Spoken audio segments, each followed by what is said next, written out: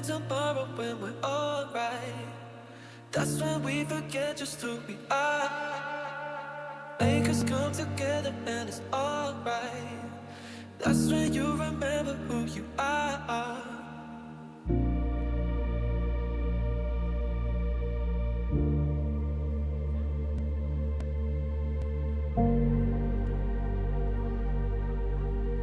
That's when you remember who you are. Who you are. Who you are.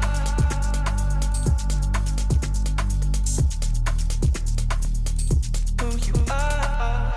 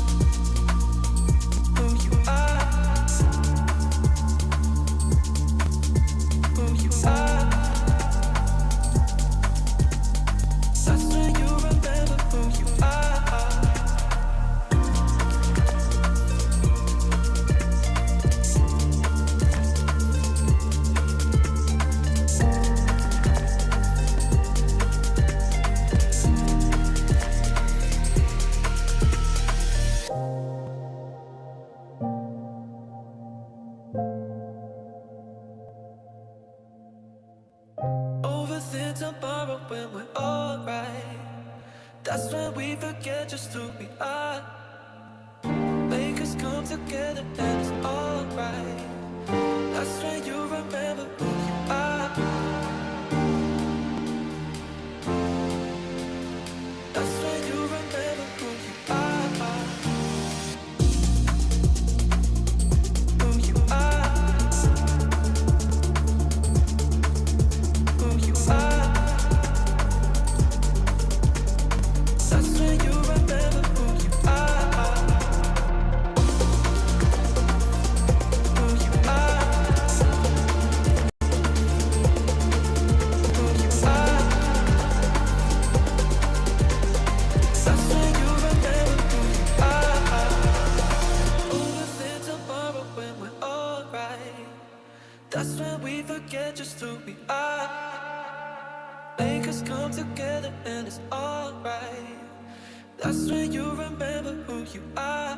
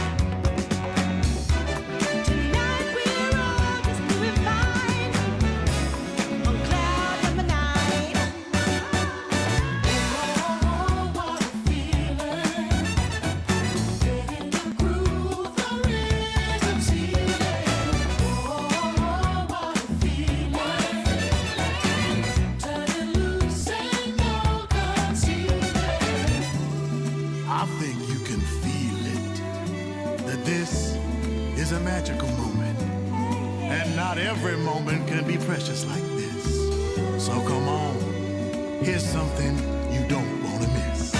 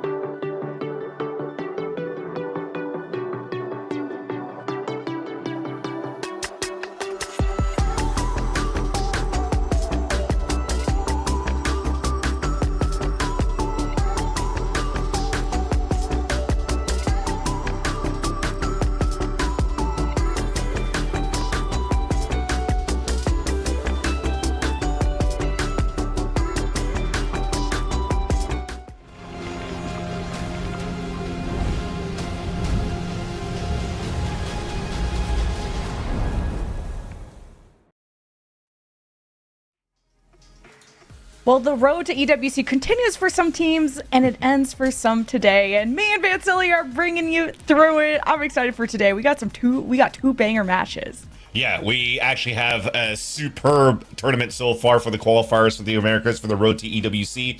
It's another day of Valorant where a lot of teams, the best teams that we currently have in the Americas, currently in the VCTs, still try to make it to the international stages, trying to get some reps in between the Masters, trying to get the best team as possible prepped up for champions at the end of the year for the VCTs. And as you mentioned here, Lemon Kiwi, some teams unfortunately are going to have to go home and meet up other teams that already got eliminated here yesterday. Yeah, there's some teams that, well, maybe they're thinking further ahead. They're planning their travels and stuff for Masters London. Some, well, this is going to be their only global stage that they're going to try and get to, and somehow are going to have a very packed schedule. And we're going to be visiting the lower bracket, and a big congratulations to MIBR and 100 Thieves that have qualified just recently. But let's focus back on the format. If you are just joining us, man, it's been a heck of a weekend, Vans, and we are greeting a lot of the best VCT teams from Americas. Correct. So let's look at this page right here because I did a TLDR yesterday. We're talking about more of that phase 1 to the phase 2. But sometimes if you're new looking at the tournament format and just watching today and you're wondering why is there only 11 teams right now out of the 12 teams that we have in the Americas, it's because the ones that actually won the stage 1 of the Americas already gets the berth going into Paris. So that means that G2 for the Americas are already going to be there, and the other 11 teams are going to fight against each other, pitted against each other to try to get the other 3 spots rather. So it is going to be a fun one right now as we are moving on to phase 2. So phase 2, look at that third row. We're into 2 games of BO3s today. Tomorrow, the winners of both of those BO3s will go into a BO5 for the last spot to EWC. Yeah, I like this format where you have to go through a whole best of 5 to qualify. But today, we are eliminating teams today. Winning here today does not qualify you yet, but it does get you one step closer to the road to Paris, EWC Paris, which sounds so exciting. And let's take a look at the teams that are still fighting in this bracket. And everyone really that has joined us for phase 2, as you said, some got to bypass this, including the winners of EWC from last year. Congratulations to Heretics yet again. They're going to be waiting for our competitors. So we, like I said, MIBR and 100 Thieves have already qualified, and unfortunately for Furia and Crew, their road to EWC has already been cut short. It has to be disappointing for a team for Furia for sure that, again, we're the winners of kickoff. We're moving into Santiago and then suddenly starting to fall off and then even falling off more during the stage 1 and now not be able to qualify even to the road to EWC after they got eliminated here by NRG yesterday 2-0, which is actually surprising if you look at this bracket, Lemon Kiwi, because you have NRG that is already finding a lower bracket run when they've lost to Loud. That usually is not supposed to happen. On the other side, though, here for Sentinels against Crew Visa, it kind of made sense. It almost felt like Crew were just having fun in their games yesterday against Sentinels by pulling out a mix on 2 maps out of the 3. And then also you saw what happened following the defeat from Sentinels. Crew Visa also tweeted out, or at least rumors, I don't know, I didn't look at the actual account, but there were definitely conversations around Silence now unfortunately dropping to the reserve team as they're probably looking for a rebuild going into stage 2. So I guess for Crew is just time to relax, get ready, utilize Masters London and EWC to get ready for stage number 2, just like you did to prep for stage 1 when you missed out on Santiago. And for today's schedule, we're going to be going through the lower bracket. But I really do agree that the results in this bracket have been really surprising. And also the fact that both of our semifinals were sweeps. And we casted one of those sweeps. The MIBR Lev one was super surprising to all of us. But there are some really hungry teams, the ones that have not been able to make it to Masters London. They are just so full committed and putting all the efforts into EWC Paris. And here are our matches, by the way, everyone. We have Sentinels versus Loud, Leviathan versus NRG. loser is out of this qualifier. Exactly. If you're looking at the schedule too, you were just talking about some teams that are still very hungry to try to get into an international stage. That's our first matchup right here. It's Sentinels versus Loud. Leviathan and NRG, they've already qualified going to Masters London, but this is also, supposed to be written in the cards already. NRG is already a strong team, champs from last year. Leviathan, they are the up-and-comer that a lot of people put a lot of hype on, and he got that second place in the stage 1. But for Sentinels, they kind of just went for a rebuild so far, as well as Loud, and now it's like a face-to-face here for them to try to make it to this to show actually to the world that these small changes that they've made during the stage 1 is a work in progress that is also going to pay off very quickly here for the teams. And it's going to pay off to have a very good map pool. Well, this is the best of 3, so you can get away with banning out your weaknesses. But it's the map pool that we're all familiar with from the VCTs. Most importantly, though, it's the patch that is very different. We are on pre-nerf Neon and all the things that went along with that. So familiar map pool, but a different patch. And that means the Neons are going to go crazy, just like we remember. Yeah, exactly, and the maps are going to be super cool so far. But I think also looking at it for the map pool, if I want to think about it more for these two teams as well, for Sentinels and for Loud, I think it's a map pool that suits them quite well. I think especially also not going into the future here, because right now we're still playing without the Neon nerfs, but going into the future, these are good maps as well for Jets and for Raises that would be good for these two teams, especially for example like Verdi. Oh, we got to banger series, everybody. We're so excited to get into the first map because all the vetoes and all that fun stuff is all ready to go.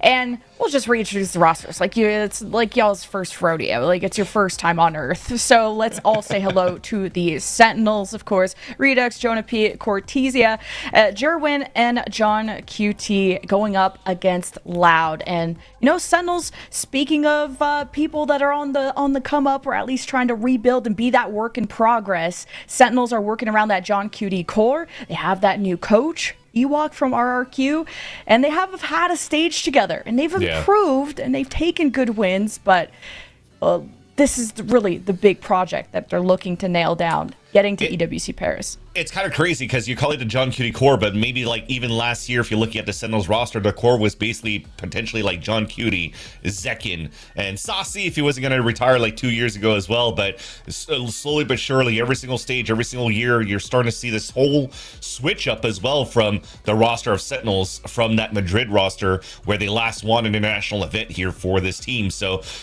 mainly building around Cortesia and also John QT. So John QT being the brains and Cortesia being, that Senti that's also a heavy fragger for the team. But the players that they add, just as you mentioned here, Lemon Kiwi, are actually great additions to this team, but still a work in progress because I think I've mentioned it in the past broadcast, is you have so many different ideologies that are joining in together. Think about Cortesia before with John QT, now mixing up with Jonah P that has the G2 mindset, Ewok, the new coach that comes in with an APAC mindset, so the playstyle is a little bit different as well. And then you have Jerwin that just most recently came from Challengers, and Challengers itself could be cacophony for so many of these games that we cast in the VCL for America, for the North American side. So now you have to mix it all up and hoping that it's going to mesh out well here for this tournament today and also moving into stage 2. Yeah, because you and I have covered so much Challengers, so we are very familiar with the speed and aggression, just how good Jerwin is on those entries, and to work with Redux, who even he had to change roles back in the day. He was that duelist, then became kind of like a supportive player around other people, flexing his role, and now you're in a double duelist meta where this seems really perfect for the Sentinels. Just unfortunately that couldn't come into fruition before the Stage 1 playoffs, but it matters how you do today. You're in the lower bracket of EWC Paris, one of the biggest Valorant tournaments of the year, and they're going up against Loud. And this team is exciting, especially behind that new and this is a young, energetic roster that is still also piecing together, an Erde on that IGL. Really excited to see how he can pull this team together. That's the big thing, because sometimes when you have a new IGL, only freshly turned 18, going to the VCT stage, and he's also trying to call at the highest level because you're playing against the top teams in the Americas, you wouldn't think that somebody like Erde would pop off and already have such a high ceiling from the get-go going into the international stage, or at least the America stage, and he's done an excellent job at that. I think his call has been super perfect. He's also been helping out Luke Show being more of that playmaker. Darker also is adding a lot of firepower to the team too, because if you're looking for a lot of these teams, sometimes you're thinking of like just one duelist and you're trying to build around that duelist to be the one that's going to be playmaking a lot of the openers here for a certain organization. Well, Verdi, unfortunately, so far, and he recognizes it himself here in reflecting over his gameplay from the past stage, that he hasn't been to what he used to be when he was, you know, grinding in Ascension in the LATAM region and just owning that region. So he's hoping, at least I'm also hoping personally now, that we're switching away slowly but surely from the Neon meta, that Verdi has a chance to pop off again. And I think he's really popped off this qualifier, at least when it comes to the 100 Thieves matchup. Yes, Loud got swept, but on every single map, Verdi's dropping 20 kills. So I feel like he's doing his job. It's now everyone around Loud that have to close out the rounds that I feel like Verdi sets them up for. And yeah, we were watching that 100 Thieves Loud match yesterday, and again, I'm very surprised that these semifinals are sweeps considering the talent that we have. But sometimes that first loss in a bracket, you know, when you drop down to the lower bracket at least, is that wake-up call and is really your last chance. And pressure makes diamonds, and it's your time to shine as last life here. Yeah, it's a tough one. It's a tough one for Loud for sure, because when you're starting things off here in the upper bracket and you've defeated the 2025 champs in NRG, you should be walking in on a huge pedestal and huge confidence against 100 Thieves, and then they just got dismantled. So now hopefully they're able to bounce back in. If you're looking at it currently in this veto, I kind of like it, because Loud, for me, feels like they're kind of gambling here going into this EWC road to EWC rather, because they're basically going into bans and picks that are like, oh, we didn't even play any of these in our first 2 matches. So now there's no tape on us. We could still come up with something new. We could still get the whatever we practiced within that week and a half leading into this tournament right now.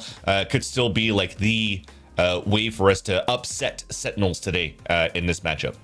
Yeah, that first Breeze map is going to be so interesting, because that's a strong pick for either side. It is technically the Sentinels one, and man, is it one of their best ones. They're on a 5-map win streak when it comes to Breeze, and most recently having that OT win against Crew. I believe that was in just recently, but also a big identity difference when it comes to the approach of this map, whether it's the double duelist from the Sentinels versus the single duelist from Loud. Indeed, and also I think it's also a double-edged sword, right? As Sentinels are, you know, undefeated or just very strong this map on Breeze as well, they also are usually still sticking around their bread and butter of putting the ISO into composition. So in terms of Loud's preparation, it's 2 coaches to help him out, right? Romanilli from the LATAM region, and also Bati coming in from EMEA, so that they could actually try to anti-Sentinels today. Sentinels also, it's a tough matchup against Loud, because again, it was a trolled game they had to play against Crew yesterday, so it was kind of easy. But this time you're playing against a team that's hungry to make it and to prove that they're made a difference, that they can make a difference rather in this stage in Loud. And I think that hunger and that passion to try to make that global stage, especially if you missed out on Masters, is kind of really what's defined some of the results in this bracket, whether it's even MIBR versus Lev. That was a really exciting result, as now we get to go into our first map here. We're in our agent select, and we're expecting the double duelist from the Sentinels, while as Loud, they've leaned on more having the double controllers, single duelist, but now to utilize the spot of that second duelist for a Sentinel, which is kind of funny that the Sentinels are not running a Sentinel against a team that's running a Sentinel. So just throwing it out there. Yeah, and also even if you're looking from Loud's point of view too, this has to be like an experimental composition that they're trying out here for this road to EWC, because in the past, when you're looking at how they're playing in the Americas, it was a lot of Jet, a lot of Neon, because you're trying to put Verdi, at least testing it out to see if putting him on his best agent could actually make a difference. But they suffered a one-sided loss to 100 Thieves during the Americas by playing the Jet. So I think they want to go back into map slicing across and then making sure that the others could scale behind from the Harbor High Tides to the Verdi walls, so that the rest could scale through. Yeah, and Vice is a very unique when it comes to Loud. For when it comes to just, well, Sentinels in general, it's been usually a lot of Cypher or just foregoing the Sentinel altogether and just adding more controllers, and then everyone has their own approach to which controllers are best. Sentinels prefer the Viper and the Harbor, while as Loud like usually the Astra and the Harbor. Some other teams even just do a single controller. So Breeze has been so glad that that's back in the map pool because everyone has a different idea around it.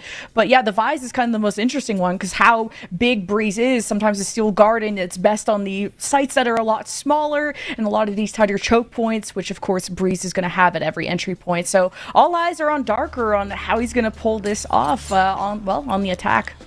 Yeah, you could definitely have a little bit of the approach of G2, for example, with Baby Bay usually playing the Vise, and then you have somebody else playing the Harbor, which is, I think, Valen most recently.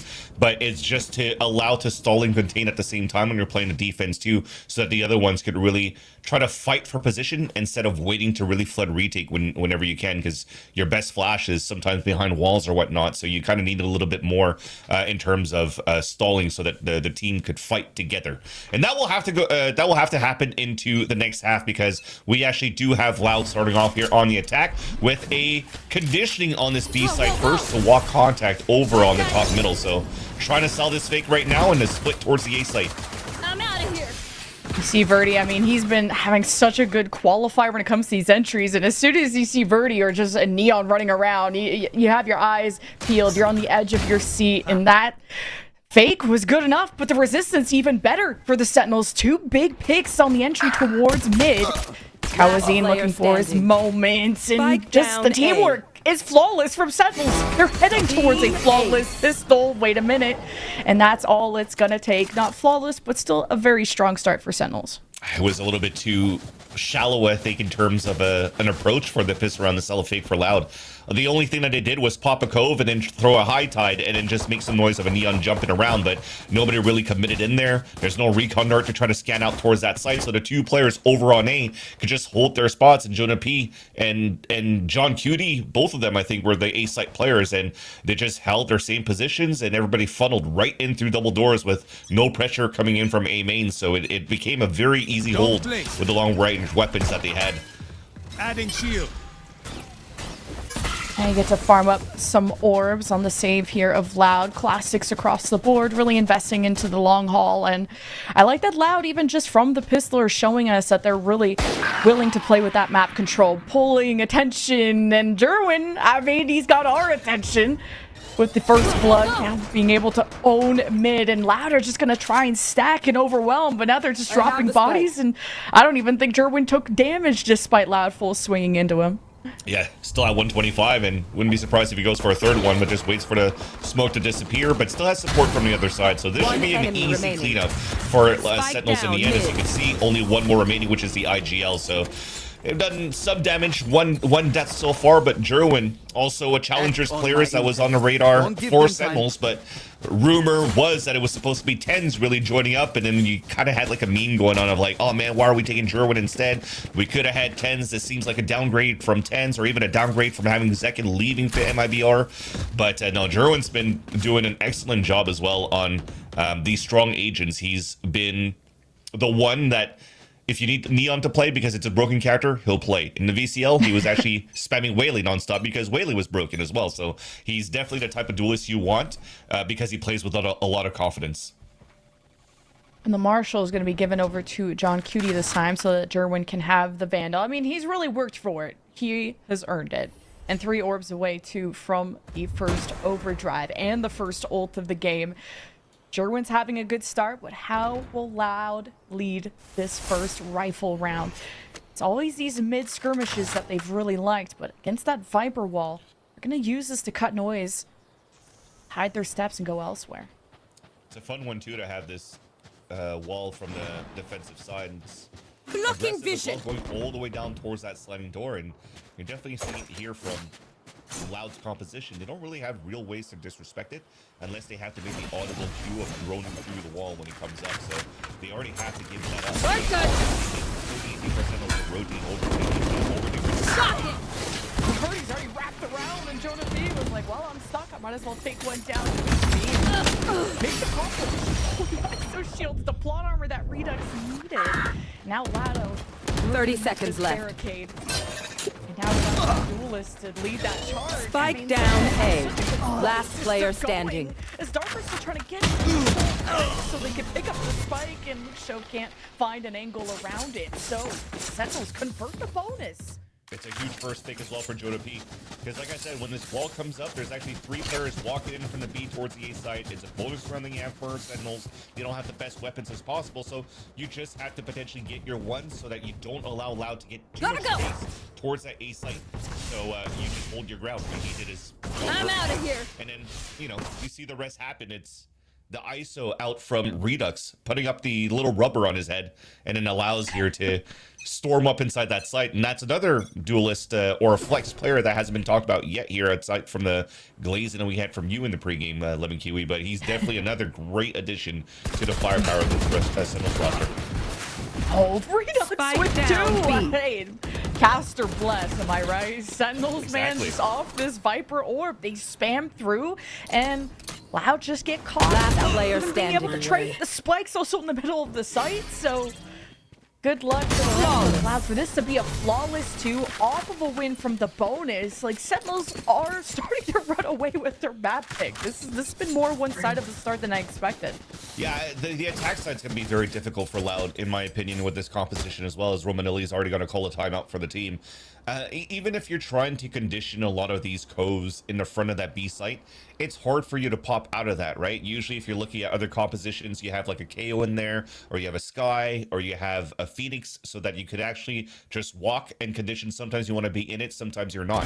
But if you're going to just throw a cove or just try to brute force your way into the B main site like that, without that utility to flash or to get double utility to scan for fights, then you're just walking into the meat grinder. So it was easy for Sentinels here to pick up these rounds, or pick up these kills, sorry, in that crossfire setup. But it was just an eco round for Loud. They're going to be talking things through here to try to clean up their act on their rifle round here.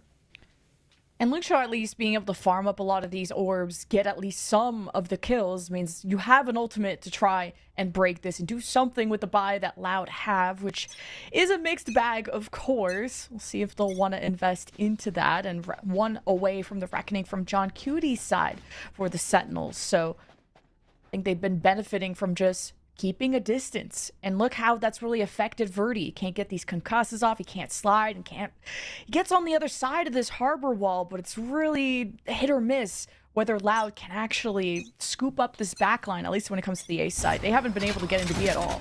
Yeah, so Lucio's still going to throw this cove over on this B side, but just in a great position to go for the full high side. So this should be a full pop timing with the drone, and it's actually an ulti that actually hits a couple. And the shotwell too, it already did some damage to Verdi. Instead of going through the right side, you're just gonna tuck close, maybe focus on getting the plant down and react to if there's gonna be a flood to try and prevent that. Spam across the smoke. Sentinels, that's been their name of the game. They're rotating into mid, and Loud are crunched within their own sight. They don't have alert. They don't have much control outside of this fortress they're trying to build. Kawazine does bail out his duelist on the front lines. Loud will hold. Make it now 2 for the Sova as the harbor wall comes up, and Sentinels do try to cross it. Loud just stick to one side, and they're already communicating that much better post timeout. The spike starts to tick down. Sentinels just don't have the manpower to really change the result of what's about to happen. Last play remaining. He'll be around for left for sure, already on the board. So converting the timeout is huge for Romanelli and crew here over on the Brazilian organization. And I do like to look when you're forcing the players to fall back into play the retake here for Sentinels, because you've also, even if you're lost 4 rounds in a row, you've conditioned to similar things, right? The smoke towards that B main, the late lurk towards middle. So when you have Redux just dying towards mid double doors when he has the double tap on and still loses the duel, it makes it very difficult for the rotate to happen here from Cortezia, because he has to be heavily focused on that late lure from Erde potentially. So they were basically playing 5-on-3 pretty much on A site every single time, and it allowed for them to just stall that quite well with the utility around orange. So a nice little start, and looks like they're going to try to do it again without the harbor ult.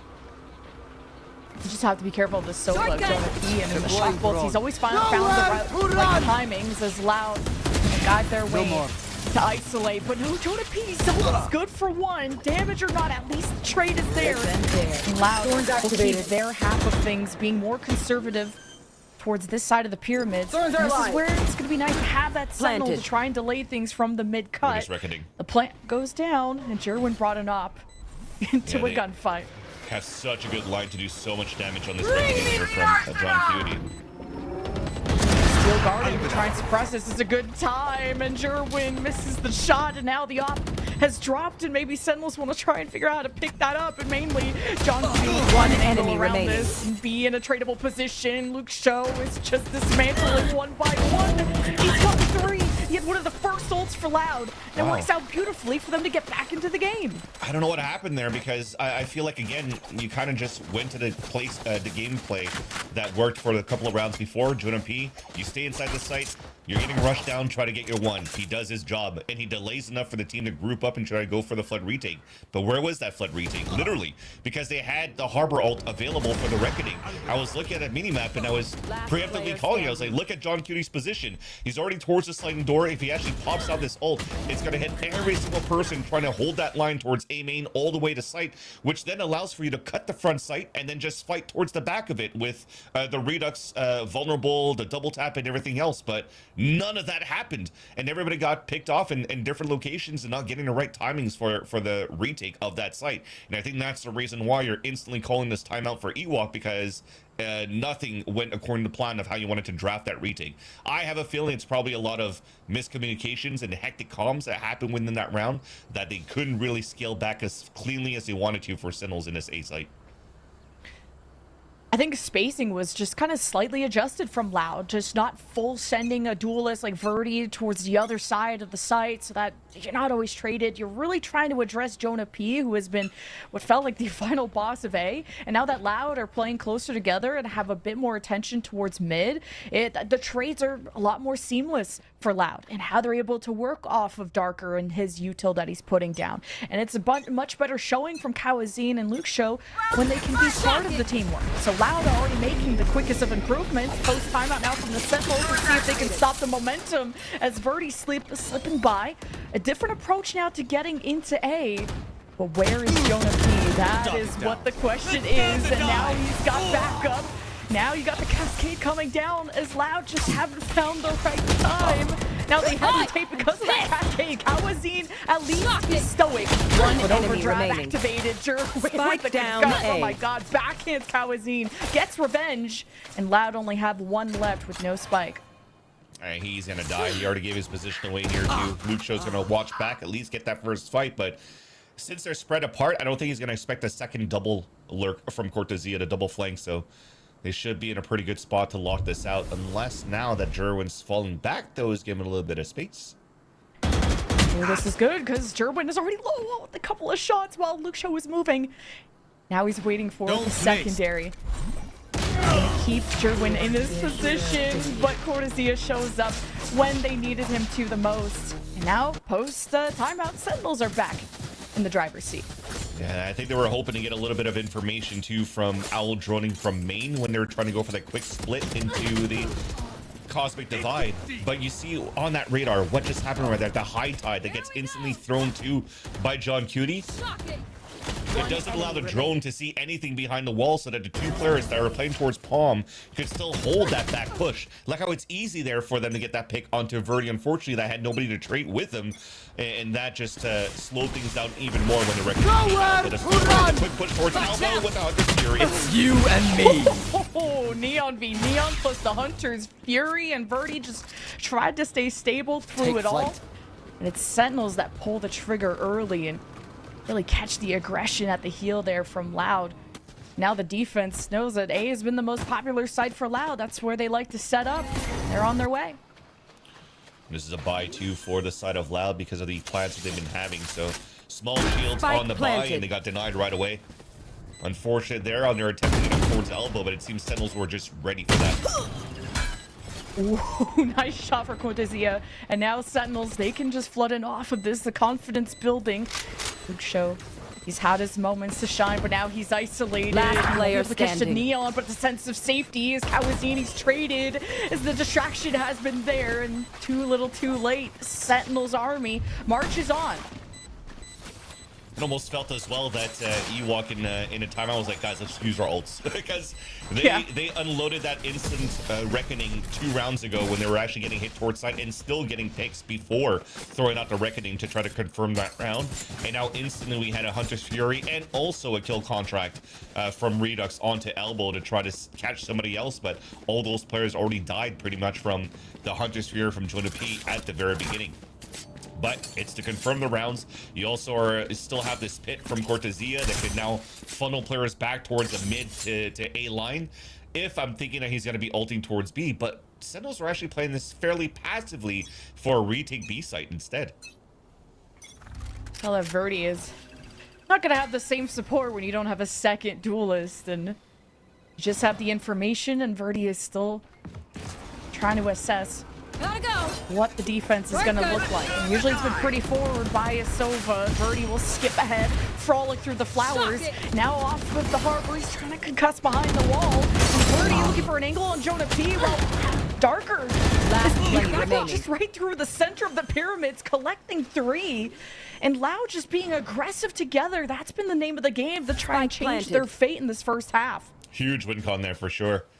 Because the read was perfect for Sentinels one more time. If actually you're looking at Sentinels' defensive position from round to round, it almost seems telegraphed and you know where Loud is currently playing and attacking, and they're able to solve it every single time. But now it just comes down to who shoots better towards this round. And, you know, you're always going to have big rounds when Luke Shaw is out there, when Cortezia is out there for the Sentinel side. It could be dangerous as well. But, yeah, to bring that firepower as a team, they looked good here for Loud to just overtake all these fights. Usually Verdi is kind of, gone here by himself. And there's, I mean, a lot of obstacles for him to get through. But Loud pushing all of these angles together through the center, through the left. And not just all focused on mid and being scared. Because Verdi can't just do everything and get all the space himself. So, yeah, it's just the 1 kill, but it's finally Loud getting back on the board, which would look like a bit of a dry spell. So now getting into B, that was like a whole team wipe from Sentinels. Spamming through this orb. Verdi's trying to play the timing here. Tempo building. But Loud's reinforcements are getting cut down. The ISO shield is still too much for Loud to puncture through. Even numbers as a Hunter's Fury, at least from Loud, will pave the way. Path towards a plant, and on the post play you'll have that Sentinel be part of that picture along with John Cutie with full util. Now here comes the Sentinels to try and get that defused with John Cutie, I should say. Now with the ping on Jerwin, this is still really good information to know just how far away that duelist is, and even with that info, Darker still catches a stray. The Sentinels taking their time, now cutting through the site. Jerwin being as careful as he can. Once he exposed himself, he wants to play around that cover, but is that hesitation, that patience gonna hurt Sentinels in the end? Time is of the essence. Loud are cornered, and Sentinels are just gonna get on the defuse right away. There's still one left, and it's Luke Shaw to try and prevent. He's on the other side of the Oh my god! And the defuse gets through just in time! That was such a sick storm surge by Luke Shaw. Good? And it just came down to the tucked in position. I think that was from Jonah P. Was just enough for them to get the defuse and steal that round from what would have been such an amazing clutch. You can even see Darker running up to me like, you, dude, that was a nice try, man, because that was freaking sick. He actually hit all 3 of them with the Storm Surge and then isolated 2 different fights because they were fully blinded. So look at this. It was John Cutie on the defuse. Oh my gosh, man. It was so close. Probably fraction milliseconds too. But it's still Sentinels in the lead and the tempo continues to be quick. Verdi just skipping away, but just you're gonna have no util to really make Sentinels uncomfortable. You're just hoping to use the speed to just break crosshairs, and it's immediately a first and second blood from Sentinels, and it's gonna take a mountain to overcome this. Maybe that can just be how is, you know, he just has a sheriff, so maybe not ideal here of a weapon for a situation like this, but maybe an upgrade at arm's reach. But crossing every path here is so dangerous. 1v3, Anselus to collect the spike and plenty of time to get this done. Now the safety behind the wall of the other harbor. It's going to help him plant. I was going to say thanks for the smoke. I'm just going to go plant right now and pick up the rifle on top of it. So they did give him a lot of space. Right, just dodging the cascade. Kawazine just trying to be as mobile as he can. A beautiful shot, but Cortezia with the responses. He's always ready to trade in an angle you least expect. So good closeout from him yet again. Yeah, and it's just great communication too. Now this time it was super clean, not hectic. Of course, it's a 3 versus 1, but Reckoning doesn't do any splash sounds, so you know that he's not going to be in that line. So Jonah P just jiggles a bit, sees that he's being contested on that line, and he just stays tucked in. Doesn't want to give his life away so that Cortezia could actually go for that mid flank in the end, from A main rather.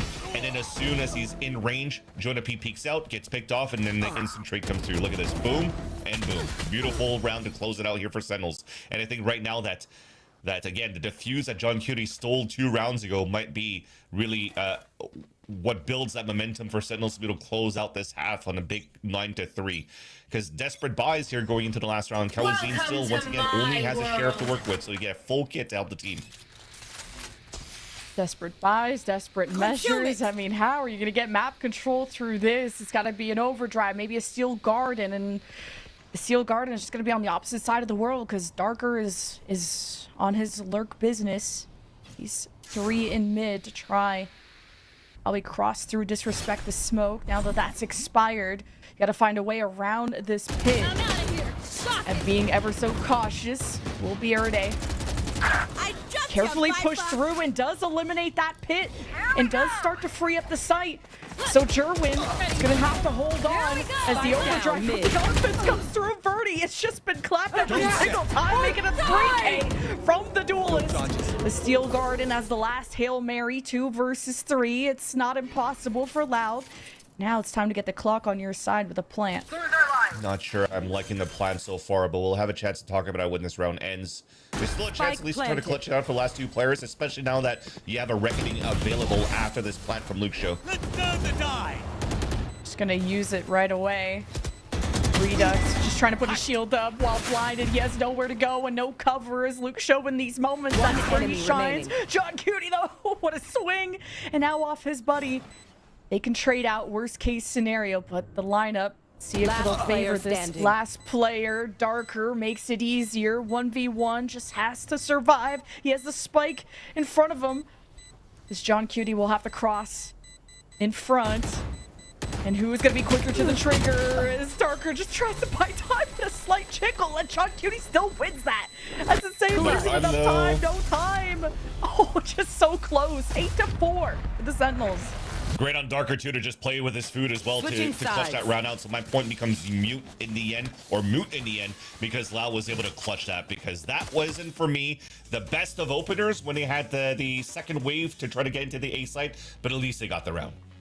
At least they did. And after that 4-round win streak, that 4-0 start from the Sentinels, they maintain that 4-round gap between them and Loud. And that means Loud will be jumping on the defense for Breeze, which is Sentinels' map pick. So we got to throw it to a halftime break. We'll see you on the other side.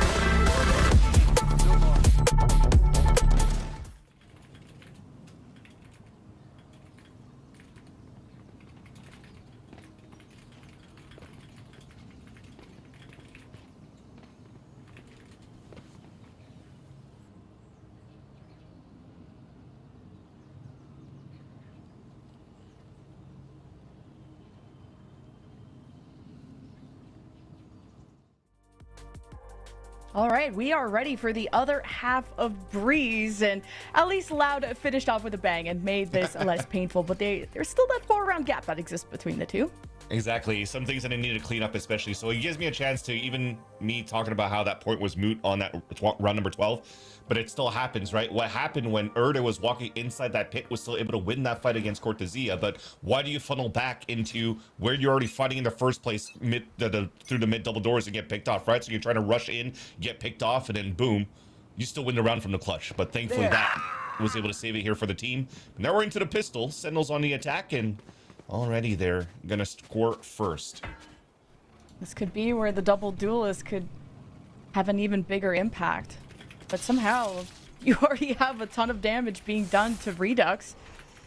So that will really make him depend on this wall to push up into A. And hey, having that Viper on offense could leverage half of the site to be yours towards the right.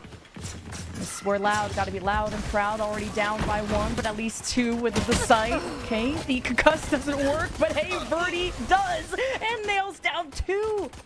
A wall being created by Loud to try and turn this round in their favor. And Verdi, I mean, quiet in the first half, but man, was it the wake-up call we needed to see? A 4K just off of that. The ghost ring's true for Loud. Ends up being good on how they fought in the end. The first blood that came out for Sentinels too. And it looked like they were going to be able to get some good map control, but it was still a mid-start. But then after that, trying to go for the hit into the sites, we were just ready there for Loud, so it's very good. Yeah, I mean, I like how they're stalling it there. Yeah, and Verdi's able to fall back and kind of play with that spacing, go back towards cover, and this is already a good bounce back for Loud to get that pistol and to try and catch up a little bit. So you already have a Cove kind of covering things. You got information too from the drone being pulled. No, my God, I swear, Verdi, you give him something to do, and he accomplishes it. A double kill, as Sentinels will fall. Just trying to control Orb too. There's a well aggressive push at the start here on the defensive line for the anti-eco, and not losing players in the process as well really helps them out to just control this Orb. You can really see here for the rest of the Sentinels, they're like, oh crap, we can't really walk back into this anymore. Hopefully we'll just get an Orb. Even if we die from it, at least we get the Orb. You see Jonas just trying to stay alive in his scope, but boom, he gets picked off there. Yeah, I mean, this has been really strong util from Kawazine to set up Verdi for success, and that's kind of what we wanted to see more of Loud, and kind of why they were in this section of the bracket as it is, was better teamwork, especially when you only have one duelist. It's all should be everyone investing all the eggs in that basket. Taken out. Oh man, it was just great util too on top of Sentinels for that. So aggressively pushing through the smoke, whatever you get on contact, it's going to be your Astra looking at the minimap, so it's an instant Nova Pulse coming out here from Erde. And yeah, no way here for Sentinels to control at least the early rounds, but they still got the Orb in the end, so you're trying to cycle that up over on that side. John Cutie's getting 3 pips, Redux is halfway to his, but they are going back into trying to work slowly around the map for Sentinels. Mainly around the 2 duelists on the top of elbow here that could maybe catch Luke Show at middle if he's not getting an assist from Darker here. Off that ping, so Luke Show will go unnoticed. This could be a good surprise, but there is a lot around the corner. Never mind. I guess it just works out beautifully for him. Multi-kills to just ruin Sentinel's day. When it rains, it pours. This will mean Loud will be within 1 if it continues to beat this trend. And Sentinels, I mean, they have no map control, so this is very much an uphill battle. Yeah, the only way they really wanted to scale out on the top of elbow from the two duelists was that recon dart from Jonah, but if that doesn't scan anything or doesn't get picked off, they don't really know what's behind there when they're walking through the top of the staircase, and that's 3 bodies from Loud, as you can see from this radar. They were just ready for that. No way to hold things out. The recon at the mid-mark too. Still playing on 1-3-1 so they could fast rotate and leverage the harbor to high tide as soon as you can, as soon as you see somebody. There's a storm surge first, there's that high tide, and here's the fight. 30 seconds left. Just trying to do any damage here will be ideal, and this will be potentially both teams converting their bonus as well. It just makes it for a very exciting breeze. We knew, and it's a flawless at that. We were talking about both these teams having such a strong breeze. This is the Sentinels map pick. They're on what, a 5 win streak when it comes to it, and Loud are on their tail. Like how easy it became as well, right? Lucio's walking up, he closed that gap. Even if he were to fall, then Darker was already running out towards elbow too. So that's what I meant by Sentinels needs a little bit more to control that a bit. But they're just going to desperately try to rush into this B site. There are a couple of pings towards the elbow, but I don't think they're going to try to go for a mid to B split here. If they I think they should, though, because the Vice Wall is currently towards this B main, and that could be a pain point to deal against if they're going too quickly. And there you go. Yeah, so they're going to default slowly back up here towards the elbow. That's where you can, a great spot to be able to use those stingers at close range, especially have that extra buffer of the ISO shield and trying to close the gap using the speed. Jerwin playing around. Oh, it's going through the corner. He's trying to close the gap, and he's got the stinger, and this brawl's so close. So close range. And he'll get those upgrades. Sentinel's trying to pull off a win on a lower buy. Spike planted. Maintain a gap between them and Loud. So the spike planted. As Luke Show at least follows through with this duelist. They have smoked off the Sentinels from their spike, and Luke Show just jump scares too. Beautiful. He's had so many multi-kills in these clutch situations. Now it's a 3 versus 3, and this was all 5 of Sentinels on the post play, and it's all comes crashing down, even with all these upgrades that they had. Luke Show now trying to just get a blind, but swings too early. One enemy remaining. Thrifty. Nice shot, and now 3 to make it a thrifty for the Sentinels. That's insane. What a chaotic round we just saw there. First off, to have double Vice slows and a wall, but that wasn't even useful for you because you just got run down from elbow. There was definitely a gap that wasn't being watched here for the side of the defense of Loud. But after that, the retake from Luke Show. Big attempt right here after that double kill. I loved his Storm Surge on that right side. Discipline, should I say trigger discipline, sorry, from Joda P that got instantly punished, and a Storm Surge that blinds the 2, but he couldn't get the swing to get the pick, and Cortezia is able to come out with the Sheriff to save the round for Sentinels, and they're actually able to convert back against the pistol that they just lost. So a nice little thrifty that's going to break the econ for the defense, who are now leveraging a little bit of a passive play over on this A site, just maybe trying to get a one and done. Lucia has enough here for a rifle, but I wonder what the rest currently has here for the team. Let's turn the die. Sentinel's pretty good at converting their map picks, and here is the pushback. Kill contract claimed here by Redux. Now this really weakens up the site. Luke Show will be executed. Jerwin quick to clap back against Kawazine, who cowered in the corner, and everywhere Jerwin steps, there's death onto Loud, especially when Jerwin was literally like 1 HP. Planted. So leaves the rest of Loud to just probably... Well, they got some money to work with. I think a lot of them were at 2,000 credits, but it's just kind of an impossible site to infiltrate with who they have left as well. Yeah, and sorry, I didn't have a chance to look at the scoreboard before we got into the round, but it did look like a lot of them had small shields and vandals in the end. And trying to leverage a Reckoning hero play solo anchoring from pretty much to Harbor, and that instantly gets canceled by the kill contract. So you kind of leave that second player that are trying to double up for anchoring instead of stalling and allowing your teammates to rotate. And they got instantly punished by Sentinels there, and most specifically by the pathing by Jurin. Holy, was that beautiful. 2 HP moving around the site to get that second kill. I think on the Verdi was, or no, actually it was on Kawadzine. That was kind of clean. And it helps when you pull out the kill contract, and there's already a good comm system between Sentinels of while Redux is missing, Jerwin just fully takes over, and he was 2 HP, like main character energy, and finding these moments and a lapse in Loud's defense to not be able to react when one was claimed.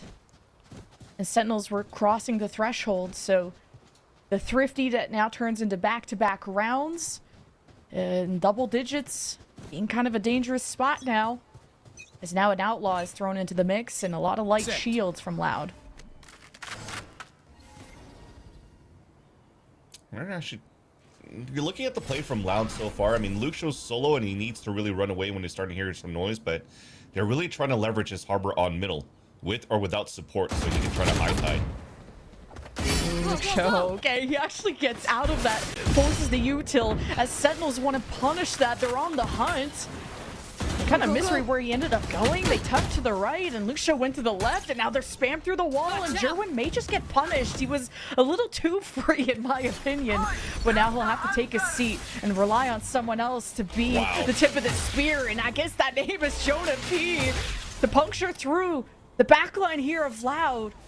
We're going to just try and hold near the perimeter of the site. Sentinel's still not safe to go for a plant. Despite the Viper wall, despite all the Harbor util that could be protecting them. Now he's the double swing, and Jerwin is still killing things, just like the last round. 2 HP, and now he's on his last leg, and still not a single bullet from Loud can stop him. 3 left now for the retake, and some time to buffer. Jerwin. Now the pit's gonna protect the spike, so that's something you can depend on, as Luxio wanted to prevent that from going up, and he pays the price. And these solo opportunities from Loud, it's a decent classic kill. Erde probably picks up the gun there, but this pit is going to make it near impossible for Loud, barring a miracle. One They're enemy both remaining. able to evict the Viper, and as the pit comes down, so do the rest of Loud. It's just a beautiful play for Sentinels. First off, to open up, I think it was that undercut thrown across the map from mid double doors over towards Palm Tree. That combined with the Hunter Sphere from Jonah P instantly drops Verdi. So I feel like right now the game plan here for Loud is, again, having this harbor on middle is trying to like flood the high tides ASAP, and for you to stay in sight to fight and One contain. enemy remaining. But the utility from Sentinels are just too good for that so far. And I guess they feel the weakness that it's hard for them to play the flood retake because of this composition as well. So they're just trying to fight on sight. But Sentinels are just doing a great job, just 1, picking that apart, and 2, Cortesia dropping his pit to get the 2 guys out in the open and surprised by a quad man crossfire setup from front and back. So teamwork from Sentinels versus the game plan of Loud, it's really leaning towards a strong Sentinels attack so far since the gun round. Yeah, Sentinels just have such good information to play off of, and I think Luxio had just a good spot when it comes to middle, being able to survive, fall back to his backline, and you would think that Loud could just be that firing squad that would take out Sentinels, who seemed really eager to punish Luxio and then just didn't.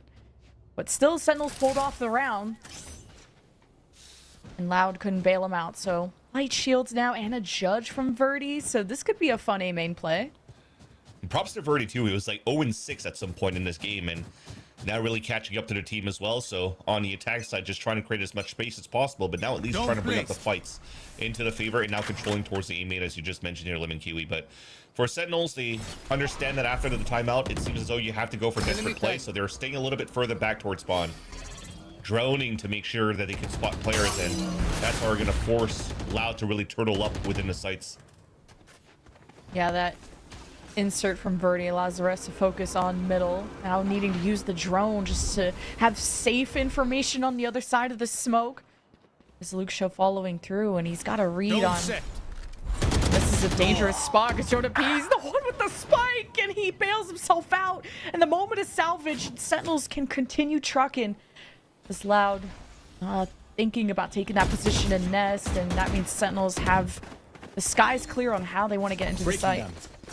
Yeah, they read Loud very well here. They know the play style of Loud, and they punished everything so easily. But now as they're walking back into the mid round, this is where it's going to get interesting, is that this judge is going to do good damage. Surely Verdi has been waiting mid. for his moment. One Goes enemy one remaining. for one, not bad. 2 versus 1 now for the defense 30 with the seconds spike left. down. It's not something that Kawazine is comfortable with holding quite yet. Wants to regroup with his controller, Erde, coming from the B site.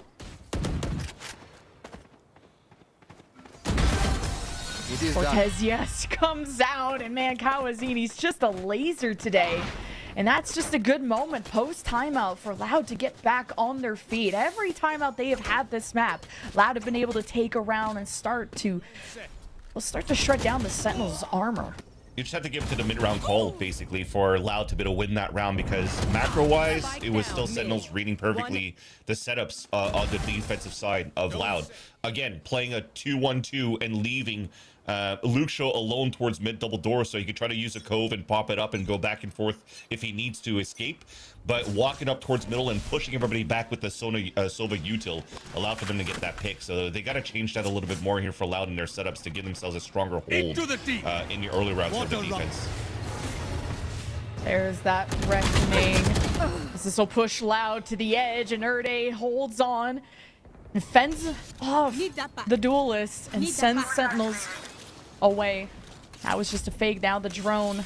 Sentinels have to execute quickly because Loud They are coming in off their own drone as well. The overdrive, the cosmic divide, the loud ultimates that are available and that are being popped along with the Hunter's Fury. That's 3 ults from the defense. What a resistance. A lot of respect given to Sentinels to regain this map control here for the defense.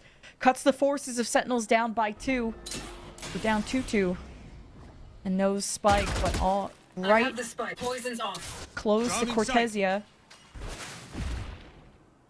2 controllers versus the world. Show barrel not spotted, but the forehead is Birdie. Uses the speed and punishes Cortesia. Massive. And that ruins the chances of Sentinels as Loud are now within 2. Man, I gotta say, I feel like Sentinels should have tempoed a little bit more quickly, even if their fake didn't really work out. Because, yeah, we get to see it. Everybody rotated from the side of Lao, but they have to understand, too, that the state of that round, there's still a Cosmic Divide, there's still a Hunter's Fury. So if you're going to start wall contacting and hesitating to what to do in that phase 2 when your fake didn't work out and your duelist got picked off towards that B site, the longer you wait, the more the Hunter's Fury is always going to be in range to delay even more. And now you've allowed Verdi and Kawenzine to rotate back to get value off the ultimates and to allow Loud to actually steal a round away from you and to steal that fake away from you. So now they're 2 rounds away of being able to tie things up, and they're trying to change the tempo by scaling behind the ISO wall into this B site for Sentinels. A last second high tide from Loud, and Jerwin's gonna have to test the waters himself. Back with the gun in hand, first second blood, and off the kill contract. That really destabilizes Loud structure in these moments. Now Darker will be vulnerable, suppressed. They'll be humbled here for a second. That hesitation means Sentinels, they smell blood in the water. They want match point, and they're about to get it because Verdi's at half health. What is he supposed to do but wave goodbye? An easy take towards the end, and that was the nature also of this composition to just leverage the ISO wall so that players could scale behind it, right? The first, it's Neon with the speed that she has and the movement that Jerwin can bring. He's going to find a lot of good information for the team and also leverage that to get a kill contract out for information. So the retake from Lao was so much more difficult to do. So I think you kind of trade a little bit the lack of seeing what's available in terms of vaults for either side, and it looks like Lao wasn't really ready for that kill contract delay. It allows your Sentinels to put themselves at map point in this BO3. Remember, this is also lower brackets, and it's only a BO3 and not a BO5 to try to move forward to the final round to be the last team to move to Paris with the rest of the Americas. At least Loud will have their map pick coming up, and skipping along. Kawenzine is just going to take a safe position. Call over Luke Show, who is watching mid. You have a 3 stack versus the 5 here of Sentinels. We immediately get the spike down. Have an interesting angle here with the smoke. Jerwin is getting tagged up, and he at least takes one down with him. This is an important round. It's Loud, gotta deny the win here. Kawenzine, is he thinking about crossing this threshold? He's at least gonna join his Neon here. Sentinels hold in through main, and they'll still have Sova, Util, shock bolts to try and deter. Now the wall comes down, brick by brick. Loud have to dislodge these members from the corner, and the Rebel to pull them all out. And the crossfire still holds for Sentinels, leaving the vibes and everyone Loud dead in the water. 13-9 for Sentinels. Sentinels having a strong map in the end on the attack side, but there were moments definitely that Loud had an opportunity to come back. I think that they looked quite good in these timeouts to convert closer matchups and closer rounds here for the Brazilian organization. But at the end of the day, it's another round and another map where Sentinels is going to take Breeze under their belt and looking like a strong team with an unorthodox composition, right? It's them or it's 100 Thieves with a triple slice with no Viper that's currently working out here towards the Americas, and I'm loving what I'm seeing so far. Sometimes you don't have to play into the mold of having to play like a Harbor and a Viper, and it works out for a team like Sentinels to be one map ahead in this series against Loud. Yeah, Jerwin just looked so free on the attacking side. There was improvements from the Loud side to try and punish him, but Verdi was much more of a victim on his attacking half. And there is a difference when you don't run two duelists versus the one, that ISO shield, that extra armor that Redux has had makes him so pivotal in these 1v1s. Even with the kill contract, when Redux is missing and you only have the one duelist, Jerwin is still able to be self-sufficient. And this is where Loud are going to have to really show up here on Lotus. Yeah, and when you're looking so far of how the vetoes went, and it's like, maybe it's not going to be working out for Loud so far, but Lotus is still a very good map here for this team. Remember, in the Americas, they actually won against Cloud9 13-1. I think we got to see some raise from ton of time from Verdi as well, but I got to say, Verdi was able to just turn things around in a tighter fashion, right? In pressing moments when, again, he was 0-6, did his job right after that going into the second half. So I think now he's warmed up and he has a chance to really make an impact going to the second map here for Loud. Yeah, I just very much like the composition of Sentinels a lot more. I think that's why a lot of teams are foregoing playing a Sentinel. I know, guys, we say the word Sentinel a lot. It's going to go down this series, but I'm thinking having that second duelist or just something else other than the Vise would have maybe helped Loud, because it didn't feel like, at least for Loud's defense, the site where Darker was holding was ever being hit. And he tried to make some adjustments and flip around the map, but just felt like Sentinels, any space that they wanted, they claimed just very quickly. Yeah, so we'll have to see how this is going to go in this BO3. Like I said, this is a great start for Sentinel so far. Loud has a chance to bring us onto a third map, but if he actually has to get decided into a third map, it'll be an interesting one too. But I think you have to keep your hopes high here for the side of Loud. But we're going to take a break here, and when we come back, we'll finally see Lotus come over for Sentinels and Loud. One enemy remaining. One enemy remaining. One enemy remaining. One enemy remaining. Here we go. Spike down mid. Taken out.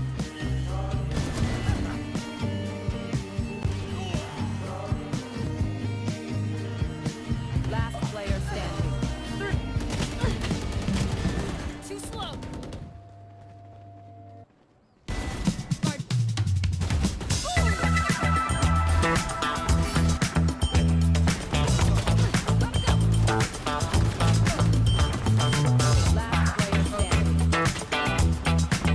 One enemy remaining. Body was built to move. Not trapped at a desk in one singular posture for 12 hours a day. It's time your chair evolved. This is Secret Lab Titan Evo. Ergonomically engineered for you, gamers, hybrid workers, artists, backing your every move.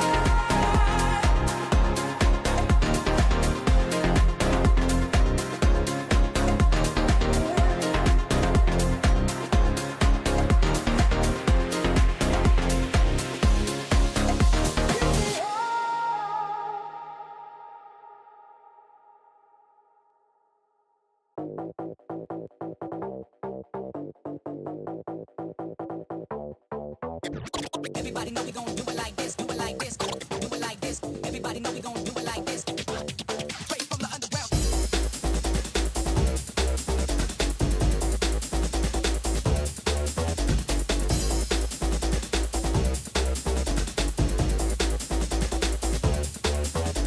Everybody know we gon' do it like this, do it like this, do it like this. Everybody know we gon' do it like this, do it like this. Straight from the underground. Everybody know we gon' do it like this, do it like this, do it like this. Everybody know we gon' do it like this. Straight from the underground.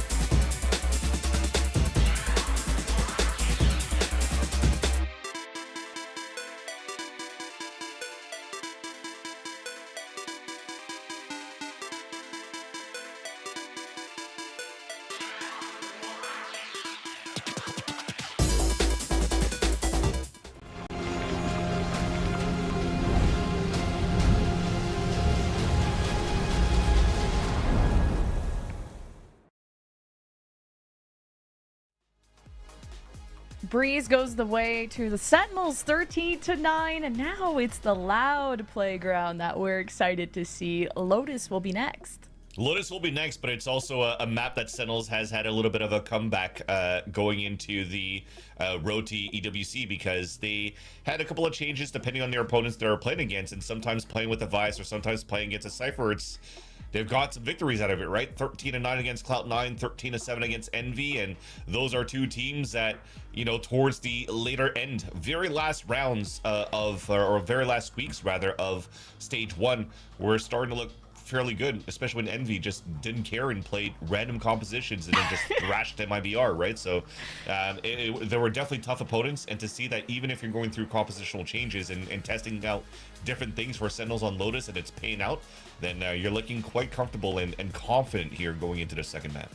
Hey, yeah, I think the double duelist is definitely paying off for the Sentinels. They just won with that on Breeze, and it's going to be different choices now for Lotus, but that's really what's been working, the double tandem of Jerwin and Redux. Now we're expecting the Neon Rays, but what will be the adjustments of Loud? And like you said, Loud have picked this before, but especially Sentinels picked this in just phase 1 of EWC, so a lot having those more recent results, despite whatever shenanigans you were pointing out from the Envy side. But I think the big conversation is the Verdi versus the double duelists. Like Verdi on the attack, I think the spacing, it's been hard for him to gap close, because this is also pre-nerf Neon, where there's less excuses than on the current patch. So Verdi, I think, definitely stepped up in the second half. I mean, he had like, what, a 4K on the pistol when it came to defense. Not expecting the Neon to be better on the defense, but hey, maybe if that's Verdi's style, that works. But definitely need that step up from Verdi, at least more support around him. Not going to put it all on him, of course.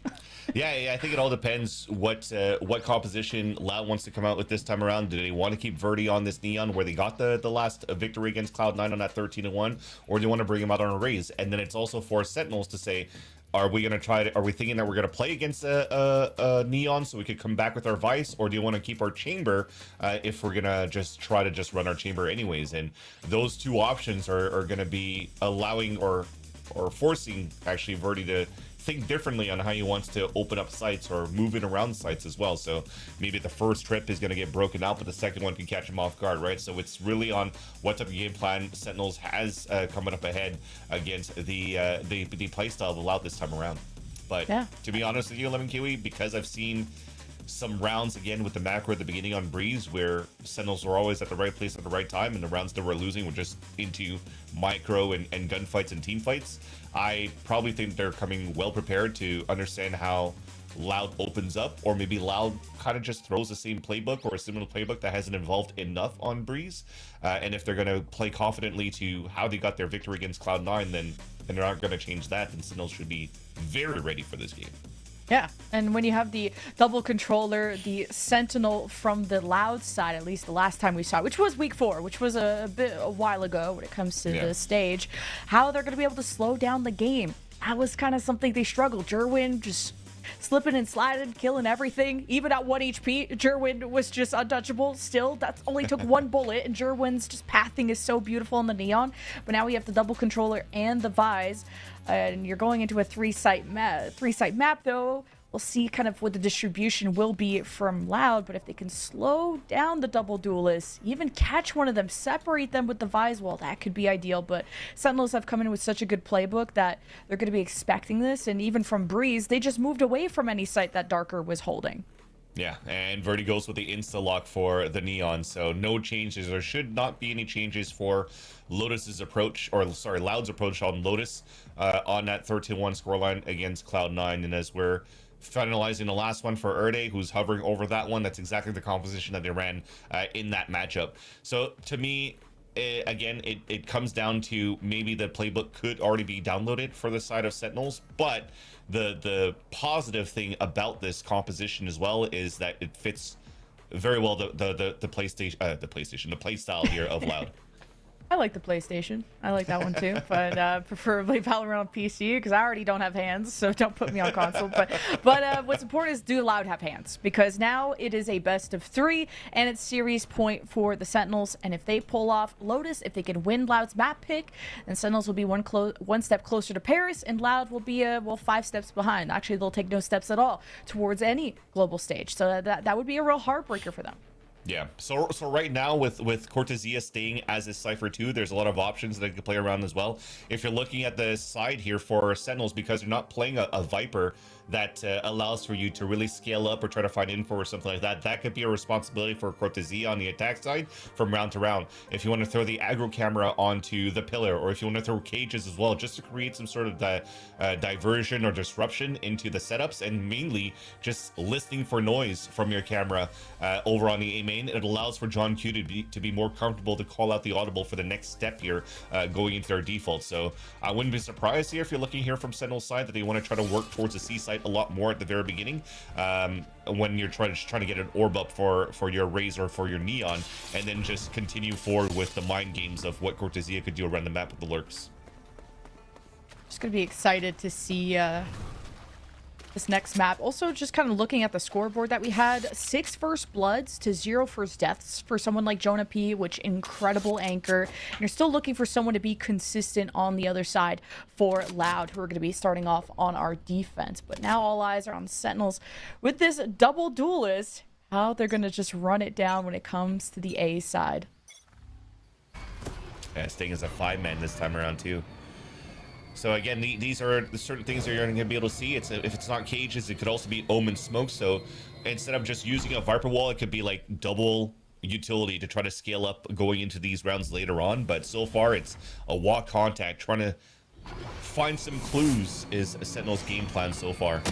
Ring around the rosy. No, Luke almost looked at the wrong place at the wrong time, but Sentinels are finding the right place to be. Taking down the Vise, the controller, no flashes, and nothing Loud to work with until this initiator steps forward. Spiked it.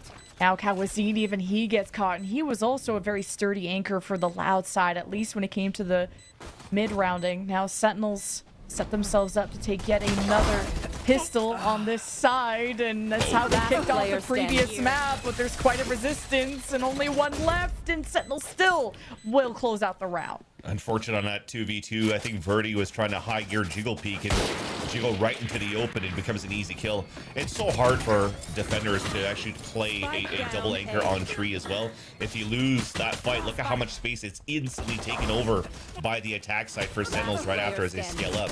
I like the attempt of trying to play through the double doors, but the plan as well to forget who the hell was going through the double doors, which was Luke Show, or those sliding doors, and just punish Darker on his site with a relay bolt and double swing him. That was very nice.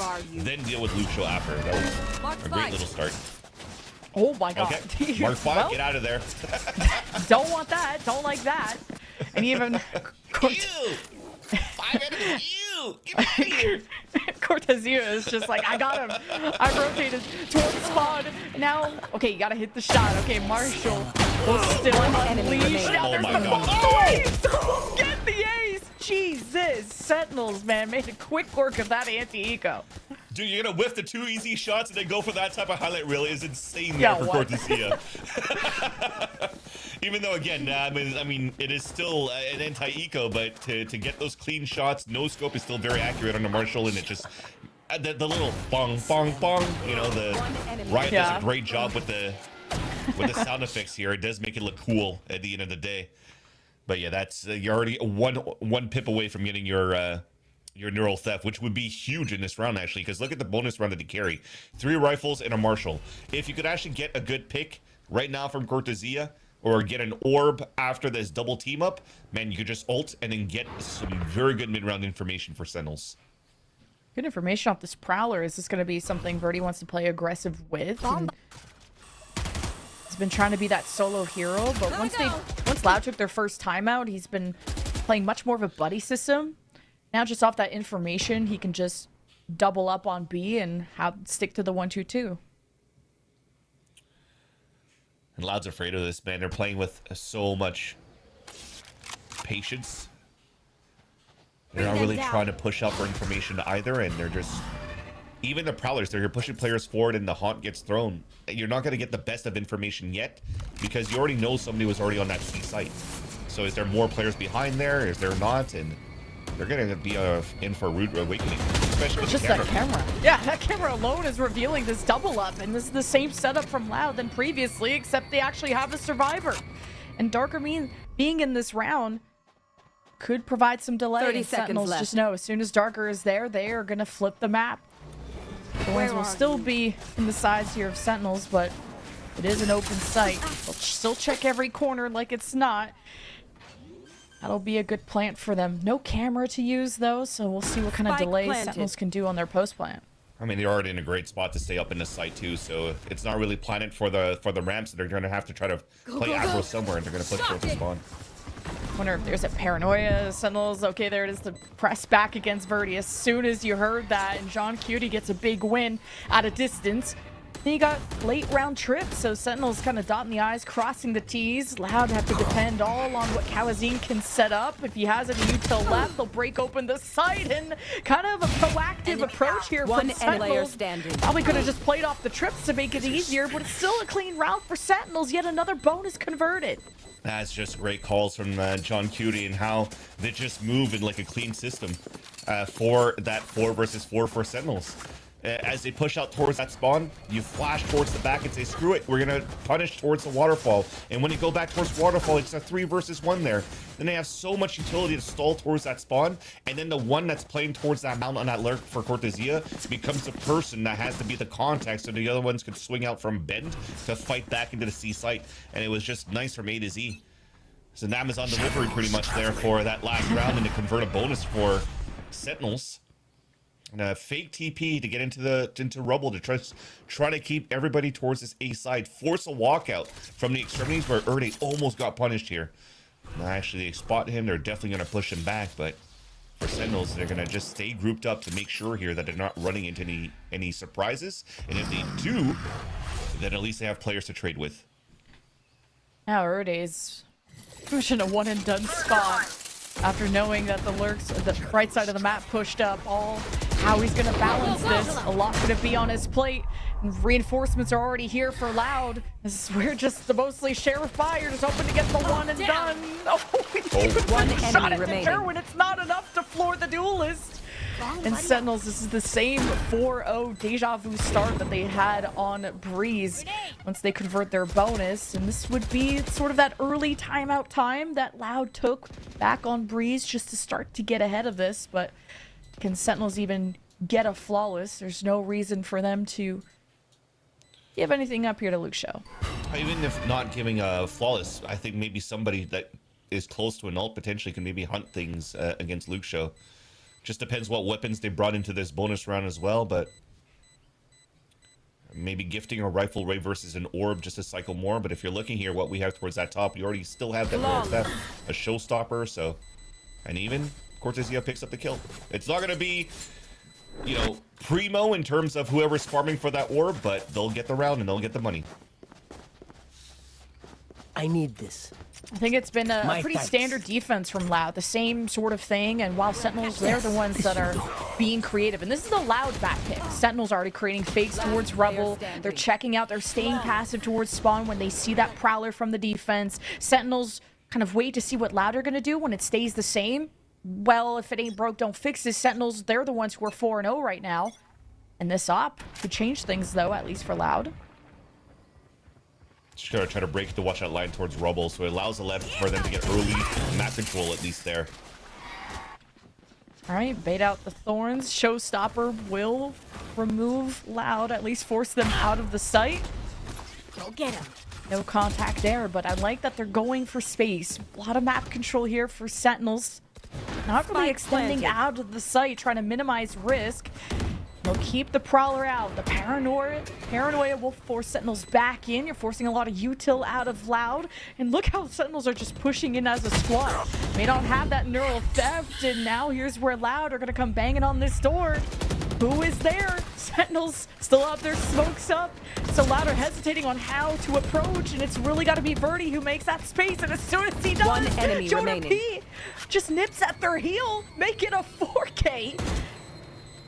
And the post plan is ironclad as Jonah P walks up for the ace. Luke Show Your will dreams fall are on dust. mound and make it his grave.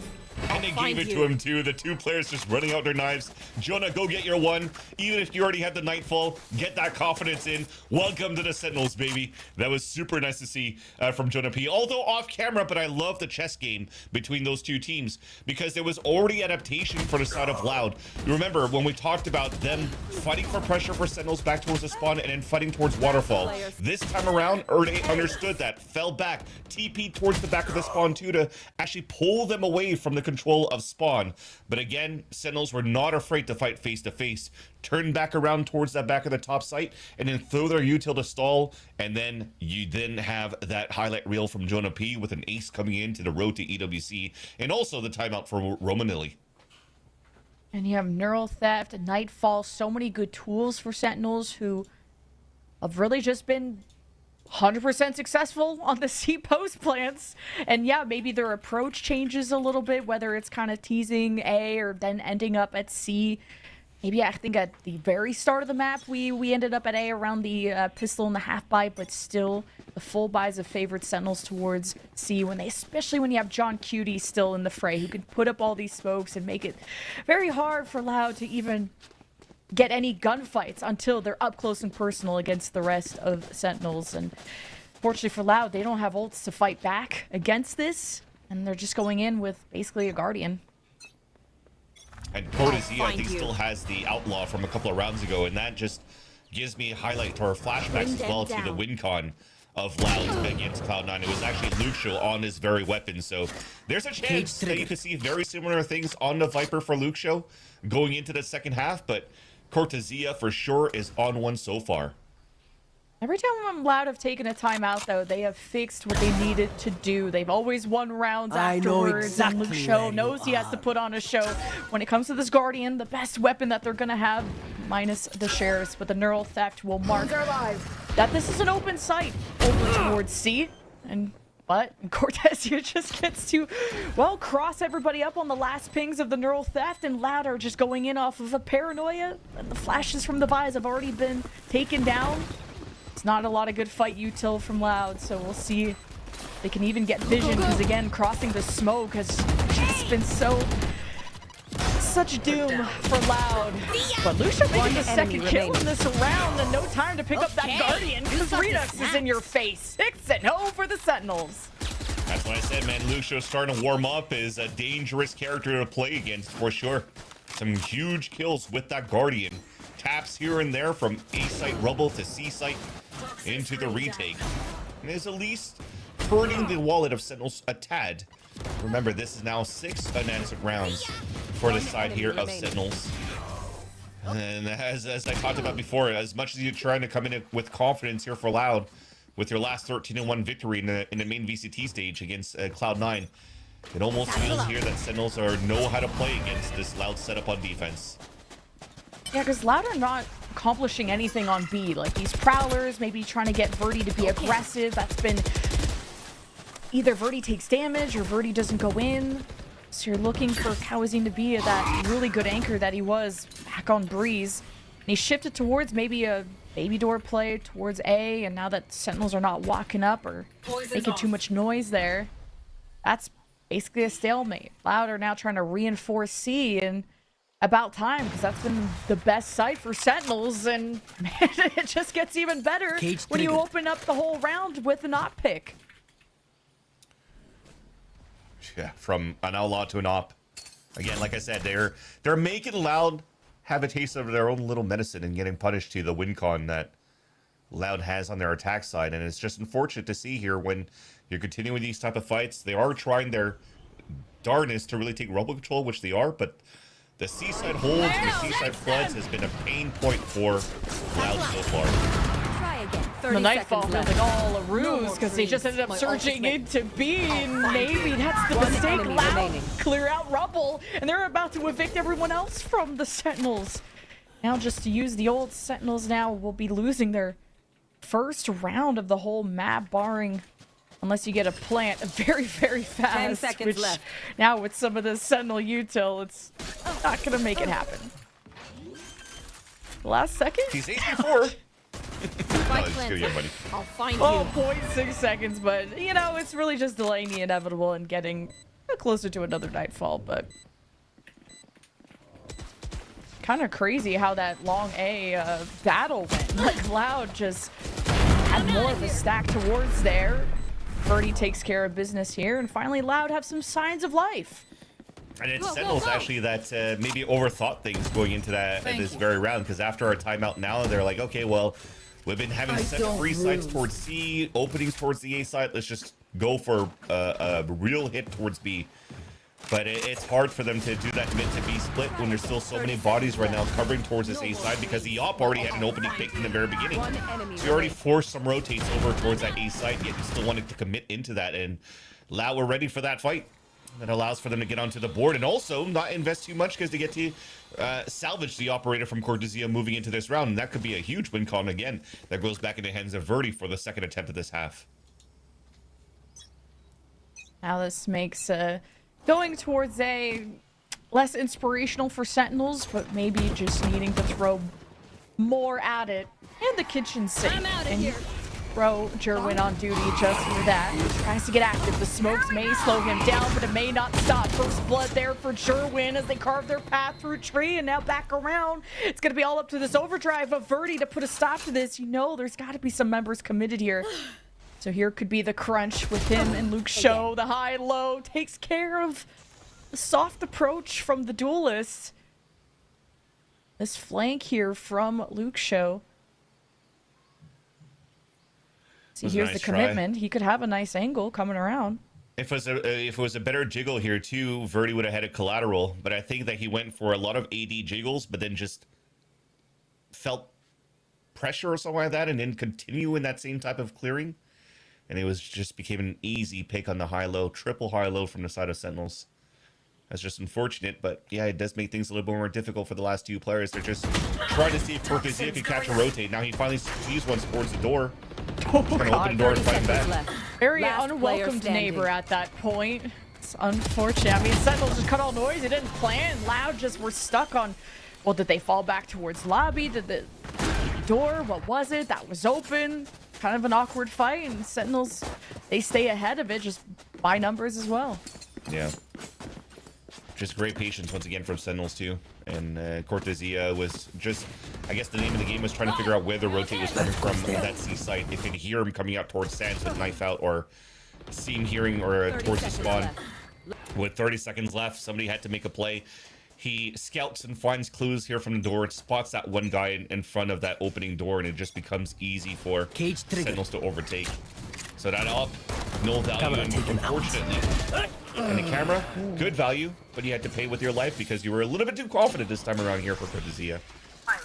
Yeah, he's usually been pretty safe, but when you're up 7-1, how can you not be confident? And more of an investment of util too from Loud to kind of bait him out in that case. And, well, showstopper right to the kneecaps will get the job done.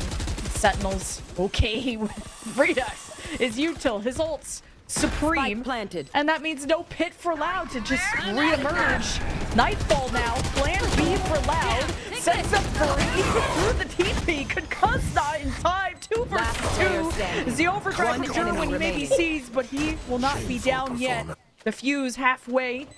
Jonah P is going to be heard. The defuse is going to be held. He's spamming it and can't stop it. So Loud clutch. That is insane there for Erde. I think that timeout was about this as well, to just try to fight with aggression too for Loud.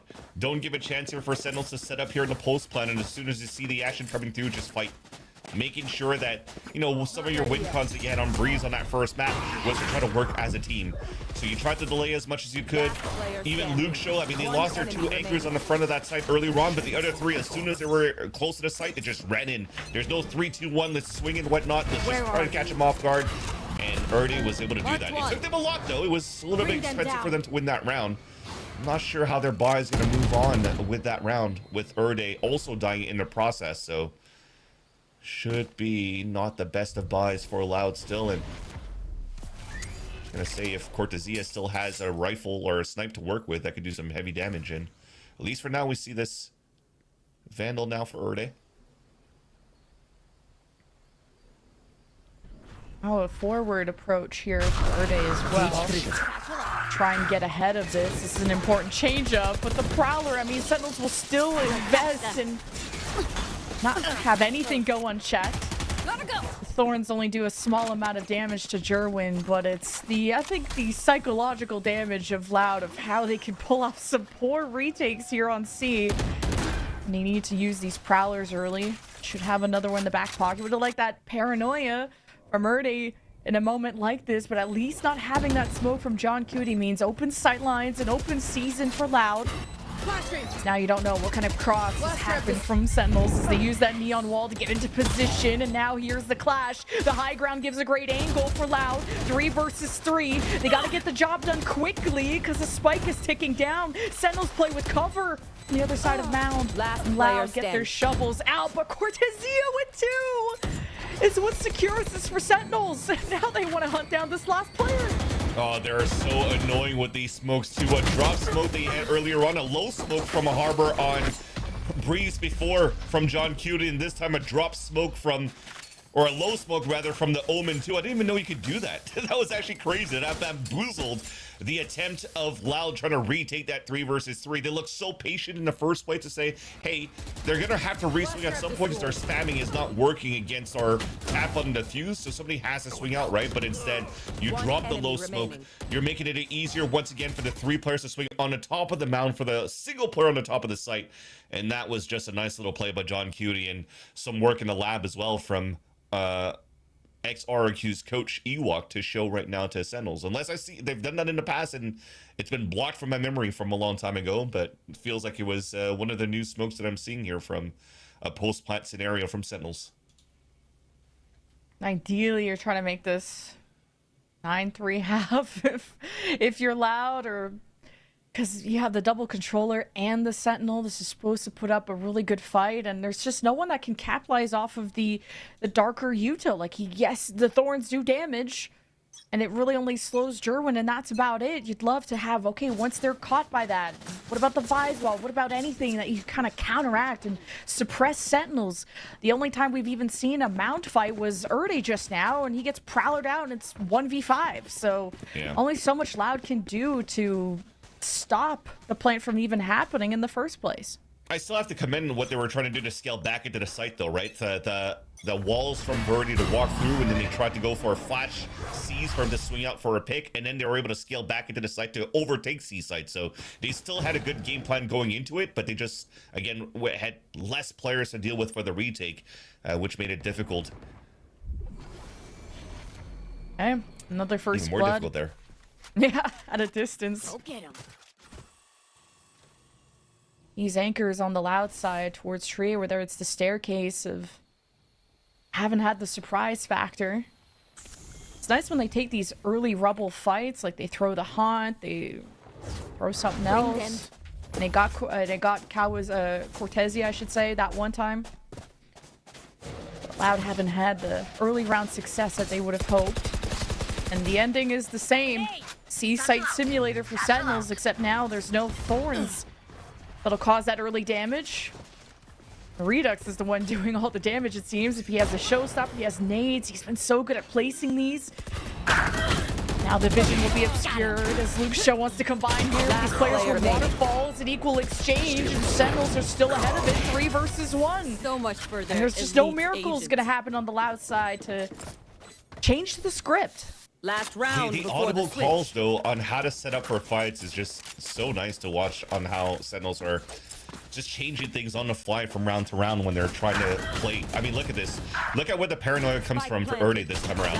Why? Because a couple of rounds ago, it's been twice or thrice that you had Sentinels push towards spawn and then fight back towards Waterfall. So let's just flash towards that spot so you can flood back from Waterfall. Yet all 4 of them from Sentinels are posted up on the top of the C-site to spam into Waterfall post paranoia throw because they have smokes and cages to protect them. That's just very nice to see this being drawn out here by John QD's calls.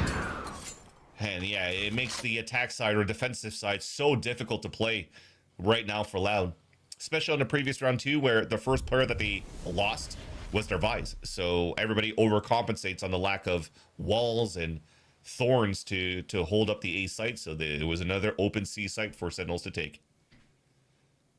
And if Verde falls here, it wouldn't be too bad. You could open up the B-Link door and ideally have Verde and Kawazine fight. And he's going to get prowlered out. He's not going to be punished, so I like that he was able to escape just in time, reestablish the smoke, and bait out as much util as possible. Sentinels will be knocking at the door, and they could just make it so much easier with a Nightfall.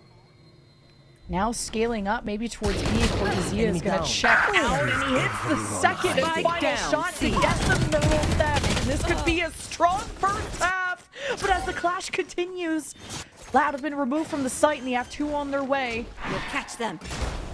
See maybe if there's even a chance to flash in. No, I think it's placed on the other side, so you don't have the best util to try and create a advantageous fight for the retake, and this has just been so tough because both timeouts have been used from Loud.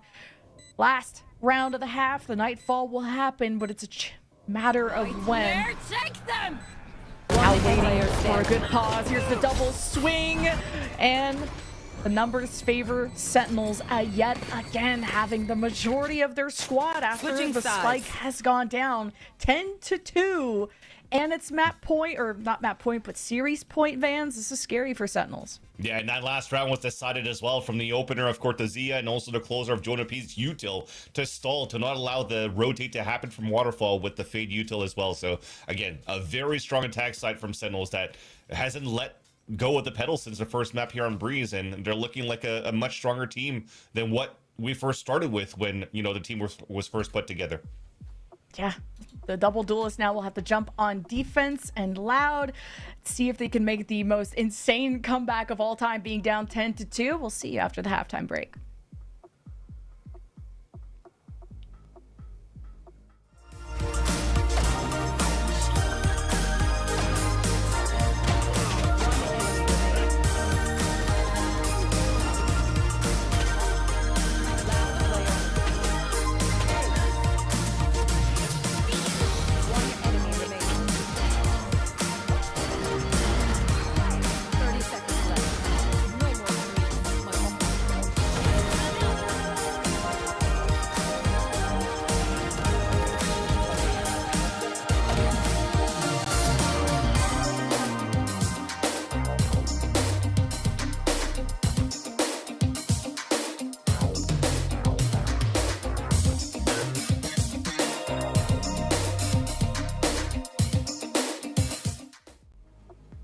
All rides on this upcoming pistol to see if Loud can keep their EWC Paris chances alive. And hey, this is where they kind of started that comeback on Breeze when Loud were able to convert not only the pistol but also the bonus to keep it as close as they could. But Sentinels look like they're just dominating right now. It's tough to call.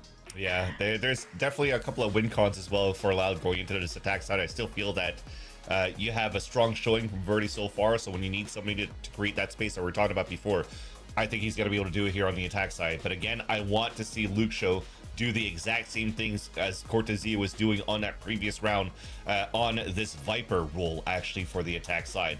And when I'm thinking about somebody else that's very good into like the attack side A lurks with the Viper wall is 100% less. And I think everybody would agree and attest to that as well for the side of Crew, and which is why they were so good on this map when they first came into the stage 1. So hopefully it'll pan out, but for this round, it's very similar to Sentinels. 5 players rushing towards the A site. Loud. Well, they're going to be rushing themselves already, planting at A. And Sentinels, I mean, they're up 10-2. They could pull off shenanigans. They're the ones, the ball is in their court.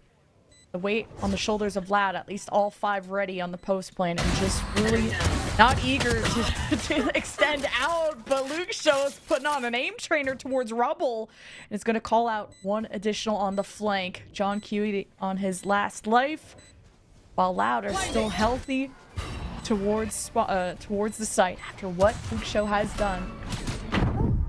So far, so good. But wait, the isolation in the smoke got good stun though. Azerty will trade, and it's all up to 1. And Loud take the pistol.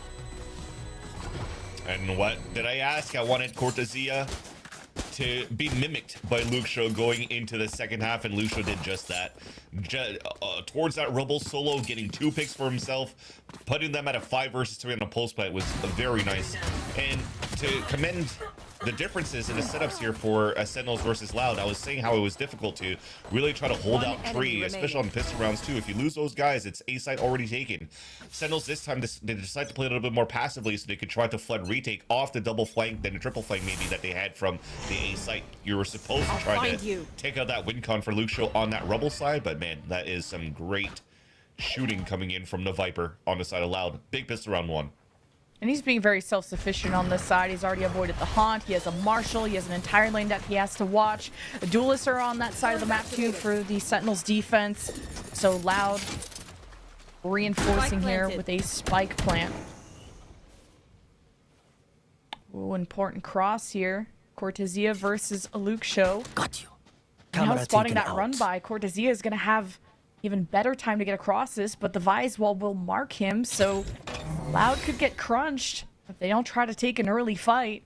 They're just going to hold the line and be in tradable positions as they can, but maybe rely on the Thorns. That's good. What's going to slow down Sentinels on the front lines? And as the cage gets thrown, who did that? Luke Show, though, there's more on his plate than what he would expect, but he's trying to rally with the troops towards the site, and Sentinels are just losing the distance battle. Last player standing. Off of just classics. I think they brought 1 bandit, 1 sheriff in. Is it a flawless? Absolutely not. Nice double from Jonah P, and this is going to be more of the long-term game of building up towards the Nightfall.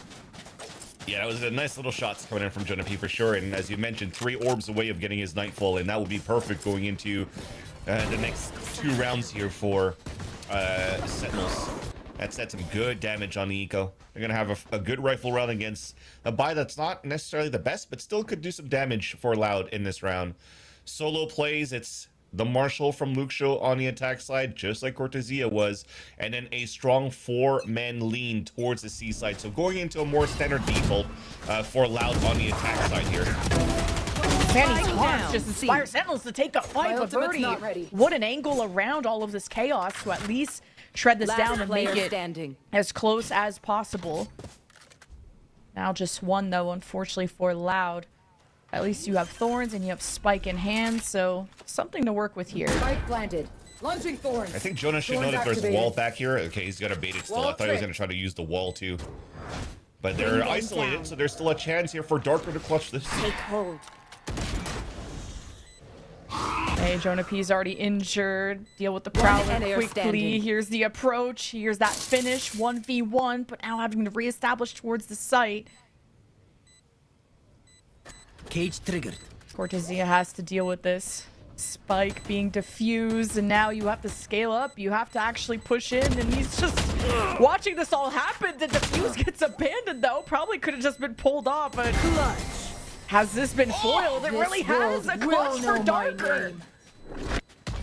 My God, how did he win that there for Darker? I think we were a little bit too preemptive there for Jonah P. And when it comes down to patience, maybe be a little bit more tucked in right now to really try to push him against you. But outside of that, Darker, after he gets the first pick, instantly pops off the Razor Vines over on the C site, which doesn't allow for Cortezia to already have an upper hand on the tap of the smoke and to play the mind games. He almost did, though. Almost won that fight against Darker. But then Darker stays stoic at 3 HP and is still able to clutch that round there for Loud. And that's a bonus round converted for the Brazilian organization that breaks the econ of Sentinels one more time. Both teams have converted every bonus from their pistol. This is insane. Still a 5-round gap though. A 10-2 half is so difficult to come back from.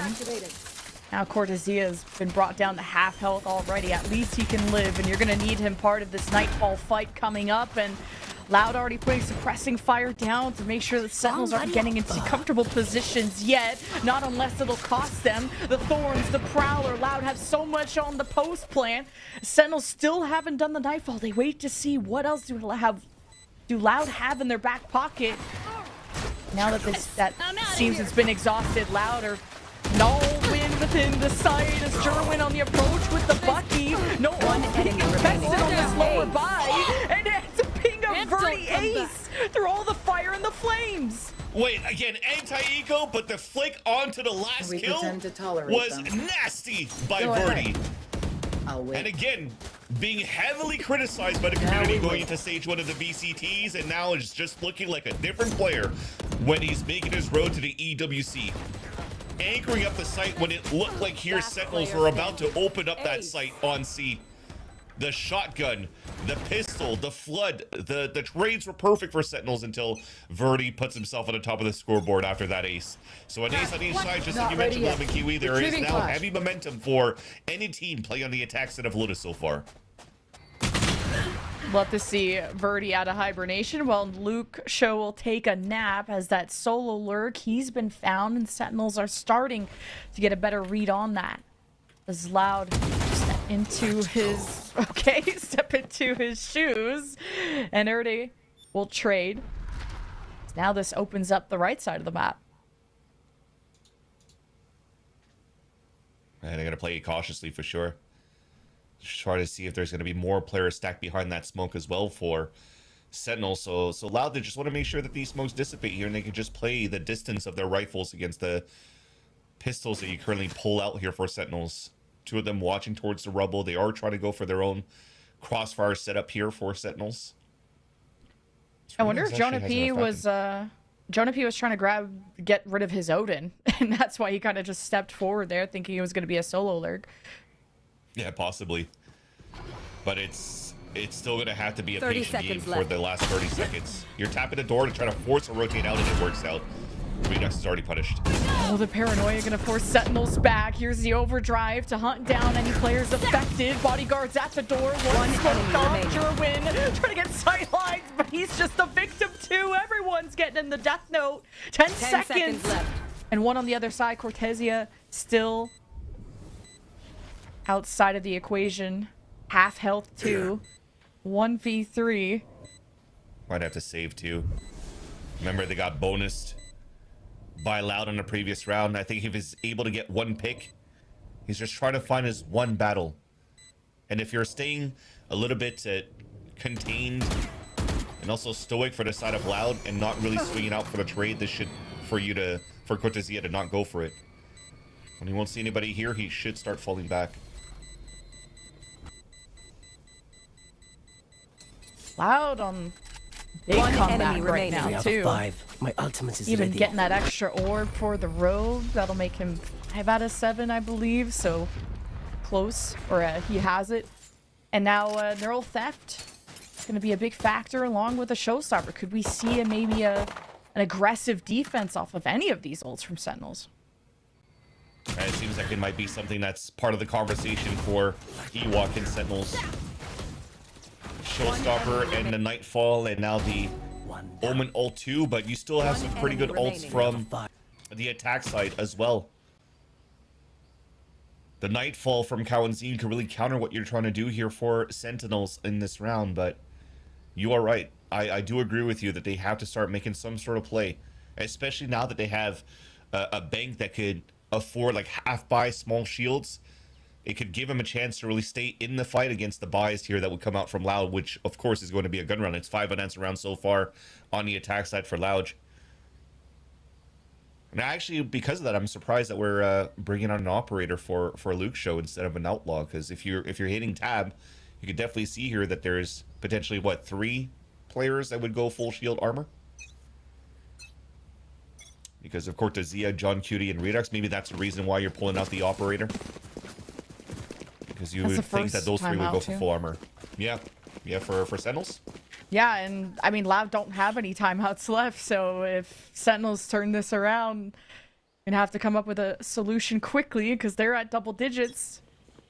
You're bringing everything you can into this round. Everyone's got some kind of gun to work with. Gotta go. Now Prowler towards Mound, 3 stack from Sentinels. What? See how they address it, and quick to fall, but quick to respond. John Cutie with 2. The Sentinels will take a seat and smile ear to ear with what they've accomplished, and now that Loud have to rethink this approach. Yeah, they didn't think about a 3rd player there. They saw the paranoia and also punished Jerwin. They didn't think that that John Cutie was going to be there.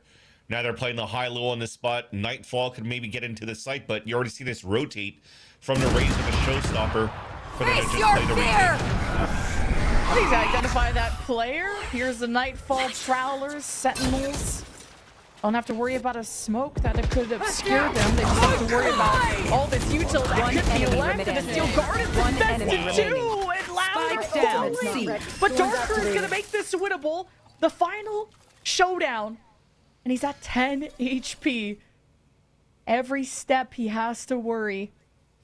The 4-round win streak from Loud could be broken down 30 here. seconds left. Jonah P will be on the retreat. And the tough part, though, is that Jonah P has a Guardian to work with. Not an Odin that he's good at, that he's usually good at this spray. Not a Phantom or anything so far where he's just owning. I guess I have to think about recency within this round in itself. That Sheriff was actually quite good when they're on the eco in that 2nd round of this half. 10 seconds left. But you can definitely see here that there was a second guess from Jonah, thinking that the rotate was going to happen towards this A site. So he kind of gets caught off guard, but at the same time still has a Nightfall that he could invest here. But it's still Darker with a Vandal that can do some big damage. Mare, take them! But just 1 bullet away. He knows the damage that's been done, and Darker converts 3 to swing this back in Loud's favor and maintain the wind in the sails. And people don't really talk about it enough right now for Loud because of the results that Loud has had since the last 2 years that they've made it from into an international stage, right? We're thinking about what? Madrid, when it was a whole different roster. But ever since then, going back to Americas, I think they've only won like 2 or 3 series since then. So you never would think that this current roster right now, rebuilt by Loud, has firepower, but they definitely do have it, as you could see it from top to bottom so far. An 8-round gap, a 10-2 half for Sentinels, and now only 2 rounds separate Loud from trying to tie things up. Gotta go. Or maybe an orb grab to get Viper's Pit here for Loud. Right now, it's all a fake and kind of some commotion and rubble. And when you have the fade part of this too, usually Loud get marked by some kind of haunt or something. So trying to match fire with fire on that side of the map. It's just camera tap too, so you're playing heavy retake on A site because again, you still have the showstopper for Sentinels. So 4-player stack, passive watch or active watch from the camera, and you're just trying to fight this over on the A site. The fake works. Sees the showstopper. It gets bloody for Sentinels. Tripwire destroyed. Get what they came for, and when you outnumber Loud, that's what's supposed to happen. But the objective 30 for seconds Loud left. has always been clear. Fake and hit C. And that extra time allows them to extend out of the site through Waterfall and get a surprise against Sentinels.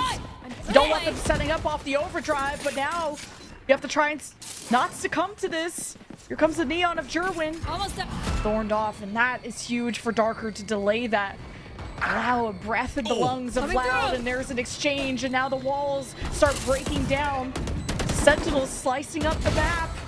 Now these thorns are still Vise util that Sentinels have to traverse through, as they'll just try to mark this at a distance. Here is the catch. Here is the teleport. Erde is going to have an angle to just make sure the spike doesn't Last get player defused. That's standing. all Loud have to do is not overcook. It'll cost them their weapons, but Loud, they get the round. Wow, it's going to cost everybody's weapons too, which is huge for Loud there. I love that little fake. I wonder what happened a little bit with the juggle guns on that IA site too. It almost felt like Darker, or should I say, sorry, Luke was like, let me just run in with the op and just bait my life in our fake, so that the rest could actually run into the C site, and you actually bait the Viper so that the util from Kawadzine may be still usable going to the flood retake and counter the flood retake from Sentinels, because a haunt would still be available. Now the econ once again is broken for the defense, and this is a perfect chance now for Loud to be able to tie up the second match. And this is a perfect half for Loud, and now the confidence starting to break down, but Sentinels are going to act like it's not affecting them. Stingers get up close, and Loud experienced a bit of bloodshed before even leaving spawn. So now it's time to find another path. I don't like that Loud's falling back into this B site here. It almost felt like they were so nervous of this stack towards the C site. I would have just paused and tried to re-clear towards the C site. Now they have to break trip, give their positions away. This is they a can always broken lock buy. the door later on. Only one Stinger from the Sentinel side and a bunch of Sheriffs. This is Loud about to encroach on tying things up 10-10. That 10-2 half, and that's the equalizer from Luke Show to shut down the extremity here from the Sentinels. Now holding back though, or he's just trying to delay. He's gonna need some support. All of his support, his team is smoked off, and Loud are not really responding. And now with the defuse is starting to go through, and Loud a little bit late, but better than ever. It's now spam through the smoke. Sentinels One out the enemy equal remaining. numbers. Snake Bite is perfectly placed to prevent the defuse, and there it is, 10-10. Yeah, and look how expensive that round still became, though, for the side of Loud. And the reason why I'm going to say I didn't really like the Assumptions fast will pivot only back get into us the in B trouble. site is because this was a designed, thrifty trap play that was initiated by Sentinels, right? The walls with the paranoia and a haunt to get info. After that, you don't have more utility to fight back towards Bound. And we never left somebody inserted towards Loud just to make sure that, you know, the three players are still there to still try to fight back. You just went into the unknown, into the B site, and you almost went into like the Sentinels full rotate back into B that almost won that round for the retake. So if they were a little bit more slow and cautious to figure out what would happen after that, if they walk contact back into the C site and we realize, oh wait, nobody's really moving towards that C mountain anymore, then they probably should understand that Sentinels has given up most of that map on that C site that you could overtake then. But at the end of the day, it's just potato, and the round still came in favor of Loud in that pulse plant, because it ended up being the correct play with the setups that they had in the pulse plant by planning it more in the open. Loud haven't dropped around this half. This is so insane. Just when you thought their comp was so well designed to be a more defenders heavy, the duelist broke through, but now it's Loud as a squad that had so much success in the early round that makes the post plant just impenetrable. And that's how they won their 13-1 against Cloud9. It was an 11-1 half for their attack side too. And activated as Verdi, who was at the bottom of that scoreboard at 11-8 against that Cloud9 victory.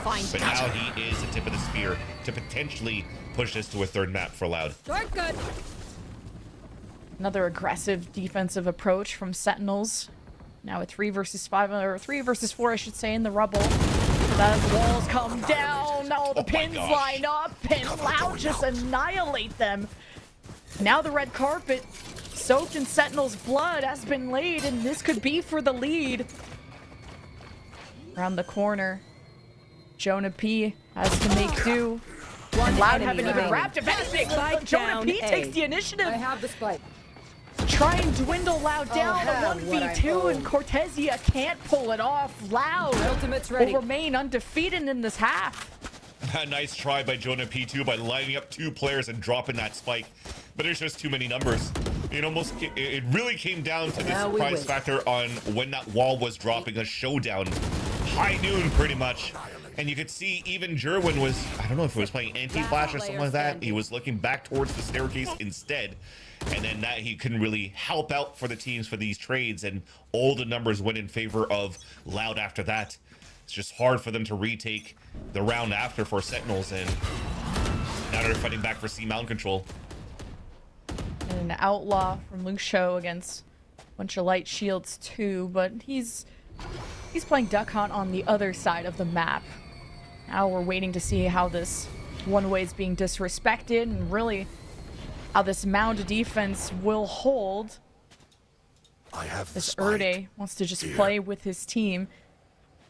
He's been paying that IGL tax and may just pay more as one shot and a satchel play from Sentinels off the paranoia placed.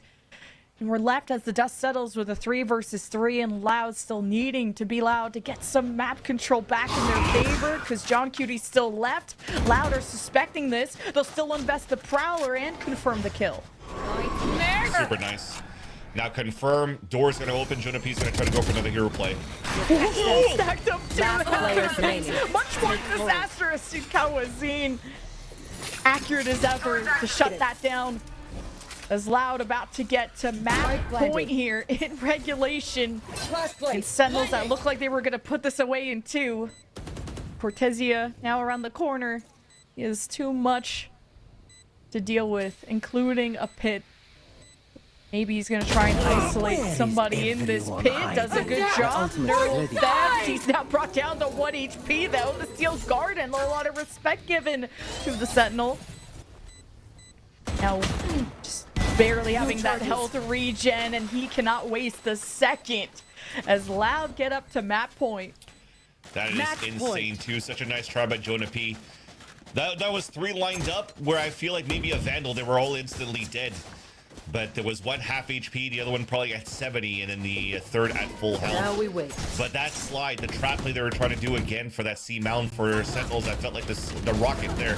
The satchels went a little bit too far out. That Redux got traded instantly. Play would have been nice here if the movement was a little bit closer and tucked in, but I mean, that's just how the cookie crumbles at the end of the day. You don't really know how many players are playing on the behind of that, but now it seems as though Loud wants to close this right away. Verdi's already moving up towards that round. And 2 Guardians on the defense, and it all comes tumbling down. A 1-man advantage for Loud, and here's the hello, and now a much better execution from Jonah P. And the clapback with a present left right in front of him. This may be Loud for the first time facing a deficit in this half, it seems, and now the recovery. It's going to be important how Lucio approaches this. Knowing whoever... Jonah, well, mainly they know it's Jonah P and the damage that has been done to him. They'll recover the spike, and Jonah P knows he can just play for the retake. That's info on both players, though. Orb came up, Snakebite. The good news, though, is that you pop the orb up to allow both players to just group up together. But because the door doesn't get retapped in the open, Sentinels should have an idea that they've fallen back towards that B main. Now the mind game starts. Or they're actually working towards the A site. Prowler's going to confirm, okay, that it's not there, so it's or C lane or A lane. And they're not reading it perfectly here. Cortesia is already moving towards the A site where all of his utils are already there. 30 seconds So I felt like they should have grouped up a little bit more here to just play a 3-man retake. There's a possibility here for the 2 players allowed to win this round because of that. Oh, now it's even, and this is for the win. Clock now a factor in this. So you have the Omen ult, but John Cutie is just going to stick to his guns and maybe create an opening like Cortesia through Waterfall. It's a big win in the final showdown to determine, are we going to Pearl or not? Who will shine the brightest? And it's Darker and Loud with the perfect half for Loud to come back 10-2. An insane half displayed by Loud, and that is the reason why they picked this map. And it's not definitely on their defensive side, but maybe 2 rounds was definitely enough at the end of the day. And we were left a little bit with that question mark because, again, to go back into the history of them defeating Cloud9 13-1 in the first place was because they played most of their rounds on the attack side already. This time they start on defense, and I'm like, it doesn't look too good. But now they have the opportunity to showcase why they're still really good on this map. Verdi at the tip of the spear for the whole round and the whole map. But also, players that kind of cooled down here, Lemon Kiwi, was a little bit of Cortesia, who was so red hot on the attack side. But in those moments where he had to clutch here, that's 2 individual, maybe 3 individual 1v1s against Darker that he actually lost, and allowed Loud to push this into this 3rd map. Yeah, and looking at the scoreboard, I mean, this is going to be the interesting thing of who stepped up and who got a little too comfortable in that match. Well, 13-10, of course, you guys know the scoreline at this point.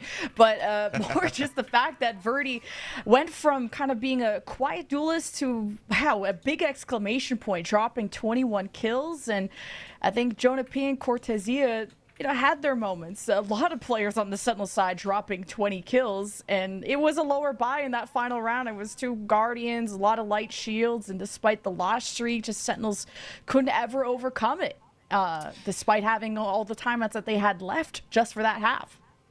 It's still kind of crazy, though, that you had on one half for the side of Sentinels an ace from Jonah P and Cortesia doing amazing and magic on the attack side with the scope on a Cypher, yet it is still an undefeated half from Loud once the tides have turned. And that's a great way right now for Loud to build that confidence going to the third map of Pearl. I don't recall on top of my head if this is actually a good map or not here for Loud, because I feel like I haven't really seen it so far with this roster, although maybe they have, but it hasn't been as impressive that there's nothing to be noted for. So hopefully the preparation still comes in right now for Romanelli and also for Bati as the coach and assistant coach for Loud to be ready for this matchup against Sen. I mean, talk about resilience. And that's just our first match, guys. We still have a map 3, we still have Pearl, and another series after this. We're going to be saying goodbye to one of these teams, and the road to EWC Paris will end, but also continue for one of them. And we got to throw it to a break. We'll get Pearl ready for you. We'll see you there.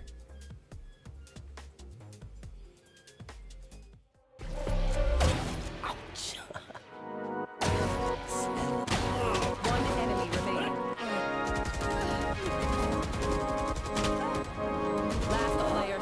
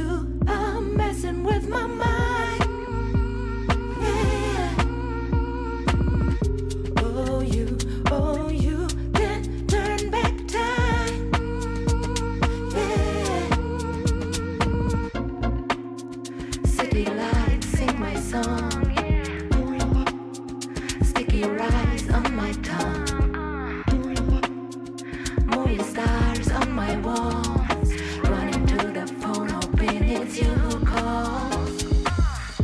Oh, you are messing with my mind. Yeah. Oh, you can turn back time. Yeah. Cotton candy clouds matching laces, feeling fly. All my teenage doubts fade away when you smile. Cotton candy clouds matching laces, feeling fly. All my teenage doubts fade away when you smile at me. Oh, you are messing with my mind. Yeah. Oh, you can turn back time. Yeah.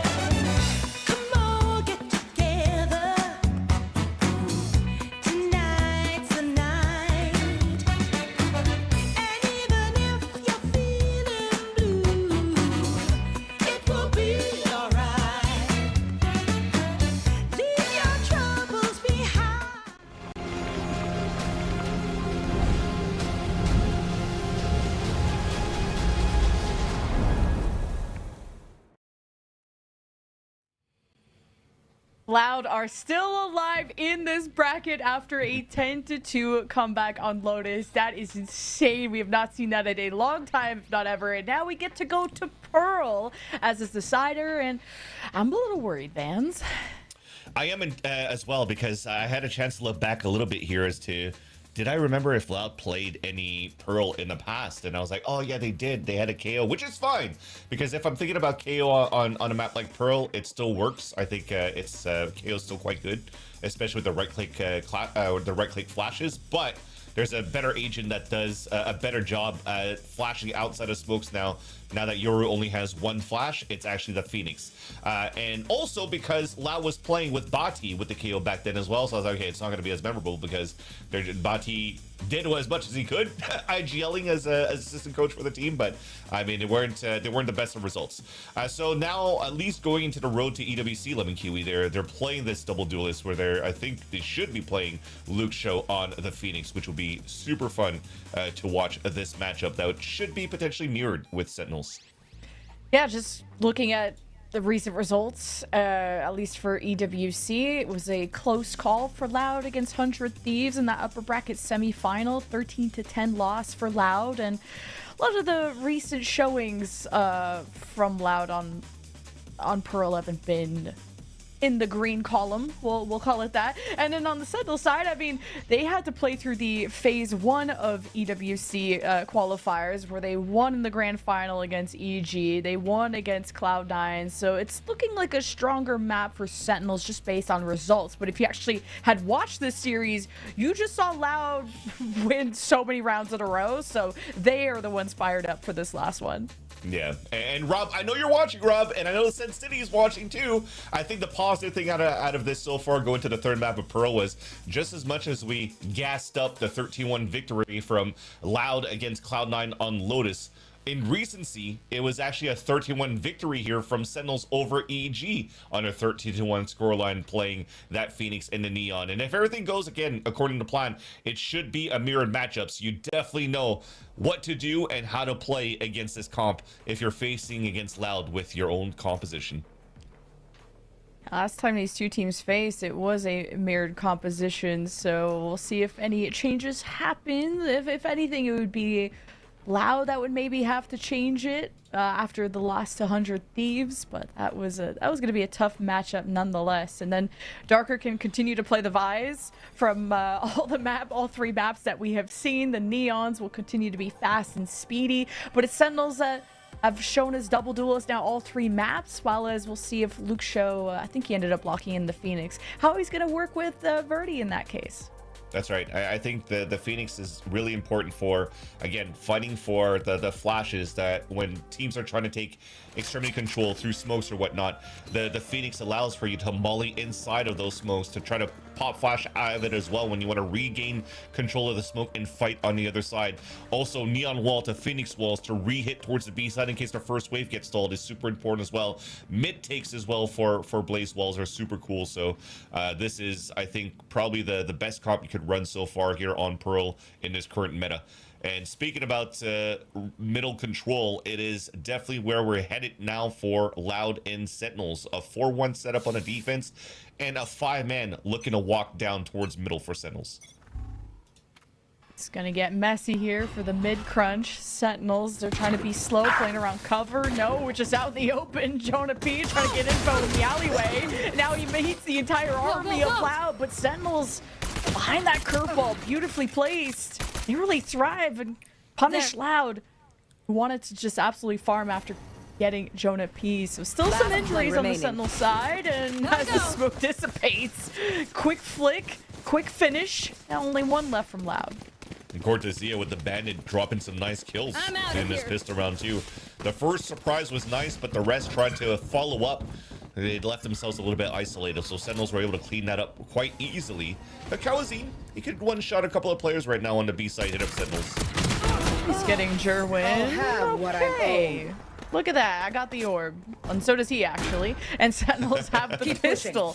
And it's about Don't give them time to adapt. the long-term play. And I just like that there's some resilience to Sentinels, because that's got to be a heartbreaker. And this doesn't come off like a team that would lay off the gas pedal when it comes to Lotus, but now you got to just mentally bounce back. And you had that nice break between map 2 and 3. And this is supposed to be a stronger map for Sentinels, as of course it was floated for a reason from both sides, but Sentinels just playing safe as best as they could really worked out for them in that mid. Yeah, you're You're right. Every team that I was able to meet between maps in the hallways while we're taking breaks or whatnot, it's always like, it's okay, we got it. So we still have this series, So they definitely have the mindset of a 13-1, 13-0. They don't care about that at all. It just comes down to a new map, a new page, and Sentinels to already bounce back, as you saw from that pistol round. This is Blaze Wall, the orb grab. It's got Verdi's attention. It's got his ears perked up. Sentinels, even despite getting first blooded there, they just know how to stay afloat. And talk about now this working out well off the Marshall towards A. This is still wanting maybe more. You don't want to walk in unless everyone is ready. There will be the Sentinel setup. Oh, and already a counter flash out here. Kind of just putting down some pressure off of the Vise util there, but Sentinel's still comfortable. I like the walk back on Art, though. They could flash and start moving in, but lost that timing. And you have a Vandal into the mix too. Jerwin earning that, and that's where it's gonna pack a punch. Knock out Loud Cold. Jerwin could get even closer to the overdrive. See what that'll look like in the later rounds, but 1v3 for Verdi at half health. Be a tough one. Ideally, not wanting to give any orbs over to Jerwin. It's true, he is starting to pop these up. As he was clearing out and trading over towards Art. This might be a gun picked up too, though. Maybe 2 bodies they can take it, get rid of as well. But no, it'll just be the one. At the end of the day, though, still getting 3 kills, 2 of them by Verdi with the Ghost is quite nice. Like I said, I like the re-walk back into Art from the Ivy, so they can maybe try to walk with a flash and fight towards that front of the site. But I like that we re-push towards Art on the attack side themselves for Sentinels to really break that timing and not allow this to happen. So good on Redux in this example right here to walk back up. Jerwin's right behind the trade. And they still end up, you know, having strongest weapons to carry over into this round. So it's 2 Vandals still, 4 Sentinels in their bonus round, and they're still looking back for that mid-control. A little bit of a 1-3-1 setup, and actually for Loud, it's a 3-0-2, which is quite interesting. They have the Vice Wall to cover up towards the towards Art, but a walk down towards Street seems to be free right now for Sentinels. Yeah, B-main walk down is kind of wanting to see if Sentinels were going to commit that same Blaze Wall, if they could have been aggressive off of that. Loud are maybe happy to get this orb, because it'd be nice, but Sentinels, where do they go from here? They kind of have to re-clear everything. Yeah, but this is kind of read by Loud. They know this hit's coming towards A. So I like their walk up. I didn't like the walk up solo, but it still worked out here for Verdi. And then they prowled towards Street and saw nobody. So you kind of know that they're at least or in the connector. That's a question mark, which is why you had the Vice watching it towards spawn. But then the rest had to be moving towards A main.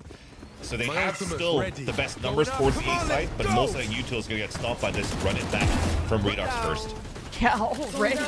Jerwin will fall behind him, but the running back is still active. Gets information on Erde in the back. And with the thorns, it secures the extremities here of the site, allowing that plant to go through. And thanks to that Loud neon wall, it kind of gave extra safety to Sentinels in that moment. Shona P tries to give eyes in the sky. Loud are around the corner, maybe off of the flash from Darker. This could be an advantageous fight, but just haven't been able to connect the pieces. Sentinels now abandon the site. Can just play from main off this corner as a buddy system. How Redux and everyone react to now despite getting tapped. You got 2 within the site. This wraparound from Verdi is going to be a problem, and allows this defuse to go through without anybody doing anything about it. I'm out. Thankfully, Cortesia dies too. But yeah, it almost looked like they were so afraid of that late lurk from Verdi when he procced up that wall. And because that second wall that was placed on the defensive side was never baited in the first place by Sentinels, they're like, okay, well, how the hell can we position ourselves to not let them know where we could be playing from? And at the end of the day, they forced the hand, they baited up the wall, and Verdi found that timing, and they had to be forced to play off-site. No, only one player playing towards main. After the grab well, you can't really swing back for a fight. It was a little bit all over the place there for Sentinels in that pulse plan, I'm not going to lie to you. Yeah. Yeah, I was surprised they trying to wrap around and not whatnot, but hey, for the first time, we don't have a bonus get converted. Now this is going to be an exciting map, and Redux is just trying to flash. He's off solo. The rest of the team smoked off, and Loud get a good punish. Oh, the dodge is on the outlaw. Okay.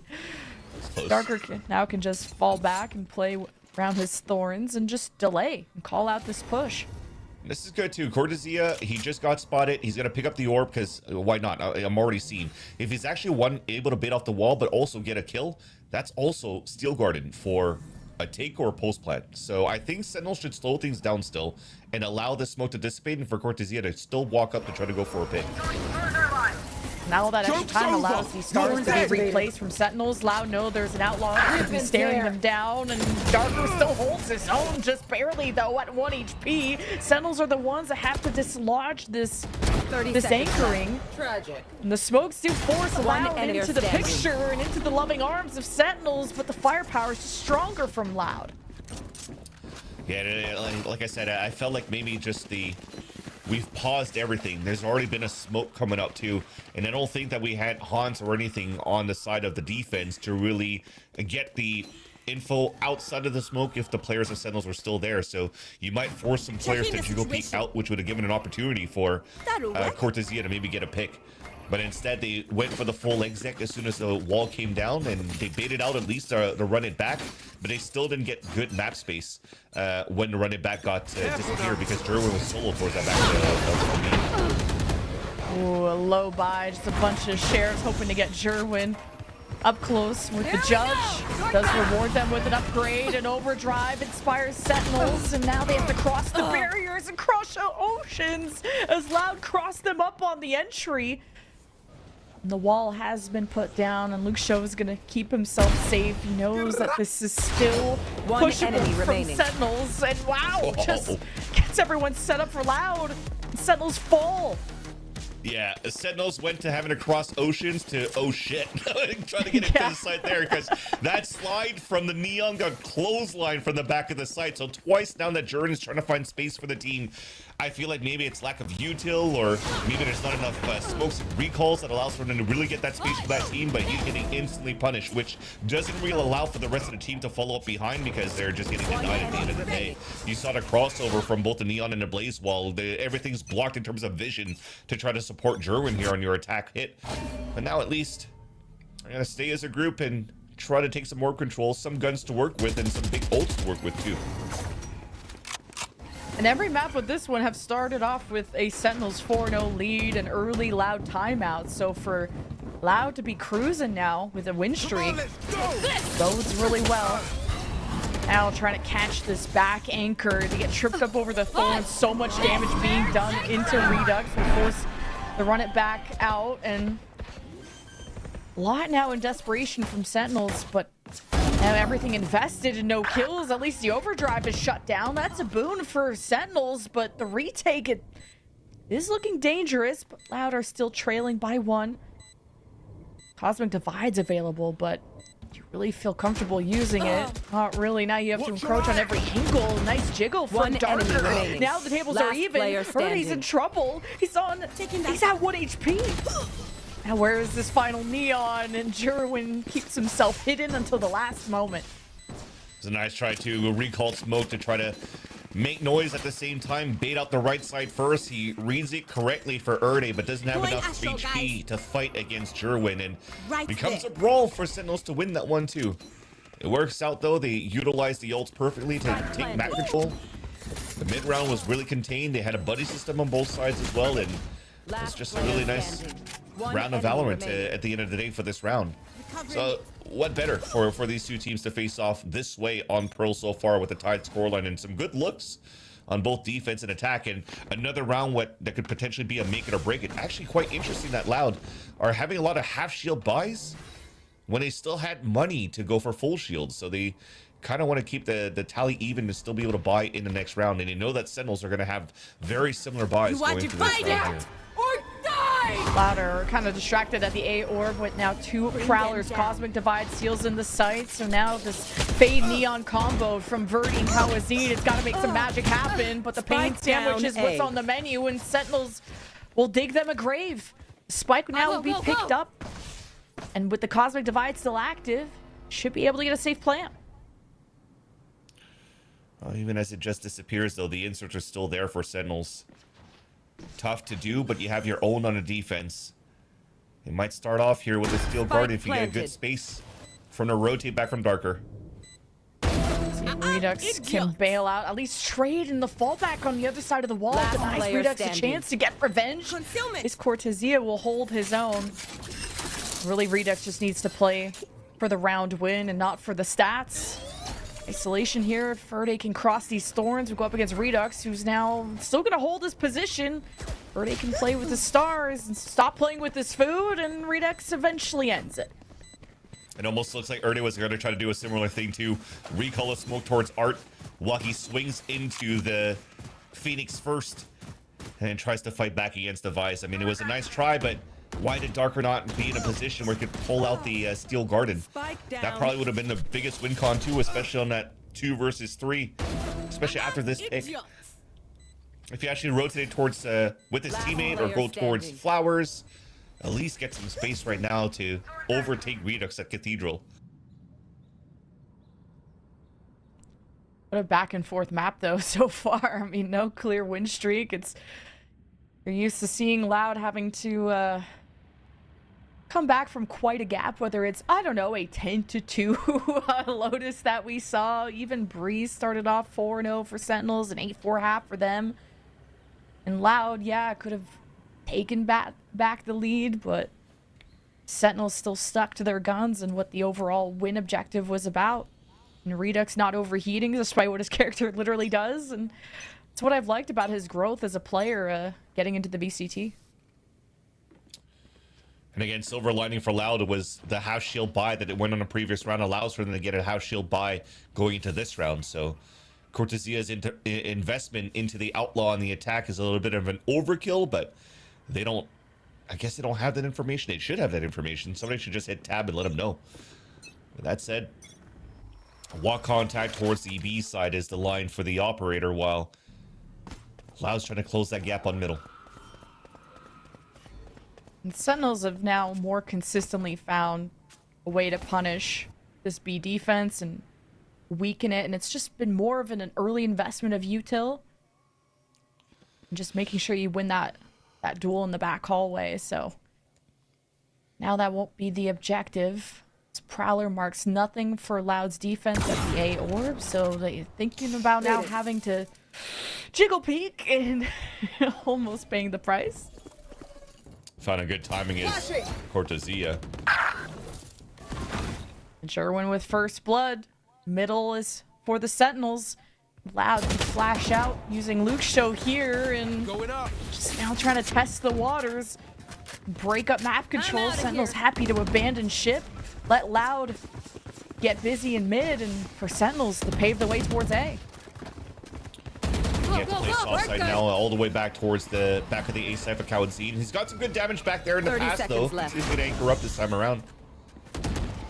Sentinels think about disrespecting the smoke, but Kawazine is going to pull out the Nightfall, sets up Darker, and the rest of the team starting to surround the site. They have Sentinels on an island with no raft, as the Steel Garden has to come out as well from Loud to destabilize Sentinels even more. It's now what, the third ultimate from Loud at this point, or no, the second I should say. Sentinels have the Nightfall, and now this is where all chaos ensues, and the defuse sneaks through for Loud. Huge kills and important ones too. While one is body blocking, the other one's diffusing. You really had to come down to whoever's holding from that wall to land some shots, and they're able to do just that. While Erde is just like panicking, sweat dripping down his forehead, just trying to stick the diffuse. But that is such a beautiful Nightfall, as you can see from this replay. And look at those picks. The diffuse comes through, and the round comes back, and it's a 4-4 scoreline. And enough for an op, at least, that was salvaged on a previous round because Jonah P stayed alive. We can maybe put this into work again. Taking that back. Concussing Usual early Prowler from Loud in a lobby. That gets exchanged. That pressure is what's going to get Loud's attention as they've smoked off A main. So they're pulling rotates towards A. So, but Sentinels, they're the one who take it kind of one step at a time when it comes to B main. So you don't know where that Vi's anchor is. It's definitely okay to play soft side on B2 because he had this Vice wall, and There's no Yoru or anything to bait it out, so anytime the wall comes up, you know there's at least guaranteed a body there. The timing on that too for Erdy to get that pick before the wall comes up is huge. Yeah. Especially with the light shields from the Sentinel side, there's just going to be even more vulnerable to picks like that. That Sentinel util is what's hurt this attacking team. How to actually get the spike down. Erdy will call the silence, and it's back to square one for Sentinels. Well, at least he heard the op too, and I like this. This is what should have happened a couple of rounds ago that I was telling you guys about. 30 seconds left. Finally gets the wall bang onto Erdy, but utilize him to try to get the opener so the rest could flip behind it. Thorns activated. A lot more of a push and pull, and now Sentinel's starting to ramp up, taking an alternate path through B-Link and knocking at the door, and Darker still gets away with one. Spike down. Sentinels B. have to trade One blows enemy now. There's remaining. still 10 one seconds final left. boss. Luke Shaw on the Phoenix is disrupting the whole game plan, and now there's no time to plan. You don't even have the spike, and it's just over before you know it. Loud are now back in the lead. The taps from Luxia with the Guardian, once again, insane. Two of them with the run it back as well. The Razor Vines just to stop that rush out from Jerwin with the wall was huge too. Just a great little round of defense by Loud. And that's just off the confidence of this Frag and IGL at the beginning of Erdy. Swinging out and feeling the timing of when you're trying to bait that wall for Sentinels and nobody's watching the jump across from Redux. And he just gets a free kill and escapes with murder. That is definitely going to be 5 stars on the GTA Wanted list. Because he is definitely getting away with some nasty kills. Whoa, Jerwin is just getting speedy. He's ruthless. Fading back through the smoke. Awazine just barely has safety and just a fade away against Jerwin. Just blinds him, and now the rest of Sentinels find themselves without a spike. The volley's still down. Difficult to recover. Difficult for Sentinels to salvage this despite looking like they were going in with so much confidence. Jerwin gets isolated by the Vise wall and just couldn't pull out the important duel he needed to keep momentum. Yeah, lost so much map space too after losing the fight towards A main, so they have to gamble into this walk of shame. The street is always so hard to take, and even if you're taking over this B site, the push up from Verdi on the top of B, you know from this plant that they're gonna be or pushing out towards the spawn, or staying towards site, or going back towards street. So just stay as a group right now. Let them plant. It's okay. Gives you a chance right now to play a 4 versus 2 in the pulse plant. 30 seconds Very left. doable here with the talent that they have. Sentinels are just exploring as much as they can so they don't get surprised once the plant goes down. This is where Sentinels have been really good at slowing down the map and getting as much information as possible, dwindling down all the util that Loud have. Now they've explored the back of the site. They're going to have to separate their focus. As Redux will launch from the back, Cortezia from the front, and just like that, Redux is a victim to the op. This is where the house of cards all comes falling down. Loud will increase the gap by 2 and create themselves a bit of a win streak on their defense. Now we're maximizing orbs as well here on the retake. Seems like it's going to be Erdy to get him a little bit closer to the Cosmic Divide. But that single plant right now from Sentinels might give him a little bit of grace here to maybe have enough to buy another op on the attack side potentially here. Because that was Nico in the previous round. 300 credits across the board after that plant. Some good damage being done here on the fight towards Art. But again, even then, the approach to try to get the op out on the attack side hasn't gone too much value yet here for Sentinels, as slowing down the pace, slowing down the tempo seems to still be in Loud's playground, for this defensive side. So feels like they want to change that tempo a bit, a piss around fight. Ooh, and this is where the ultimate clash happens, and John Quixote has to pick up the pieces after Jerwin throws his body as bait. I guess it works out for Sentinels. Now the Nightfall to suppress what could have been left from Loud, the remnants around Art, so Sentinels get nothing from being antsy, and it just doesn't get better. Another good shot from Birdie. And also saw the spike carrier too, or at least the Astra. Doesn't know that Astra has a spike, but that's going to funnel everybody back towards the B main, where Darker has a timing on Jonah P. Oh, and Sentinels are so split from each other. At least it's a 2 versus 2, but you want to get as Thorns far away activated. from that op as possible. That was leaning towards that side of the map, and Oh my god. well, Darker is enemy now remaining. joining Jonah P. At least it wasn't the spike, and that's information that John Cutie can use at least. Blinding. There's a exactly. I think that's the important thing if you want to cope right now as a Sen fan. Because John Q already showed his hand in the front of the A site, so question marks are still 30 fully seconds there. left. Like, is he moving back towards Art? Is he trying to go sewers? So there's still potentially an open site for John Q to take. And he also has a Cosmic Divide to work with potentially in the post plan if he wants to play around that. Timing is what matters. 12 seconds, though. The decision will 10 have to be the seconds left. plant, and that will be Darker's moment to end it all. To make that planted. 4-round win streak, but that smoke covers the tracks of John Cutie, so not an immediate victim. Allow him to quietly get to safety, but based on where it's Blocking planted, vision. a few extra seconds for John Cutie to set up. But that allows also Loud to regroup. Alverdi is getting fast, and this is going to test the aim now. John Cutie, who's got the post plant. He's got the grab well. John Cutie going to take a peek. Now the spike's been tapped again, and the teamwork does make the dream work I for Loud. appreciate that.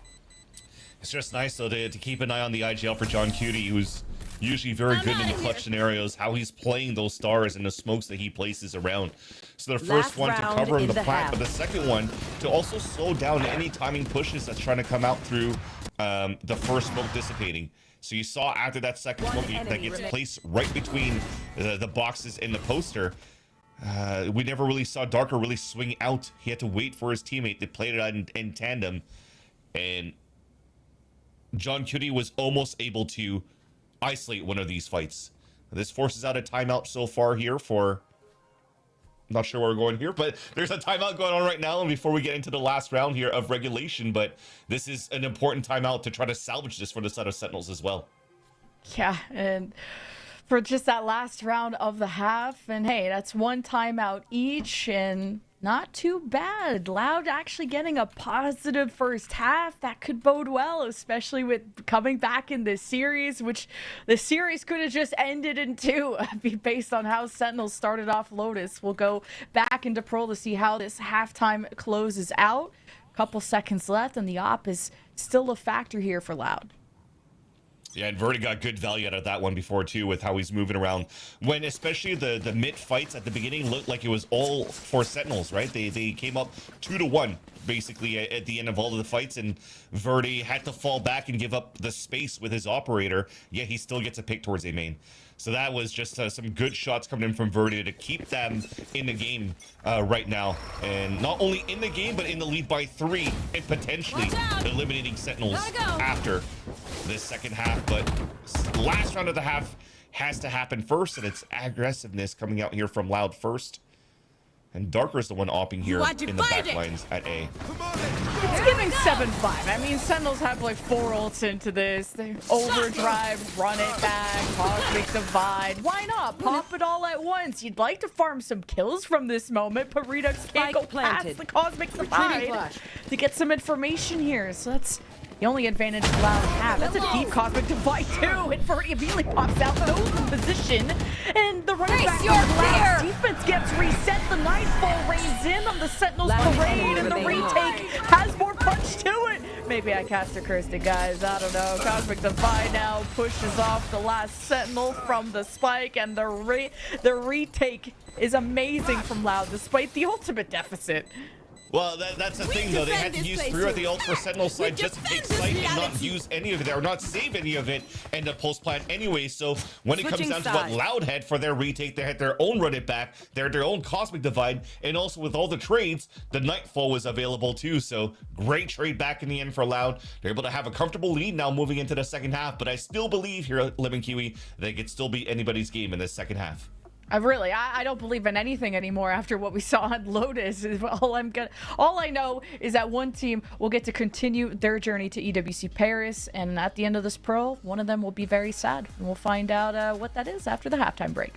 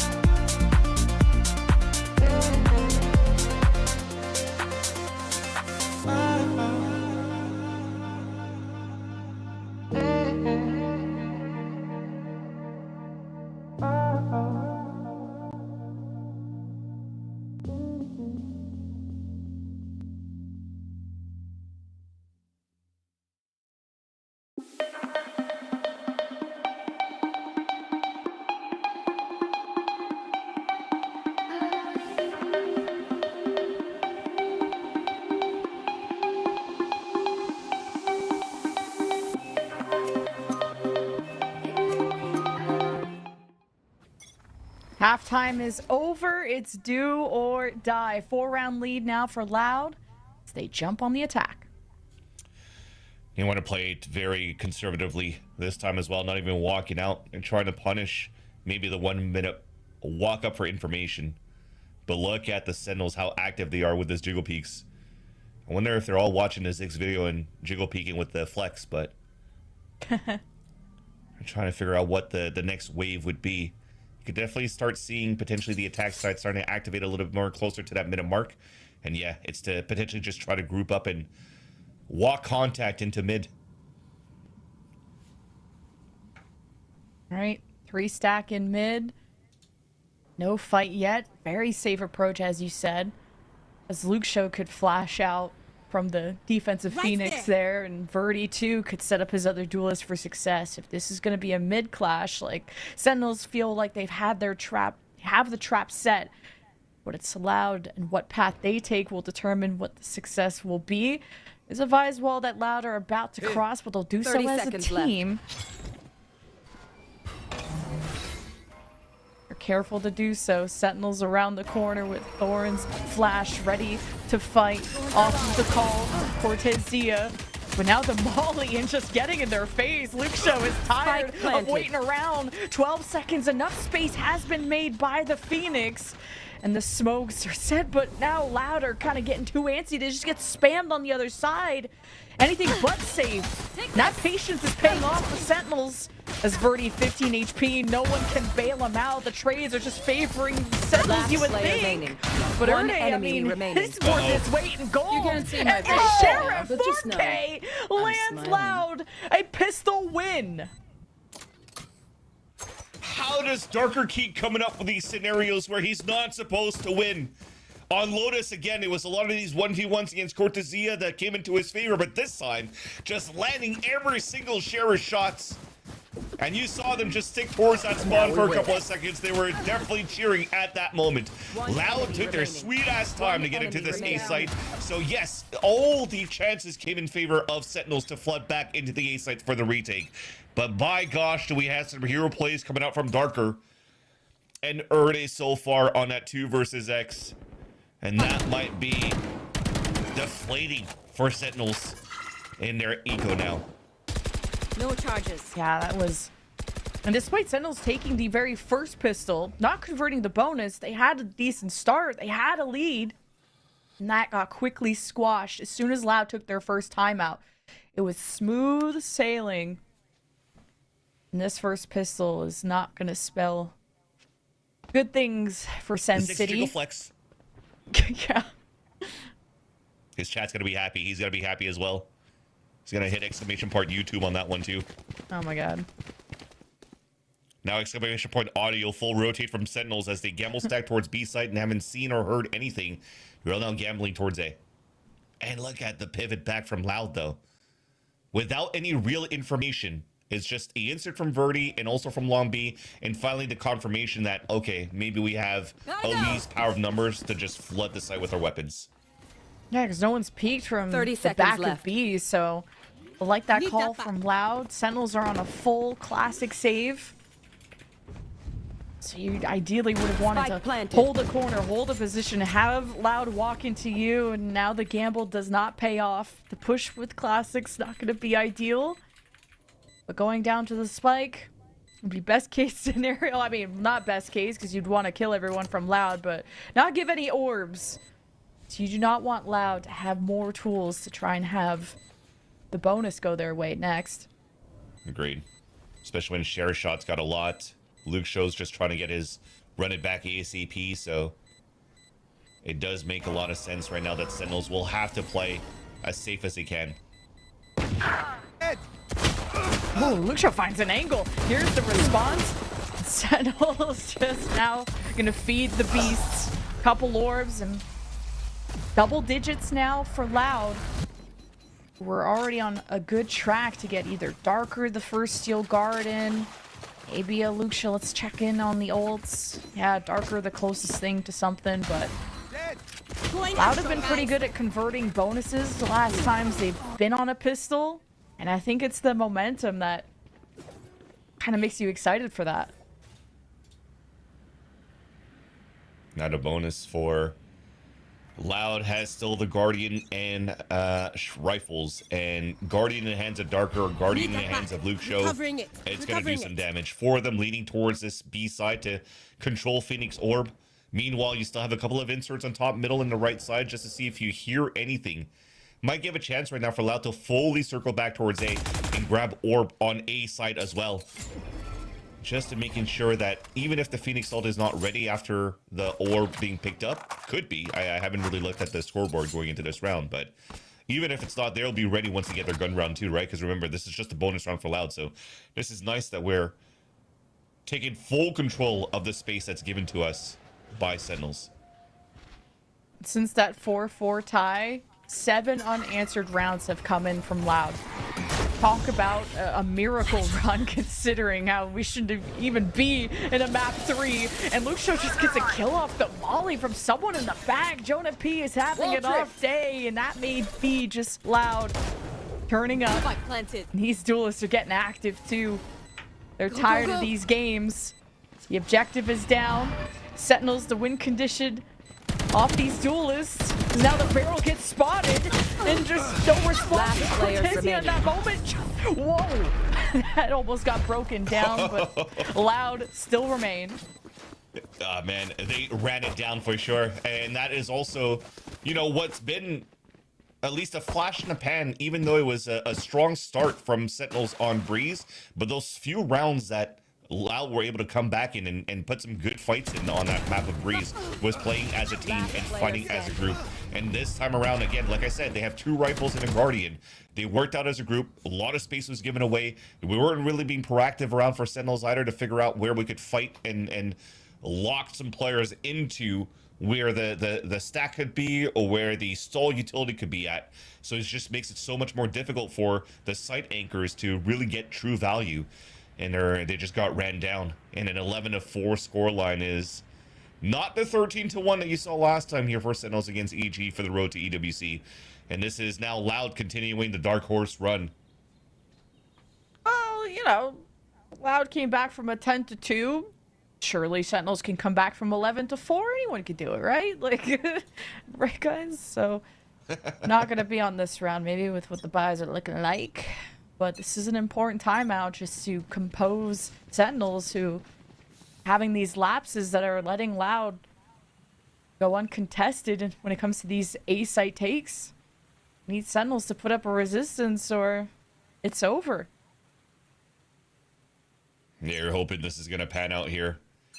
If Loud could string so many rounds on the attack side of Lotus, Sentinels could do the same thing after a huge pep talk from Ewok with the team.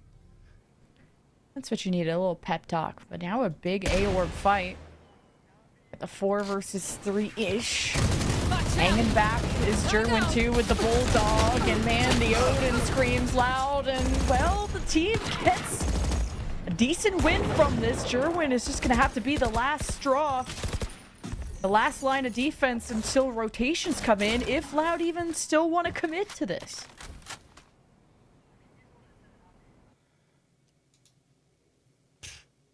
I know what they're going to do here for Sentinels. They kind of spread across the map, but I love at least that they're grouping up together here. With all the units that's going towards that B side, you try to gamble towards A for the rehit. Yeah, the rehit and the reinforcements from Sentinels are smoked off, so they have to be so close range. Jerwin needs help. And there's just 911 and no one's on their way. Sentinels sit on the other side of the smoke to swing together. On QT does get 2. Down A. But he has to kill another 2, and he just doesn't have the health. And the enemy was punished. 12-4. Match point, series point for Loud to eliminate Sentinels from the EWC quals. And again, if we're looking at this matchup here and we're like, okay, well, it's Loud versus Sentinels. Today, I still wouldn't say that it's really one-sided for either of these teams. Loud was definitely on and come up towards the end of the VCT Stage 1 when Erde joined the roster. And even if you haven't seen some of the mainstream matches, the watch party POVs only, Loud still got an upset victory 2-0 against NRG. They're not a team to be taking it for ease this time around. Enemy remaining. Spike down mid. Okay, what a crunch through mid, and Sentinels, just like a cat, will have 9 more lives to go. Flawless. make it a flawless too, and they had just a little bit of damage taken, but if you can maintain your armor and all these rifles, it's the beginning of something. It's the beginning of your first round of the half. And I think there was a little bit of that Ewok conversation in that last round. You saw how aggressive they were, not waiting to react to what was maybe happening on the other side of the map. It was them saying, let's find that information right away. Flash pops out, they all swing out, and boom. They're finding instant results, and hopefully it's not too late. Well, then they realize, oh wait, we could still own these kids. We still have a chance to come back here with confidence for the side of Sentinels if we're going to stay proactive. And they are working the extremity of one side of the map right now by, you know, throwing those flashes, trying to get a little bit of util out on that side of the A site. Grab the orb at the same time too, so running back is now ready for Redux. And then they hear sets of shots as well towards this B side, so, and then the instant prowler towards A. So right now I love this. You have good information and less question marks around the map here for Sentinels to react around. But what do you want to do with that information that you just gained? So far, it's just continuing to jiggle peek for Jonah P, and then that might force the reaction of Sentinels to rotate once he gets contact. Let's see what happens here. Jonah just got spotted. He falls back a bit, and they're still not moving here. So they're still guessing that this is loud pump faking every single time. I like this. Just playing as safe as they can, minimizing risk. Sentinels, they're still on their last life. Have a decent economy for the future rounds, but gotta make this as clean as possible. And they just gotta not get closed out and smoked off, because that's where Sentinels have really had issues retaking, and caught with flash in hand. A big first blood for Sentinels. Nice try. Sturwin will go to re-peek, and his friends are smoked off, and at least Cortesia wins his one. And Loud, we're hitting A all along. So Sentinels will be split from each other. Now the stress and the decision has already been made. Redux will just make magic happen on his own, but Jonah P can't do much more. 2 on their way, and 1 left for the post plant. How was Zine now waiting for where's the secondary? Oh, okay, almost got caught there, changing weapons, and now that is a good win for Sentinels to convert. Great punish as well from Sentinels for that round. A little bit of a forced error to start things off for Loud side, because they were trying to pump fake towards that B site, and the flash was supposed to go over the fast lane, the neon fast lane, but it disappeared just before. So yeah, as you mentioned, Lucio got caught with utility offhand. It doesn't even matter that Jerwin got flash on top of that, but then every single kill following that was just all the timings found by Sentinels. Great little jump up by Redux in the first place, who stayed tucked in. They didn't take any focus to him at all inside that pit. They're watching over his teammate towards Secret, and they're able to now stay alive with 2 rounds in a row for Sentinels. And Odin now in the hands of Jonah P, who's done some good damage with it in the past on Lotus, and hoping that it's going to be able to stall an A-side push. But that's all of Loud now rushing it to B. Oh, a lot rides on how Cortesia is going to hold this back. Going up. He does so for a few precious seconds. Louder still committed. It's the running back to get it in, and Cortesia just spams through. The last Hail Mary is Verdi, who wants to respond with the overdrive. This is not a target-rich environment that you can easily see. At least he resets the running back. But at 11 HP, Verdi wants to take a seat, find his timing. Redux, stoic as ever. 4 versus 2. Sentinels happy with how this has started out in the open, though. Uksho bringing attention towards them, trying to maybe set up a trade opportunity. Erde does just that with a double kill, and he almost flicks onto the last one for the ace. That was so close. Loud players with Guardians, man, are so scary. Holy crap, would that have been a real highlight reel for Erde to just final nail in the coffin against Sentinels right there. And Romanelli had enough, calling out the timeout just before we see these replays. I love the spray from Cortesia, the disrespect too from the amount of util that was coming out from the B-side flood. But holy crap, man. Erde, Darker, having their moments. Verdi also consistent numbers so far. They are such a hard team to play against from the POV of Sentinels, and also from our own eyes as we're witnessing this matchup so far. This is quite impressive to see this coming out loud so far. This has been fun how both teams have really bounced back from their losses into the upper bracket and have put on an amazing show for us. And for one of the biggest Valorant tournaments of the year, for both these teams are their chance to actually go to a global stage. It means a lot to have to prove yourself after not the results you wanted previously in VCT. It's time to show up Loud are still on their... Just one round away. They have 2 ults to make it happen. That's the important thing to think about as well. The amount of ult cycles we could have. Kawadzin's 1 away from his as well. So after this timeout from Romanilli, are they trying to disrespect a little bit of the orb control that hasn't been showing too much on the side of the A site to kick things out for Loud? So it's kind of free for Redux to take every single time. So looks like they want to punish that right now with a Stinger buy. And yeah, you just molly him. That had to be a seize molly and a smoke. That was really nice. Nice. Couldn't have said it better. And I think there was a last second op buy from Sentinels. We'll see. That was probably from Jerwin, and he had a classic before we cut away, so he's probably solo opping on B. Not a great start, especially losing your Neon there for Loud. That's a huge part of how you're making space. At least you have a second duelist, you have a Steel Garden. How quickly the ults come out versus the kills that follow through. Sentinel's ready to respond with Redux Flash, Jonah P, the Odin. That last second comes out, and it's the Sheriff that wins that against the wave of bullets. Redux sees nowhere to go, trapped. No way. And 3 versus 3 with still a ton of ults to spare. And Sentinels are not all grouped up, they're isolated. Kawazin is going to relish in this moment. Here's the Loud finish as the Cosmic Divide could be the nail in the coffin. Steel Guard and Sentinels make the space. Jerwin has to press the matter. He has to become the problem and the solution all at once as Loud will hold back with the Nightfall. Sentinels have to get it together. And now Cortesia found out in the open. Just 1. And it's Jerwin against 3. He has to think this clearly. It still has the op to fight with now. The overdrive's expired. Gets attention towards himself. Misses the first shot. At least ends it with the classic. And Loud, they just stick to their guns. And wait, Jerwin gets it down to 1. Erne just gets the last lap. And it's a thrifty that ends it all in favor of Loud as they continue in the EWC qual bracket. He's not a locked character anymore. Unlock him right now. Highlight reels for Ernie in the middle right now of the roster for Loud as he knock out Sentinels from the road to EWC. Man, has he had put a good impact for that last round call. I'm not too sure what happened there for Sentinels, man. We whiffed the shot. We couldn't get the trade. And also on top of that, we get backstabbed too. That play off the timeout for Romanilli was huge. But Loud continues their dark horse run.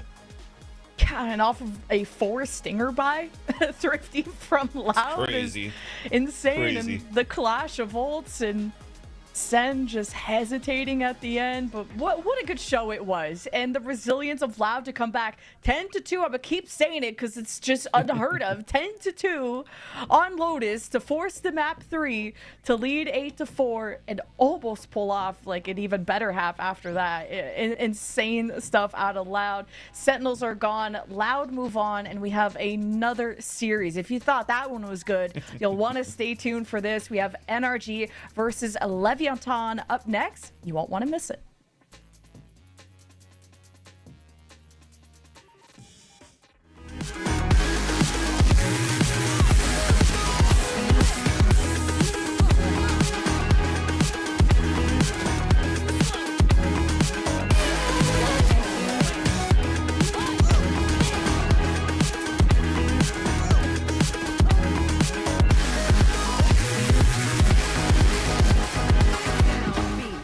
One enemy remaining. 10 seconds left.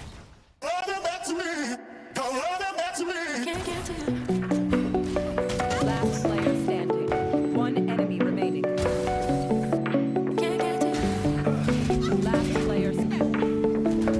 Last player standing. Spike planted. One enemy remaining.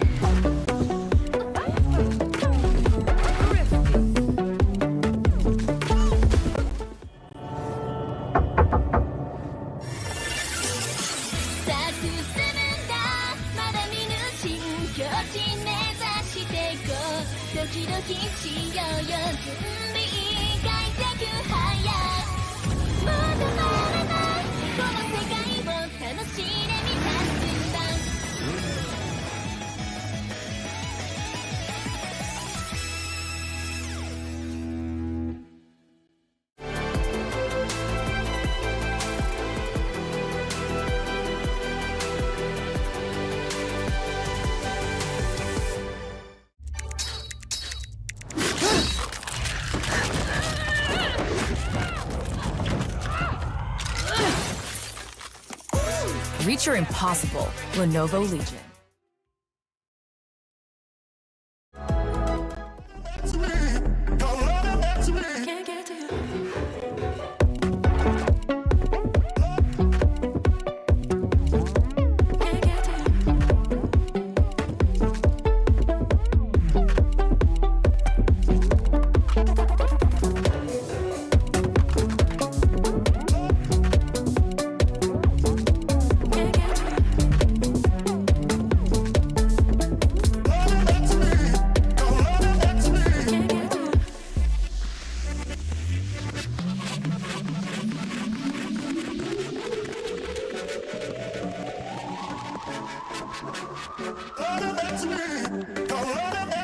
Can't get to you. Can't get to you.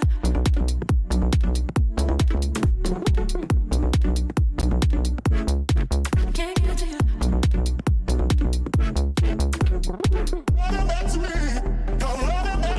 Can't get to you.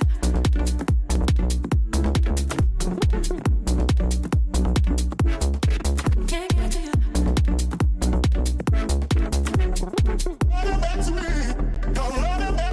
Can't get to you.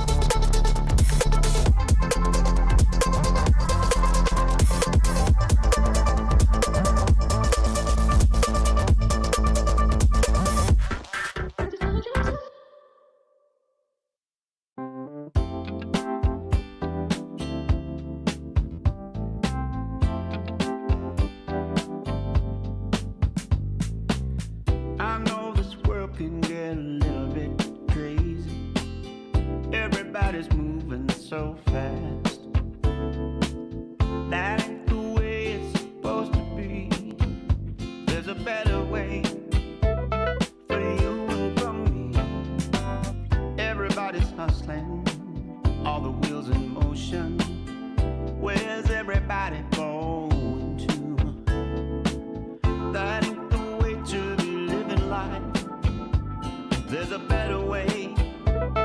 Starting tonight. Don't rush it, baby. Don't rush it, girl. You got to slow down, baby. Slow down. We can just embrace and let time slip away and let the world fade. Baby, slow down. I know the boss man got you watching the clock. Gotta keep working for the man.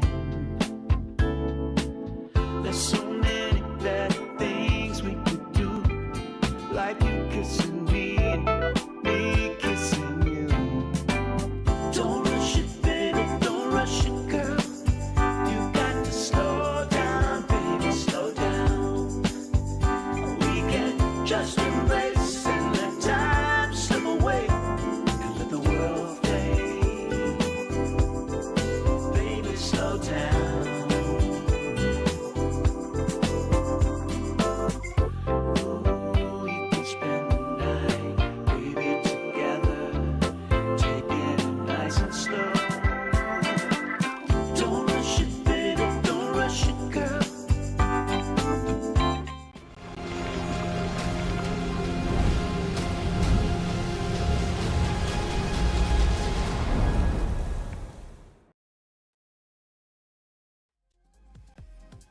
Welcome back, everyone, to the EWC Quals for Paris. We're in the Americas, by the way. We have Leviathan versus NRG. And if you thought our last series was a banger, this one is going to be absolute cinema bands. 100%. This is basically our 2025 champs for the VCT last year, our Paris champions, where we're actually heading to this time around for the EWC finals, but also playing against an up-and-coming Leviathan.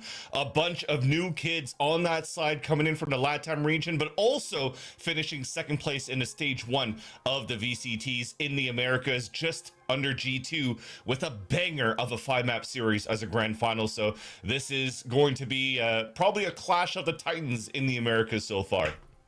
And we didn't even get to see Lev at their full potential when it came to our last cast. And I think that that's kind of that much needed wake-up call when you drop in from that lower bracket or from that upper bracket. But if you guys don't remember the roster, it'll be on your screen here in a second. But I still think despite that loss, Lev still looked really good behind the calling of King.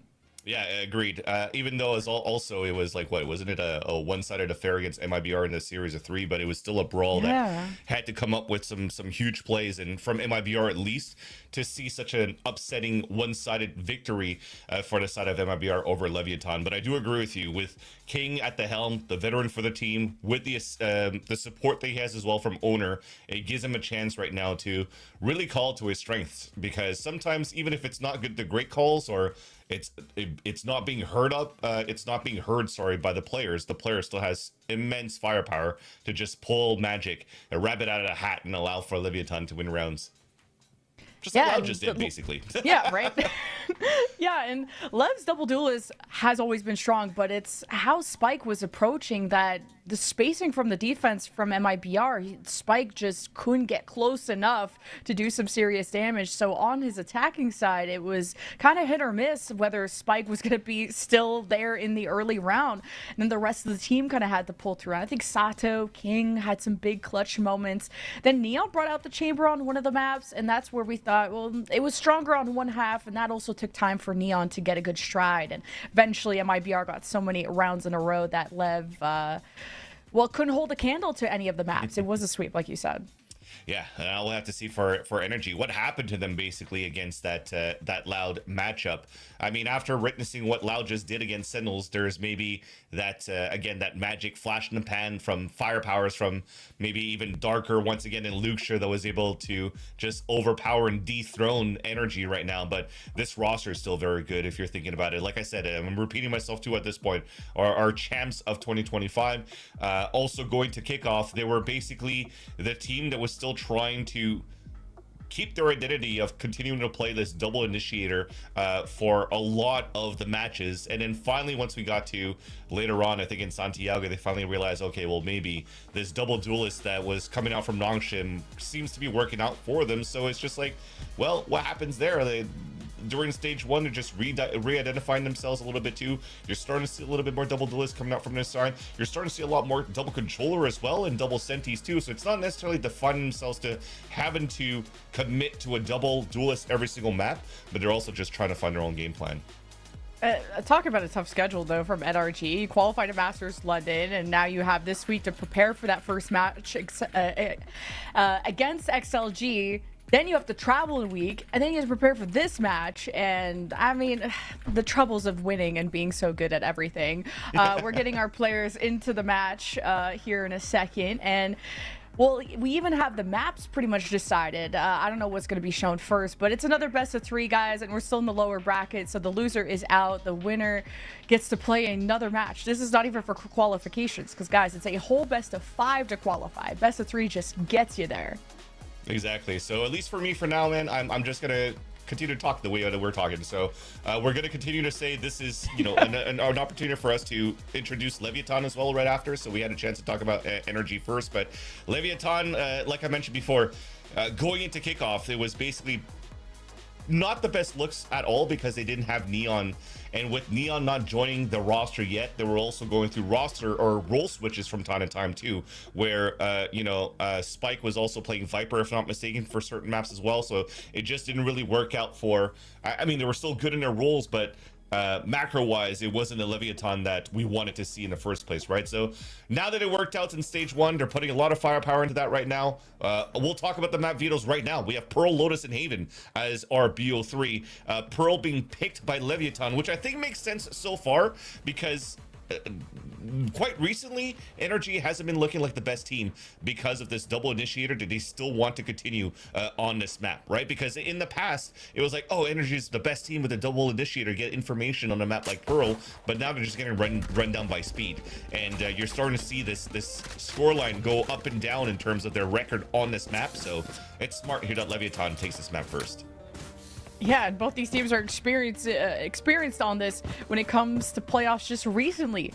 Just losing both to G2, that's fine, but hey, it's at least something you're warmed up on. Especially, I'm excited to see Neon back on the chamber. We were hoping to see just much more success from this team behind kind of the pick potential in these openers that he can find, and on defense, it's going to be the better side for him. And look, he's got 2 duelists to flash and set him up if really needed, and a lot more of the extremity focus for this Lev roster, at least to start. Taking that back. Yeah, NRG on the attack side, though, being able to play this double initiator at least allows for them to control that own pacing instead of being run down by the defenders. I say that, and I might be saying it a little bit too early. You might definitely see some LEVIATAN aggressive rounds on defense. But they are looking to open things up, trying to get Mata always into this type of playstyle to have him as a tip of the spear to get all the info for the team, and they slam as a group.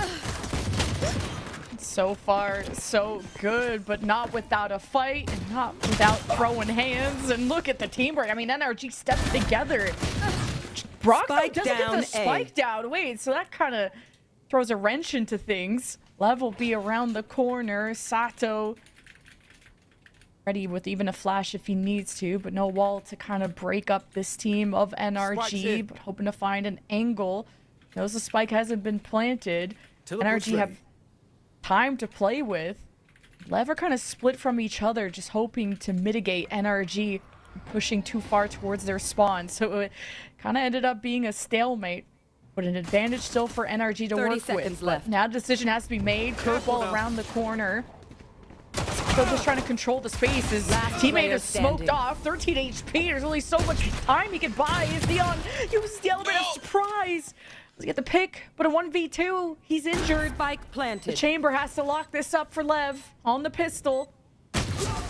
That's the last Watching carefully, make it a 3K as NRG kick things off on Pearl.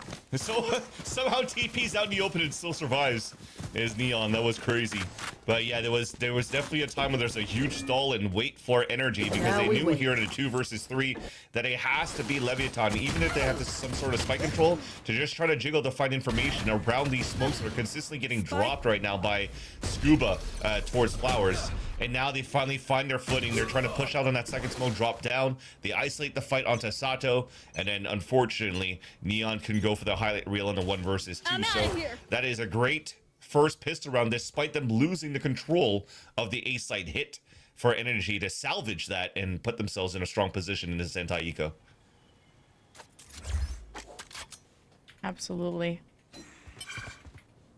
Now the sky's the limit on how Brock can set you up, and also just Lotus being part of this map pool is going to be great for the good old Brock Odin, which master at those lineups, but NRG going to be the masters of taking over B and cutting off King, the king of his hill. Puts some initial damage down, plays as safe as he can, groups up with the squad, and now the stars align for NRG and this spike being planted, and now you're just hoping to set up off the flashes here of Lev's Phoenix. Sato wants to proc a good fight, and maybe just off the classic save, Lev don't want to fight at all. A clean take in the end. But you're always going to think about this type of style for NRG as the opens, right? If it's not fast hits off the rip when the barrier comes up from Mata, it's going to be slow for a bit, but there's always going to be the first burst of Mata jumping around trying to find information for the team. So they did just that towards this B site, but Leviatan weren't really set up here to really try to stall the hits here towards the B hit. So now it's just like you said, everybody's trying to die to Spike, Scuba's trying to die to something to get an orb up. And he'll die to Neon, which is not the best player you want to lose to though so far, because Neon's done some decent damage in the first 2 rounds, and he's getting closer to his total false. Had to bring the French out already. Of course. got some Canadian players here that'll surely appreciate that. Gotta keep Someone us like hyped Mata. up in this game somehow. I was gonna say Mata, but As well. he's usually tall in game, tall out of game, but doesn't have a kill yet, and that's okay because Kiko can just farm. He's through away from the Steel Garden, and it's a good day to be a Kiko fan. And NRG, who've done such a great job at developing all these amazing talent that we got to know during challengers like Scuba, Mata, Brock. Man, have they been good at winning throughout the years. So far, so good when it comes to Pearl. Lev's map pick. NRG are just as good at their map picks, so you need a strong showing here for Lev on your first rifle round. Your chamber's under fire, already taking damage, and he's gonna go get back towards spawn, and that's gonna be ideal here for Neon, but NRG are on the hunt. They are quick to take map control outside of the site if needed. Great protocol so far too. But so far, it's Leviatan trying to already flood back into the side. Mata gets picked off as he was trying to fall back with his team, so there is an advantage for them to retake. Big fight on middle for Scuba, though. Idiot. Ooh. Denies any shenanigans from the left side to be coming out. The bonus is looking strong. Good ping. Spike knows. Targets are left. He's going to check any angles so he doesn't walk into any unnecessary sightlines. Spike is just taking everyone 1v1 he can. As the round 3 Steel Garden emerges from NRG to even Last up the enemy odds. remaining. Neon Last player doesn't have time standing. to jiggle this 1v1 as Blows wants to buy himself a chance with the halfway defuse. No, Scuba ends it and converts the bonus for NRG. And you know you're always going to be in good hands with Scuba above too if he's this. still alive too. We Nice little are timing and above this. patience to win that fight against King on mid, but also the way that he's running out to finalize that last kill on the diffuser. But everything before that, though, prior to the hit, was very nice for NRG. They're making sure that their bodies are covered when the initiators are using the util. They have 2 or 3 guys trying to One shoot enemy down and remaining. not Last allow Neon player to get a standing. surprise kill. And then they're able to scale up on the drone, getting the ping onto where the chamber is going, so they overtake the site quite easily. So you always kind of keep Leviatan guessing as they're retaking that site. Taking that back. There was a recon there from their side, at least on defense, that got good info, but NRG was just well positioned in the pulse spot. Now Leviatan's on an eco, and they're looking to just already be out in the open to fight off Neon's contact. Still waiting for those cool openers that we know Neon for. And yeah, he is still alive deeper into the rounds, but NRG need to be weakened on these post plants, or it's just going to be impossible to peel them back. As in this round, it's been, I think, 2 sheriffs and a Bucky from the side of Lev, and this Bucky from Spike around the corner. It's what could catch NRG off guard, especially on the approach, but the Tejo drone is going to mark this Neon immediately. Brought down to half health. Sato will be around the corner to bail him out, but as NRG split up the site, King finds his moment to shine. NRG are walking into a defensive setup that are ready to greet them, so NRG will pivot. And somehow King is able to dance through all the bullets with the second smoke that pops through that keeps him alive, and he hides himself back and Spike's tucks himself down. back in the back of B. And Spike somehow down B. they're getting value out of this so far. Right there. Joke's over. Yeah, it was 30 Mata's seconds off left. that, or not off, but outlaw drop that Lev recovered. Remember, they came in with a bunch of sheriffs, and this is very much a thrifty opportunity for Lev. Just running out of bullets. Okay, run it back, used. Last Round player 4, by the way. NRG at least can You can't depend see on my face Kiko right to now, but end just it know once and for all. I'm smiling. And Scuba's still alive too, man. So it was still a tough round to win for the last two players, but it looked like it was doable for Leviathan. Somehow running it out with a run it back on a sheriff Now we only, win. and Sato is still getting Retreating value. wall. That was such a nice little way to hold that bottleneck for energy as they were trying to run across, and to just maintain the power of numbers on their side for Leviathan after the chaos. So there was a chance. But energy now 4 unanswered rounds, and up on a defense for Neon. This is where it's going to start getting dangerous here for energy, but also the advantage of them playing double initiator to try to figure that out early.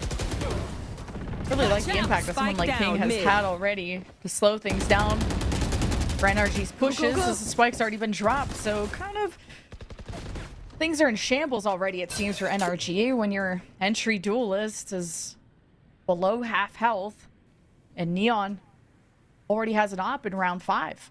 Yeah, but it did their job. That was one of the rounds in the openers of energy that you're going to burst right away as soon as the barriers come up and you're trying to get the trades out in your favor.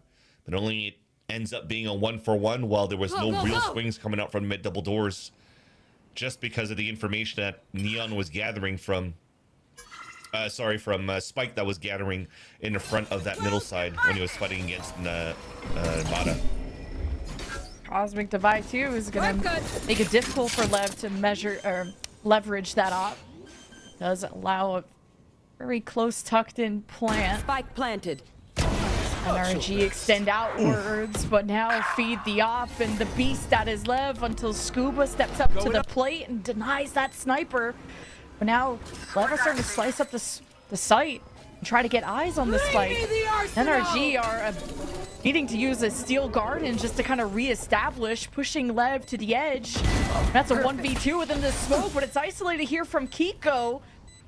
His blows was away from his teammate just for a second. In the blink of an eye, the retake doesn't seem surmountable for Lev as they'll decide to save. And Scuba's on alert too. This should be a free kill to Sato as long as he has the right angle. And yeah, it is. Dude, Kiko's farming so far. Isn't this his second steel garden in 4 rounds? Because I felt like I've seen him use it a couple of rounds ago on the top of the A site. Yeah. Yeah. Yeah, he's doing his job. So he's probably Good. fragging, planting, grabbing orbs. He's doing his job. About You have basically a double lurk potential with energy so far on this map on the attack side. Because it does make me remember Kiko like 2 rounds ago did get a double kill in at Streets. I was able to save that round there for energy so far. So yeah, I mean, they're definitely carrying Ethan and Mata so far. And Kiko was sent to before that round, and man, is he having a good day. NRG 5-0. I mean, talk about an explosive start on not even their map pick. But that's the beauty of what this comp is built to do. Aho gives such good information for someone like Mata to get active, and look how confident he is to take space. Just immediately getting in Lev's personal space.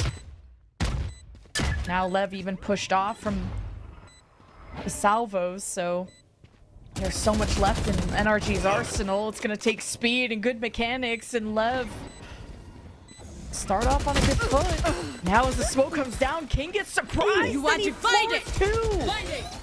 Now the Cosmic Divide brings the spike in favor of Lev, and Neon just stops anyone from poking in on the other side. All right, well, that's just some strong angry plays from the defenders over at Lev. A little bit of bad spacing, at least for the last 2 players on a 2 versus 4, but what can you really do? Cosmic Divide came up and you felt you had to take a timing as they were trying to flood back into the site. But overall, King is able to step up really big for Leviathan in that previous round. You had to try to push through the fight, a recall to try to go for the surprise, but you saw here, I think Scuba, when the recall happened, was still trying to look back towards the window while Mata's looking towards that left side, and I guess they got caught off guard when King is out in the open. It's not where you place your crosshair usually when you're trying to scale and trying to find some space. That said, though, NRG are not going to let loose. They're still going to try to push aggressively down towards that E line, all ready to slide down from Neon to get that space orb to get picked up. And that might be an Armageddon ready. Yep, Ethan has it ready. And thankfully, Lev were ready and had already given up the site completely, trying to play for retakes. That's where they could try to activate someone like Spike.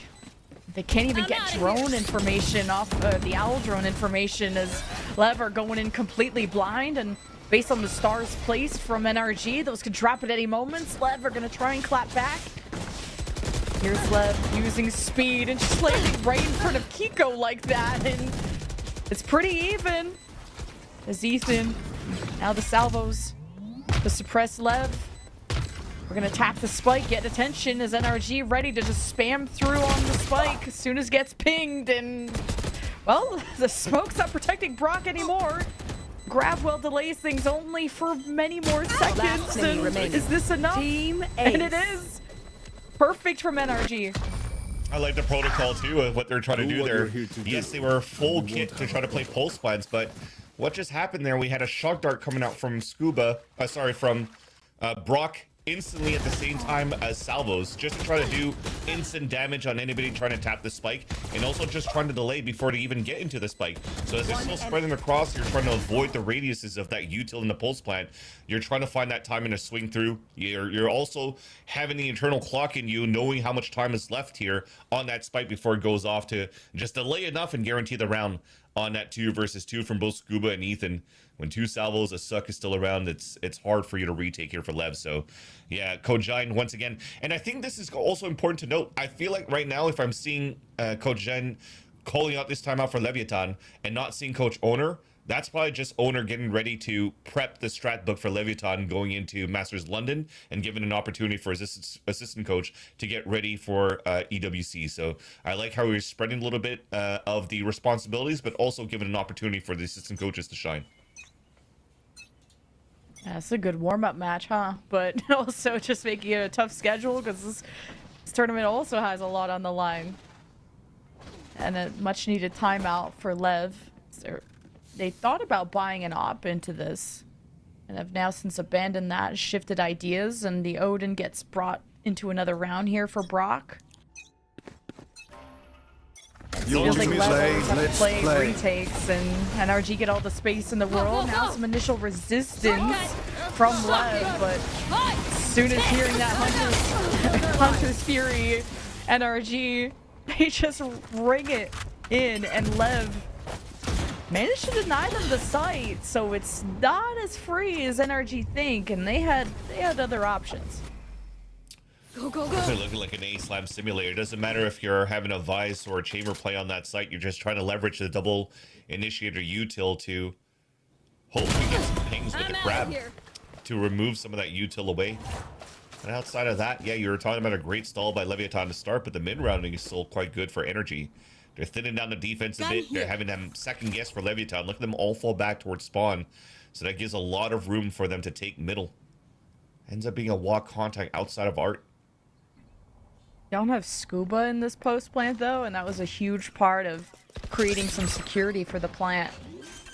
Not sure really how much Kiko has in the back pocket for this, but at least he'll just contact play through and catch a spike before he can really ramp up. He's traded, but now it's the run it back you have to worry about, and Ethan gets ahead of it and stays at the front, but he's taking some damage, hoping Brock. Oh my god, what a shot too from Neon and Sato. And Lev try to inch themselves closer to NRG's score.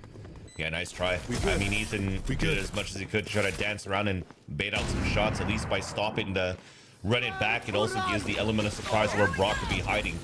But unfortunately here, as Ethan walks away, Brock felt like he found a timing to try to take down Sato to chase him down, but little did he know that Neon was falling behind him with the chamber op, sorry.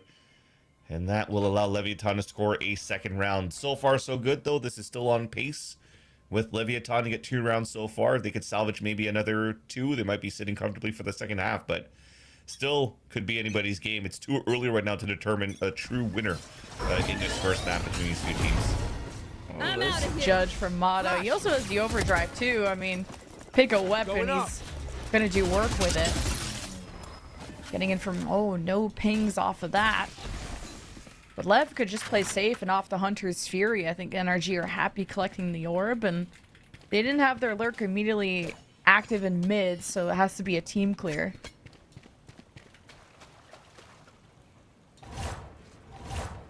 Go, go, Hey, go! Team Clear is going to be still staying as a group right now, though, behind the Allen drone. So, yeah, I mean, they're just still making a lot of noise without really letting Leviathan know where their final finish is going to be at yet. They're going to walk contact into this that gets the punish onto Spike. Sato. Spike down. He's playing anything but safe, last and then you have the player Hunter's standing. Fury from across the world, and it just ruins NRG. The Spike is down too. The patience really paying off for Lev, and you wanted to know a clear winner. It's feeling like that, but also the way that Lev have started to already come back on Pearl to cut down the score 30 in half seconds here, left. barring something insane from Kiko. But he is already insane. Before this round started, he's 14-5. So that is insane. He has found his moments too, but there's only 20 seconds left. The silver lining is that it was a Hunter's Fury that was used previously, so for him to walk into A to try to get a plant could still be very doable. And that was the 10 Hunter's Fury seconds that really left. supported Leviathan to really fight for the A main control, the art control rather. But at least you'll get the plant down, and you also have Steel Spike Garden. planted. So if these guys are actually trying to find a timing kill, that gives a chance for Kiko to isolate a fight or two and pull out his ult. Deficient. Oh, he gets one down. Steel Garden will push blows out. Flashlight. And he's going to chase that down too, hearing those footsteps, seeing the shots, know where he's tucked in. Putting a Retrieving lot of flash. trust into the Spike not getting tapped and not knowing where this last player is. I like this regroup though from Lev. We want to give a lot of respect to the ace here of NRG. Kiko has been the GOAT, and now he's been put down. Lev, stay composed. A clean shot by Blows in the first place, but most importantly, how he rotated back to meet up with his teammate, and just a clean shot onto Kiko. Look at the crosshair placement if we get to see it in the replay. But it was almost doable too.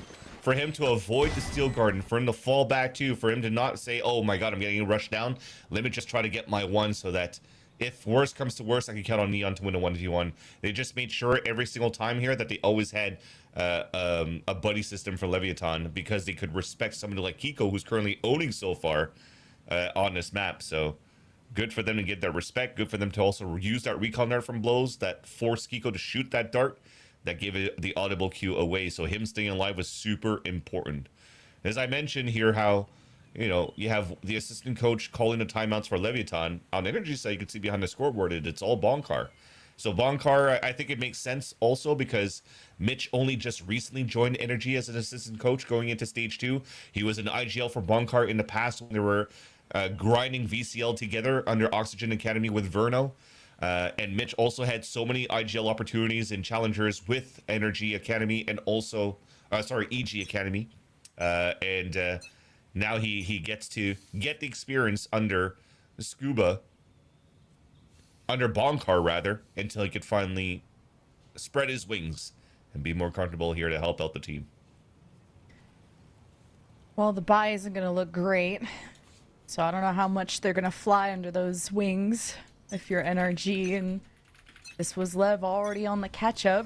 No real back-to-back rounds, but trading. And now we look towards Lev, taking a big fight over at the A orb, getting speedy. This Spike, who's starting to get hyped up, starting to really blossom here in the first half. Getting that orb. Dark good. Now Miz is going to be king that has to hold back the storm, and even while he can't really see much, he still cuts down NRG. Spike down mid. The two-tap is crazy from Spike. You also have Neon watching over the op when it comes to B, so no path feels very safe for NRG. And they're back in this game just like that. You see here from the timeout, getting more orb control, A main space for Leviathan. I talked about it before here. You could have those moments where Leviathan, they finally get their money right here, that they might try to get a little bit more proactive for early barrier control. And they did just that. And One enemy remaining. perfectly into the spray. Spike A down half-life B. for Scuba and the rest of Energy that's looking to get a plant, but couldn't pick up the spike. And now they definitely know where he's at. That's 30 time to play seconds hide left. and go seek, or hide and go die. Depends. They're holding it here for Sata to get the kill.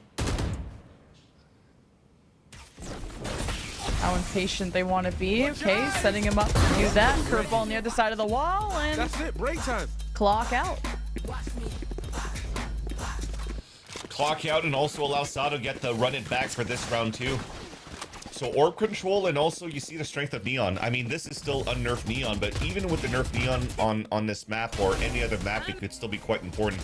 You see how fast Spike was already at when he was controlling Amy Orb with Sato in the first place, and as soon as King sprays 2 players down onto the connector of Street, he's already there off the rotate. So the Neon is still quite an important agent if you want to continue to have this playstyle in this macro of having fast rotates with your players around the map. Keep an eye out here going into London, into EWC, and then going to stage 2 of your regions. 2 rounds left in the half. Win streak now for Lev. Knocking them. They're starting to play a lot more aggressive, and we wanted to see more of that as King controls this B-Link hallway, and Mata, he's angry at 5 HP, and he's just trying to bait, but kind of also isolates his teammates from being able to trade. And all the dominoes fall. This NRG kind of came in with rifles, but light shields, and Lev, how all 4 of them are set up beautifully to trade out and take down NRG for a 4th consecutive round. Yeah, feels like they got to change something for NRG really quickly, but they only have 1 round left to do it. But every single time you see a Neon wall and some noise, there's like 1 or 2 players falling behind it, and they're always getting mowed down by what is a lot of Spectre buys, or sorry, Phantom buys on the side of Leviathan. To just connect these kills, to not give their 30 bullet seconds tracers away, and for Lev to be able to shut down energy on any attempts that they're trying to take into these pumps. It almost feels now at this point is that Neon jumping around here for Mata to telegraphed with the players falling behind him. That could be something we could start exploring here for NRG's openings. 10 seconds left. Yeah, if it's not Sato creating good flash fights for Lev when it comes to the A orb, there's also just a lot of opping happening for Neon. It really is, it's tough to Last gap round close before the for a switch. Neon like this, and NRG have 2 ways to scan the map to try and get a heads up on things Let's like see this, now. and still proven very difficult. Lev are spacing out quite well to greet and absorb that pressure that NRG are putting out, while Lev also are kind of playing with aggression of their own. In that last round of the half, still with the weapons that they saved here for energy, they're going to have a decent buy going into the last round. Neon keeping his operator, as he's going to try to take a very aggressive line in front of B. Back into A slide we go though. Wow, Sato flashed too, and I thought Lev would have came out with a lot more kills, but Mata brings out the overdrive at the last second. Yeah, I would have gave up the peace sign for that one too. Mata should have not got away with that. And works out for NRG to not get totally wiped going into the last couple of rounds here of the half. Yeah, and they're just stalling right now too, so despite them winning these gunfights for energy, they're still just cutting noise, trying to force the hand here of Leviathan peeking out. Man, King is doing his best, and man, his best is great, but he's about to get flanked. And Last player now standing. the silence gets him suspicious. He brings up the Cosmic Divide, and who expects NRG to be all the way back here? I make it 3 for Mata that round after he should have been burned alive in the first place on the Molly entry. Brought out the overdrive in desperation, enemy and look remaining. how the tides have 30 seconds turned. left. Wait, it's now been turned again, 1v1 to determine the round. After a 6-1 start for NRG, Lev hoping to close the gap off of a clutch play from Neon. Are we into comfortable hands here with Scuba? By the way, I wonder if we have a spike bug, because where the hell's the spike? 10 seconds left. Oh yeah. Surely Scuba Well, has it. Or... Unlucky, that's they're back gonna have to there. play. They're gonna I have see to it on play the the X-ray. round. Clutch. Boom. Oh, okay. 6-6. Unlucky. Switching I mean, sides. that's a bad way too to end the half, to let this happen as well, because right now when it was so one-sided at the very beginning for energy in the first place, and that was 6-6 with Leviathan building up the momentum. it was looking pretty good for NRG to be able to fix their errors or try to figure out what hasn't been going right with this composition that have been playing non-stop on Pearl. But now it's still a chance for Leviathan to win this and take this away here from NRG on their map pick. 6-6 score indeed, and this is a good map so far. 6-1 start for NRG. Lev catching up. Halftime break. We'll see you after.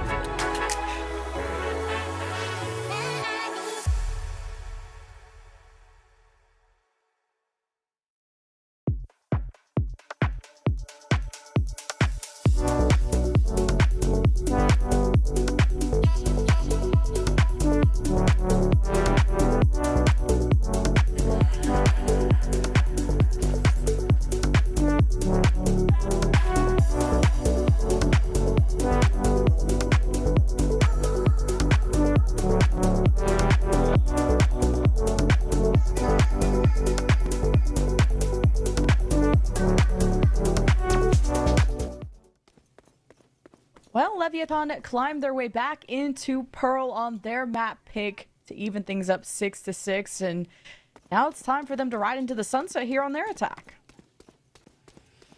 And this is where it'll continue to be difficult for NRG in my eyes. I mean, you know that Leviathan are going to be fairly quick with Spike and Sato.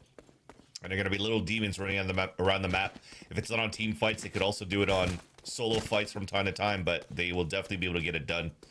For NRG, can they stall it? What can they do with the double initiator to really try to slow things down for a bit? But I see a pause at 42 seconds. I do wonder if we're actually trying to go for a little bit of a conversation of what happened there in round number 12. Yeah, maybe. I just want to talk about Kiko. I mean, all that admin stuff.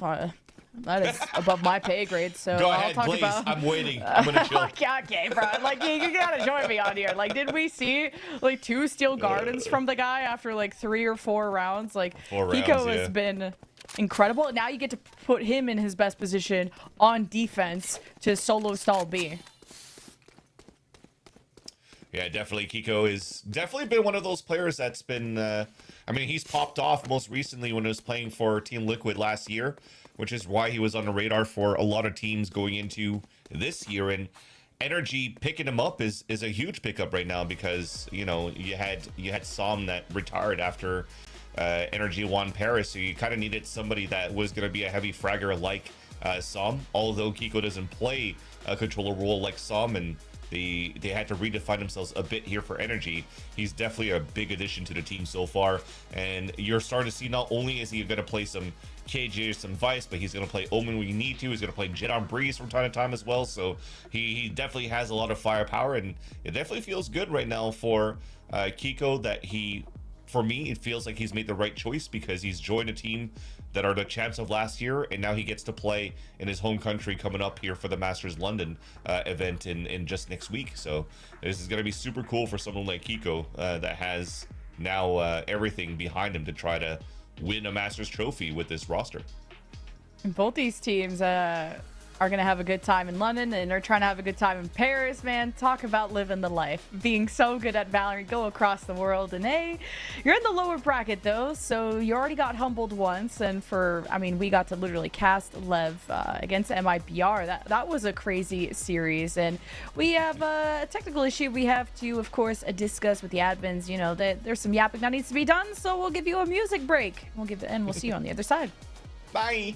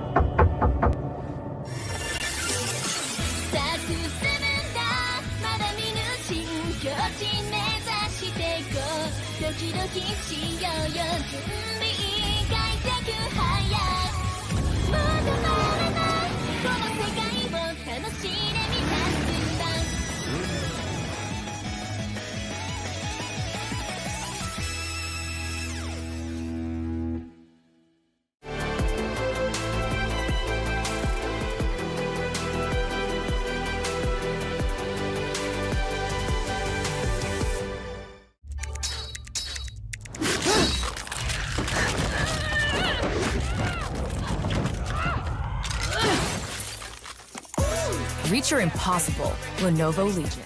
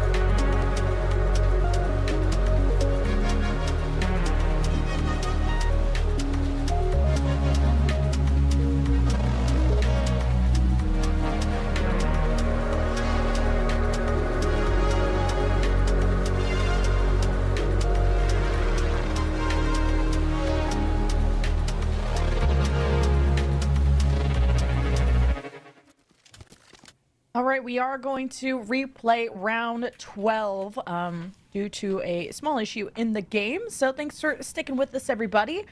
Pretty important one to determine if we're going to get that 6-6 or not, Vans. Yeah, hopefully people stare at minimap and then they realize where the spike is and they can pick it up now for the side of NRG, and they're going for a whole different strat. All 5 players are looking to just slam towards this B site with the lower, or with this buy that they have. I think it was a Judge and Vandals, right, from the previous round. So let's see what happens this time around. King forced to fall back. Molly to slow things down, and a great stall by Leviatan so far. Here we go. That really is a joke being over. Overdrive activated. Mata towards the back. Lev trying to find their angle. His King is literally cornered. Bites down on a bolt, but Brock's the one that opens up the round. Good spacing here for NRG. These shock bolts are trying to disrupt that structure, get eyes, and be a small, the ping just for a second as NRG have their bases covered and want to turn around the result. That happened before the pause. 1 HP for Sato with nothing left as NRG will eventually suffocate this defense as Neon will teleport back. Brock will follow into the footsteps and Neon won't miss again.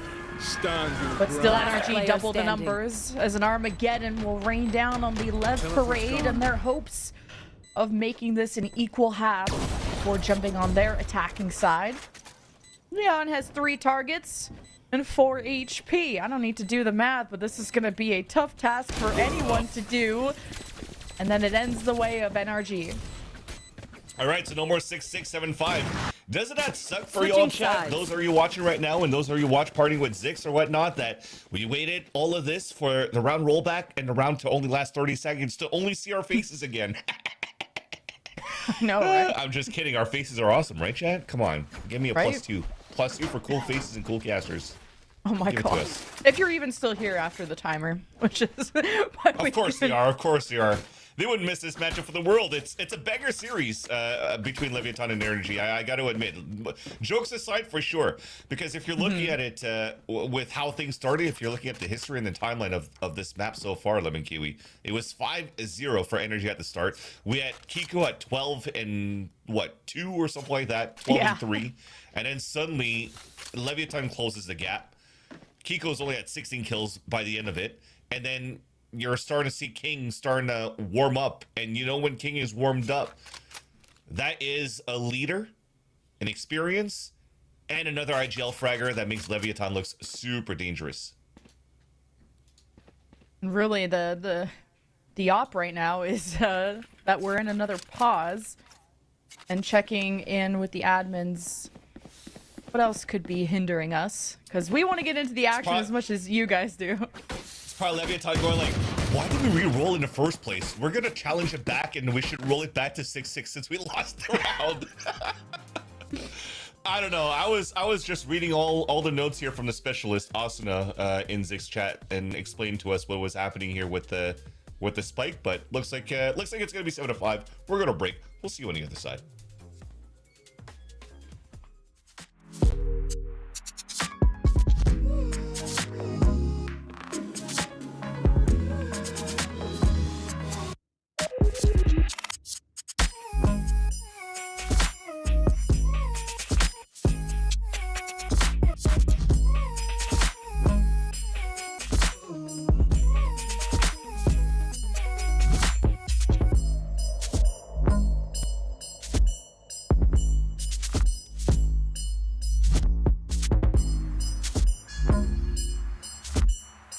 Welcome back, everybody, and we are getting ready for the second half in NRG.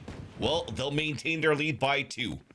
Already going in the action as well, as we do have Leviathan, as we mentioned before, playing this double duelist, adding a little bit of speed right now to Leviathan, and they're already looking for some aggro audio noise towards this long B side, which kind of forces to rotate a little bit of energy in the first place, but they're not over rotating. You still have 2 players here towards this A site, and they're just trying to listen in to see what the next phase would be.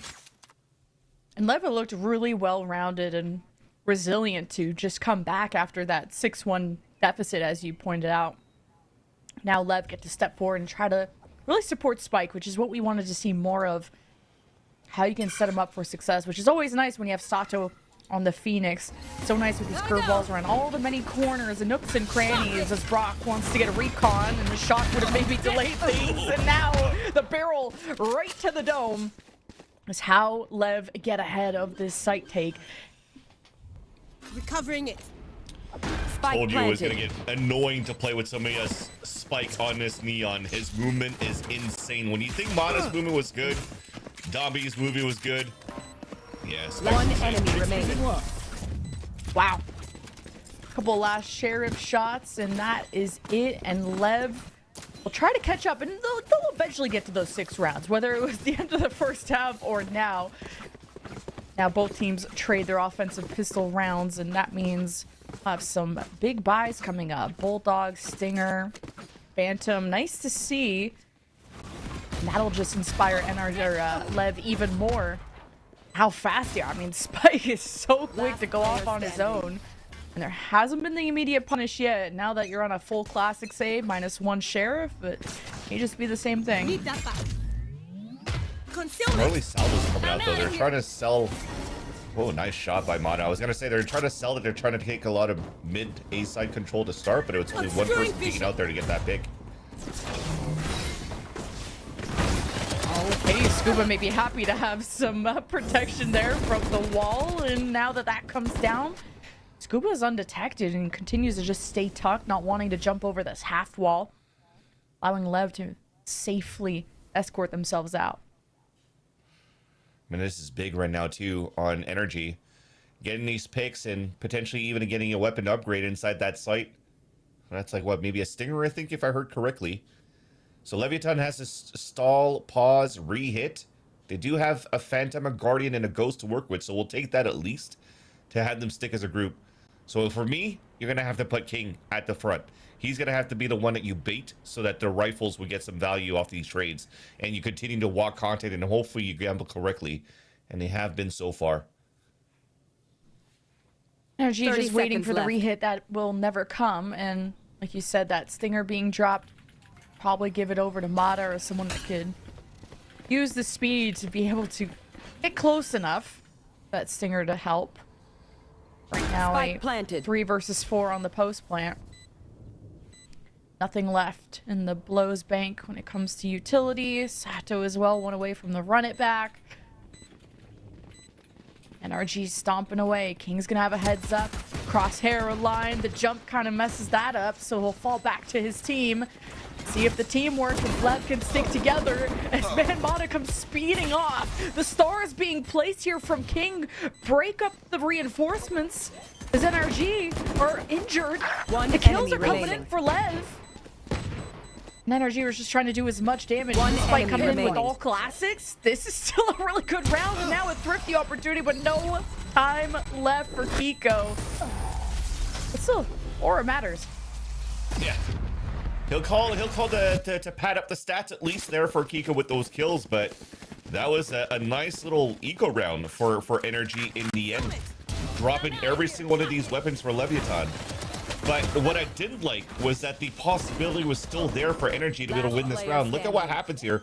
They're trying to recon and have Mana just jump around to try to find information when maybe the recon dart was going to do that in the first place. So he should have maybe coordinated with the rest so they could flood out and not be as spread out outside of that smoke instead of just giving their lives away one by one running through that smoke. But I mean, it's still two rifles that they had to play against, so it's not as easy as I'm being nitpicky into that retake for NRG, but they could have definitely done some serious damage. Leviathan, though, gets to tie the game, run it back available here for the Phoenix, and Sato is looking to go on a little stroll towards this A site to potentially even fake it as they're avoiding the grab as well on middle. And he bought up a Phantom, a Hero Phantom. There's only other thing that Lev have is the Stinger for Spike, so they knew they could do a lot on these lower buys if they can get close enough. And the layered stars here from NRG, they may just set a trap that Brock wants to knock down with the Odin. Spam is gonna force out the run it back for the rest of Lev to be now aware that there's an Odin that could spam them down. Lev still seem committed. They don't have a lurk and other options, so now it's just trying to find a corner and a pathing to access these backliners, or else to just force NRG towards them. Plan will go through. The duelists get in position. NRG have to just trade blows when it comes to utility. Concusses will keep NRG humble. Lev can now stick to playing time, and the Odin, you heard it towards the top of the site. Could maybe have a wraparound. Huge. From King, and the Hunter's Fury is enough at the right time. The trigger is pulled, but how much time can you really delay? As NRG are now on the spike, there's 3 left. There's also the longest wraparound still being formed here from King to get around and maybe end this once and for all. You just have to delay here if your blows to defuse halfway down beyond. One enemy and remaining. you deny at the last second. That was close. The rewrap from King was huge as well. It also picking up Brock's Odin to spray down the last 2 kills. Oh, that's going to have to sting just a little bit. And I love that repositioning from King. Look at how much value you get here. This was so selfless by Spike. He rushes down with the slide so he could actually get the pings on the minimap so that the value of blows with the Hunter's Fury could do some damage and even get to kill on top of that. So that was just a nice little combinational play that allows your Leviathan to just win this off, delaying off the spike to allow King to get that double spray mowed down with the Odin. And Lev won that off of just buying a Phantom and a Stinger. Like, basically a thrifty. Huge upgrades, and now it forces a 2 Sheriff, 2 Classic, and a Guardian save. Guardian, hands of Kiko here, will be watching at range. As the pistols hope to do damage, man, but the flips enemy remaining. from Lev are so clean, and looking to make this a flawless. Coming through. We almost didn't need to roll back after all. It's basically the same scoreline now as we would expect going into the second half. But we love Valorant. That's why we had to roll back. I want to watch more rounds. And you're gifting that too. I mean, Sato gets that kill and a plant. He's 1 away from a ult.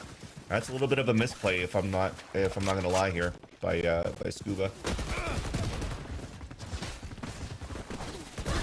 At least you're not going to let NRG surprise you, even at moments like that. So Lev are locked in and lock in some better buys, and now a much more even buy. Minus, you know, the light armor. You have an op now in the picture from Motto who's going to invest that towards an A-orb fight.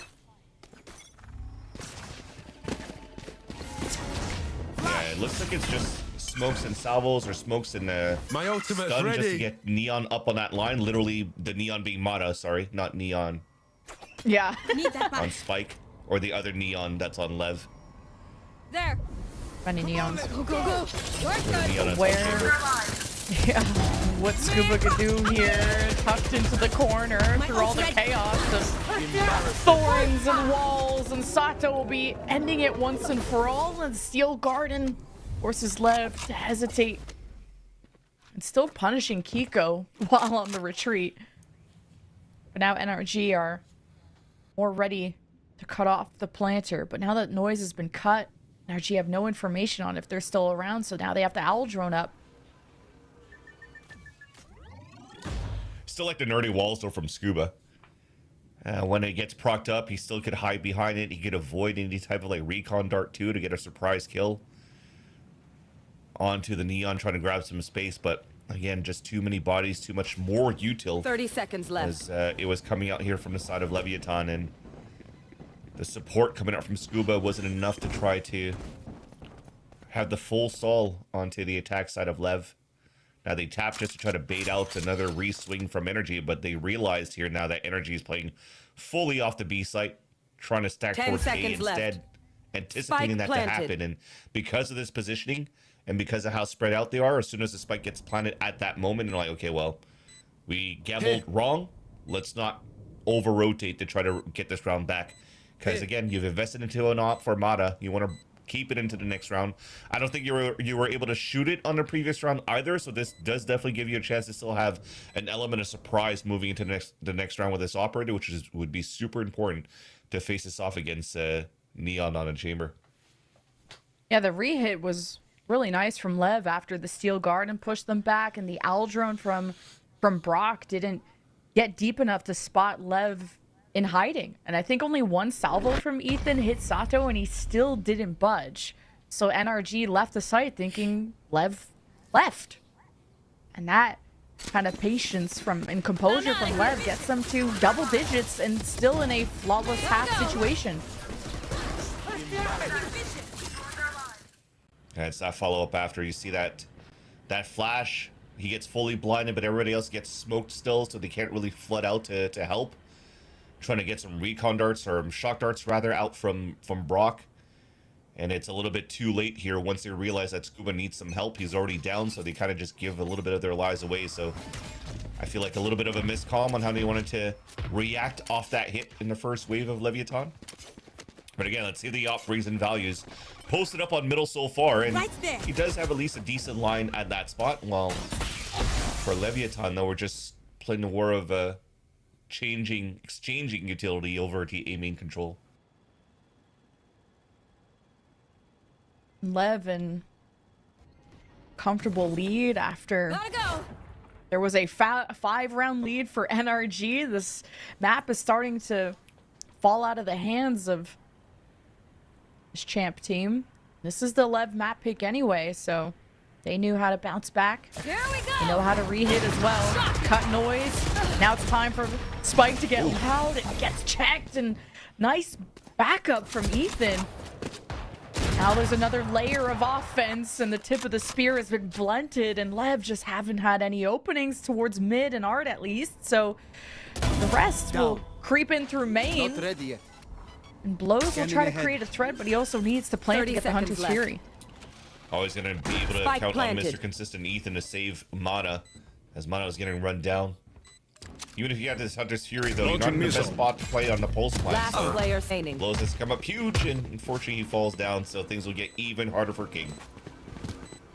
Especially in just these solo hold situations, and the death ball that was at your doorstep, so see what damage King can do.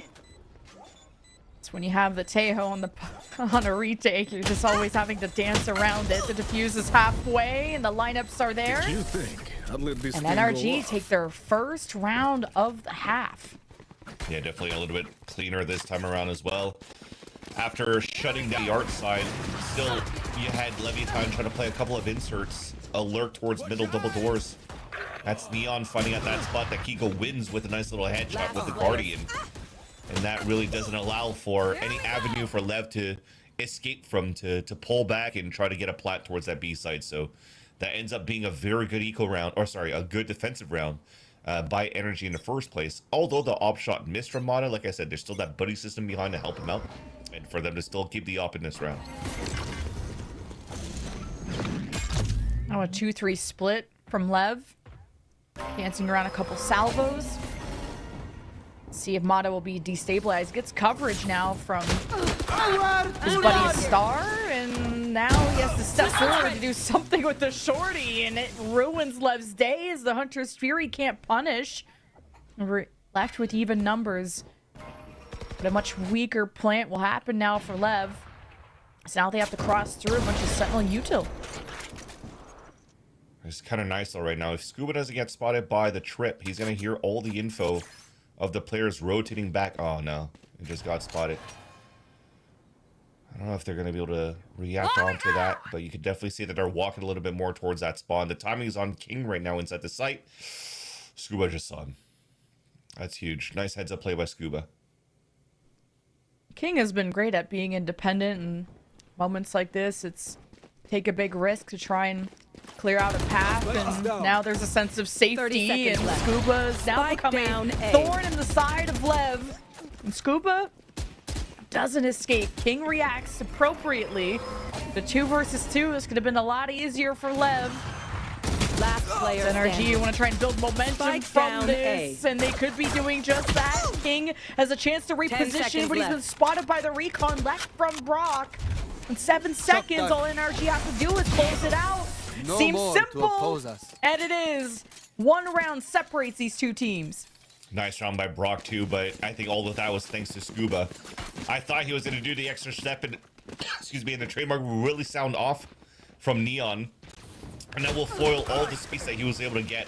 And after getting that backstab, the timing onto King. If the rest of the team kept walking, they would have maybe surprised Scuba there, but then they realized that the timer is running down. So you run with knife out and becomes easy kills for Scuba to drop that spike into delay and not allow Leviathan to get the upper hand in a pulse plant scenario. And NRG now are clawing back in this game. So 5 unanswered rounds that came onto left side this time around too, as we switch sides. But NRG now seems to have found their footing. What are you aiming at? I don't even know. What is it looking at a portal? What the hell's going on?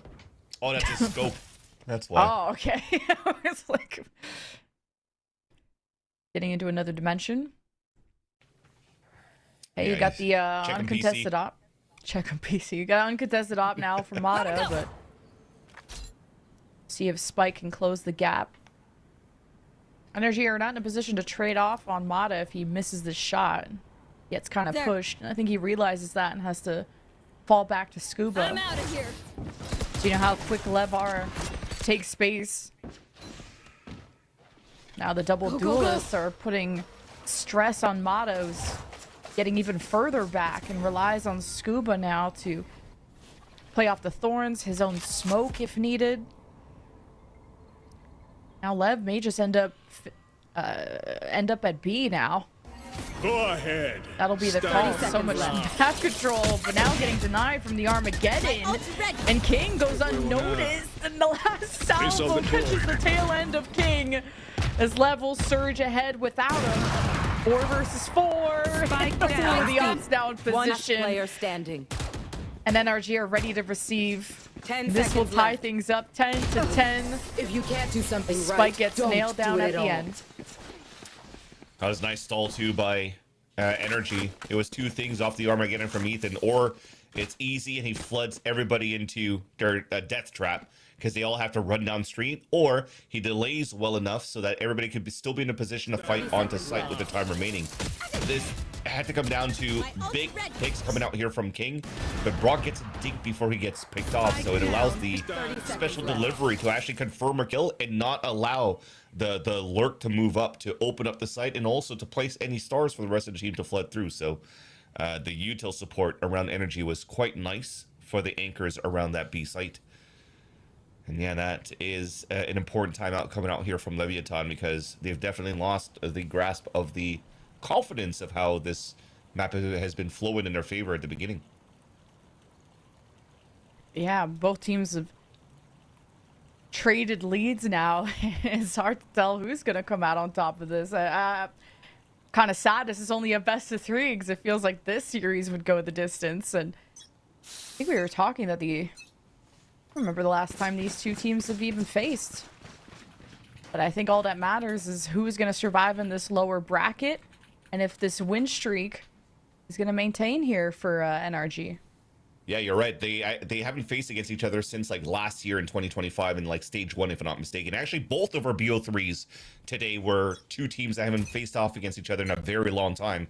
And that was also very different rosters too. So this is still a nice little litmus test for both of these new rosters, basically going into this matchup. So you want to it's nice play? that it's Let's happening play. now, as they potentially could be facing against each other again going into Masters London. You want to find it? No, I'm blinding. I was gonna say, what kind of delay? And Kiko gets a fadeaway before the Cosmic Divide comes up. Talk about timing.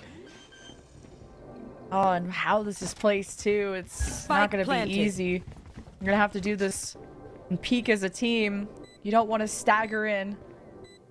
Does Lev know exactly where this push is gonna be coming from? Set a trap off their Astra, run it back, maybe to get ahead and be proactive. NRG try to seal them into their own demise, and I'm out of here. run it back. We're good. It's gonna spot the op in mid.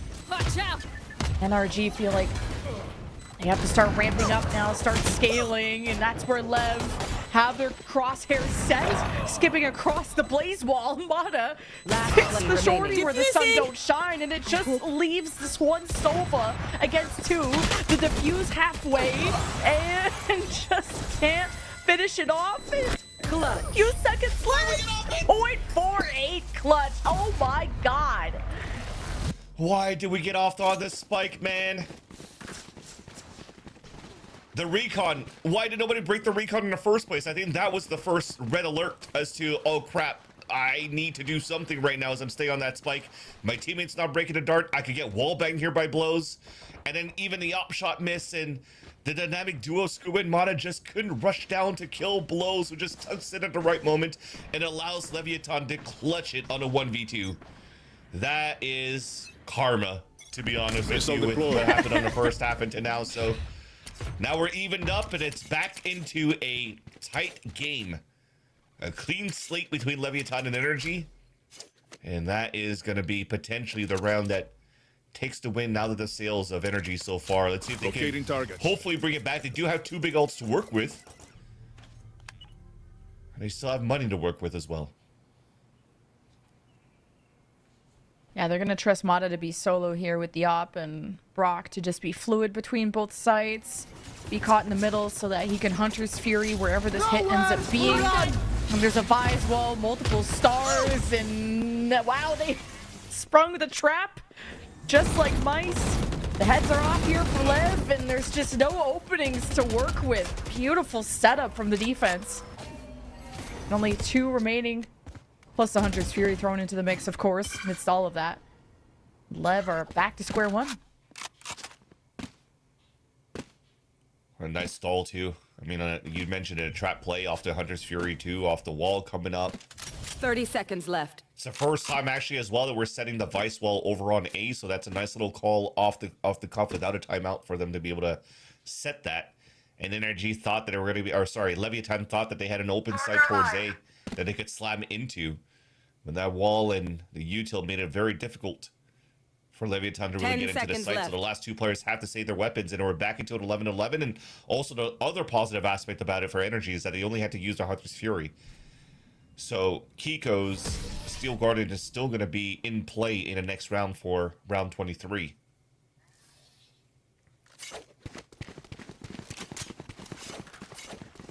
Do you want to talk about a couple rounds ago, though, where Sato had to run it back? And I think it's twice now in this map that he's used a run it back and then started walking. I don't know if he's learning some takes out of, like, Team Matino and Doom Bros, but I'm not too sure if you're trying to walk contact as a Phoenix. Maybe you're trying to surprise some opponents, but I'm more in the school of thought that I like the Phoenix ult to run around and try to find information as you're playing your pulse plans, playing your retakes. Concealment. It's like NRG want to just set the same trap, and we'll see if Lev will get ahead of it this time. At least feeling secure to push the orb. Concealment. Not close to any ults, I think, here for Lev, so this is just to get some firm positioning so you can close the gap easily. And just a small peek is the demise here of Neon. And for NRG to get one step closer to securing Lev's map pick. Yeah, and twice too that we're putting the wall on that side, and also the off actually posted up to stop the hit. This Spike giving a lot of respect to the Sentinel util here. The Steel Guardian could be what just helps NRG get back in, and Brock is just gonna peek before. And Scuba wanted to trade, and now all the dominoes are falling. The gears are not turning right here for NRG, and Lev back into this and can fall back to the Hunter's Fury. You see that Blows is in position to do just that. Sato, he's just gonna be preempted there. Steel Guardian buying precious seconds as the Hunter's Fury is countered there. Now time is running out for NRG to make a move. Wow, and just like that, in the blink of an eye, they retake. Wow. We had a little bit of clumsiness dead. for the first You're wave of welcome. defense for the two guys inside the pit for energy, but everything after that Go, for go. post-plant retake Match point. and also stall was amazing from both Lev and energy.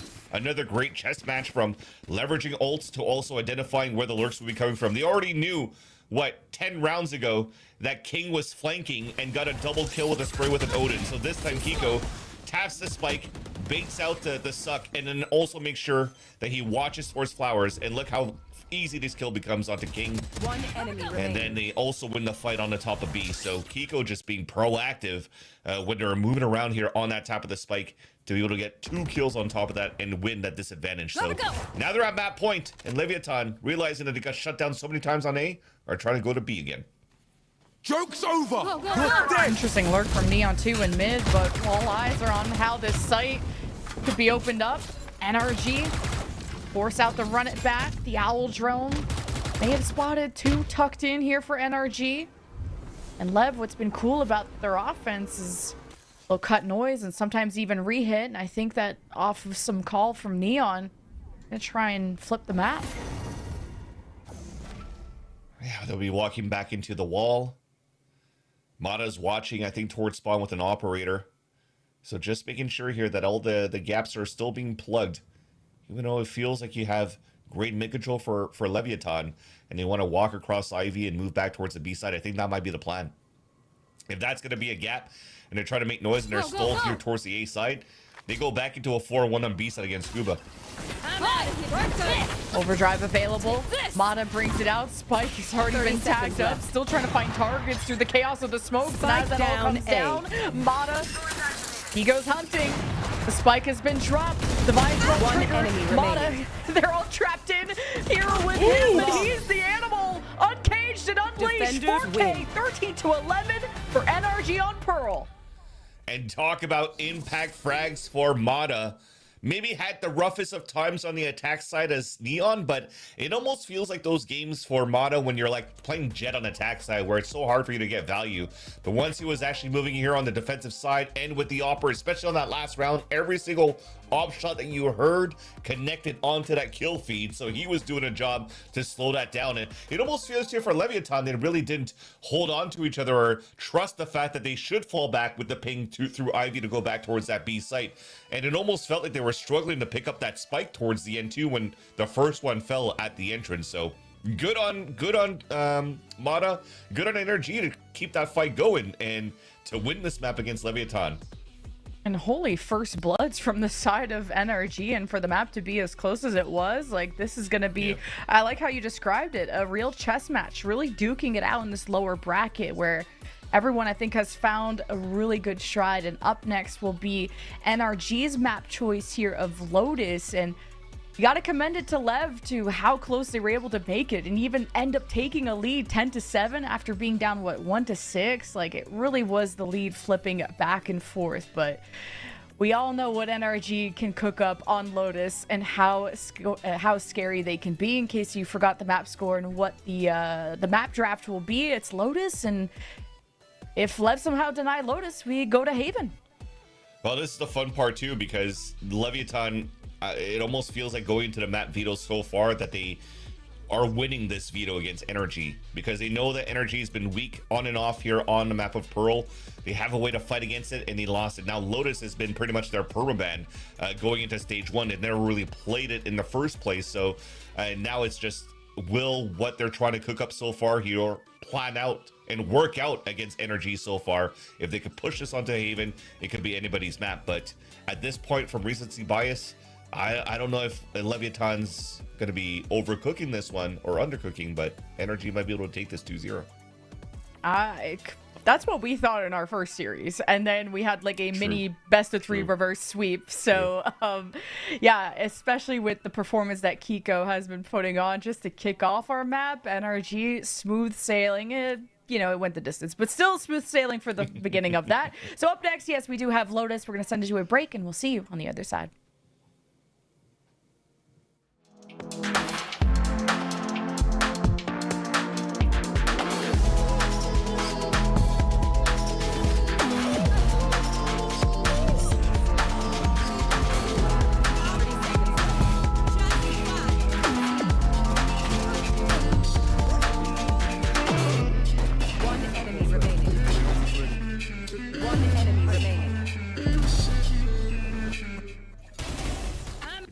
Watch your eyes!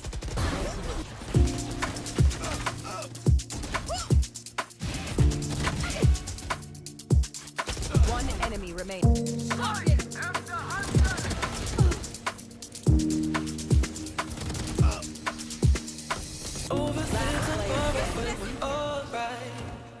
that's when we forget just who we are.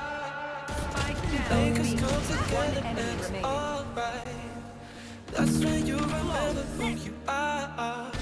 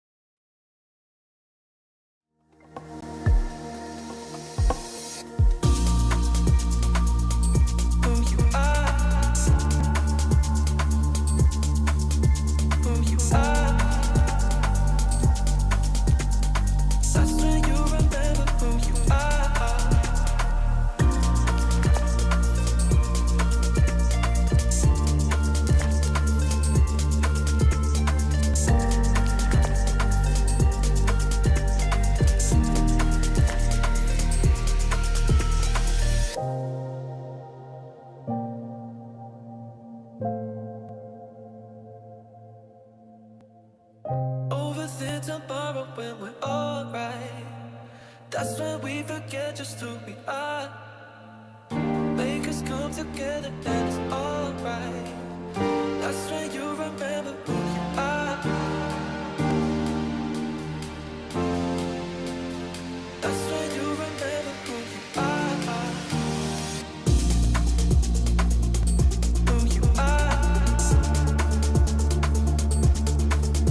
Who you are. That's when you remember who you are. Who you are. Who you are. That's when you remember who you are. Overthink tomorrow when we're alright. That's when we forget just who we are. Make us come together and it's alright. That's when you remember who you are.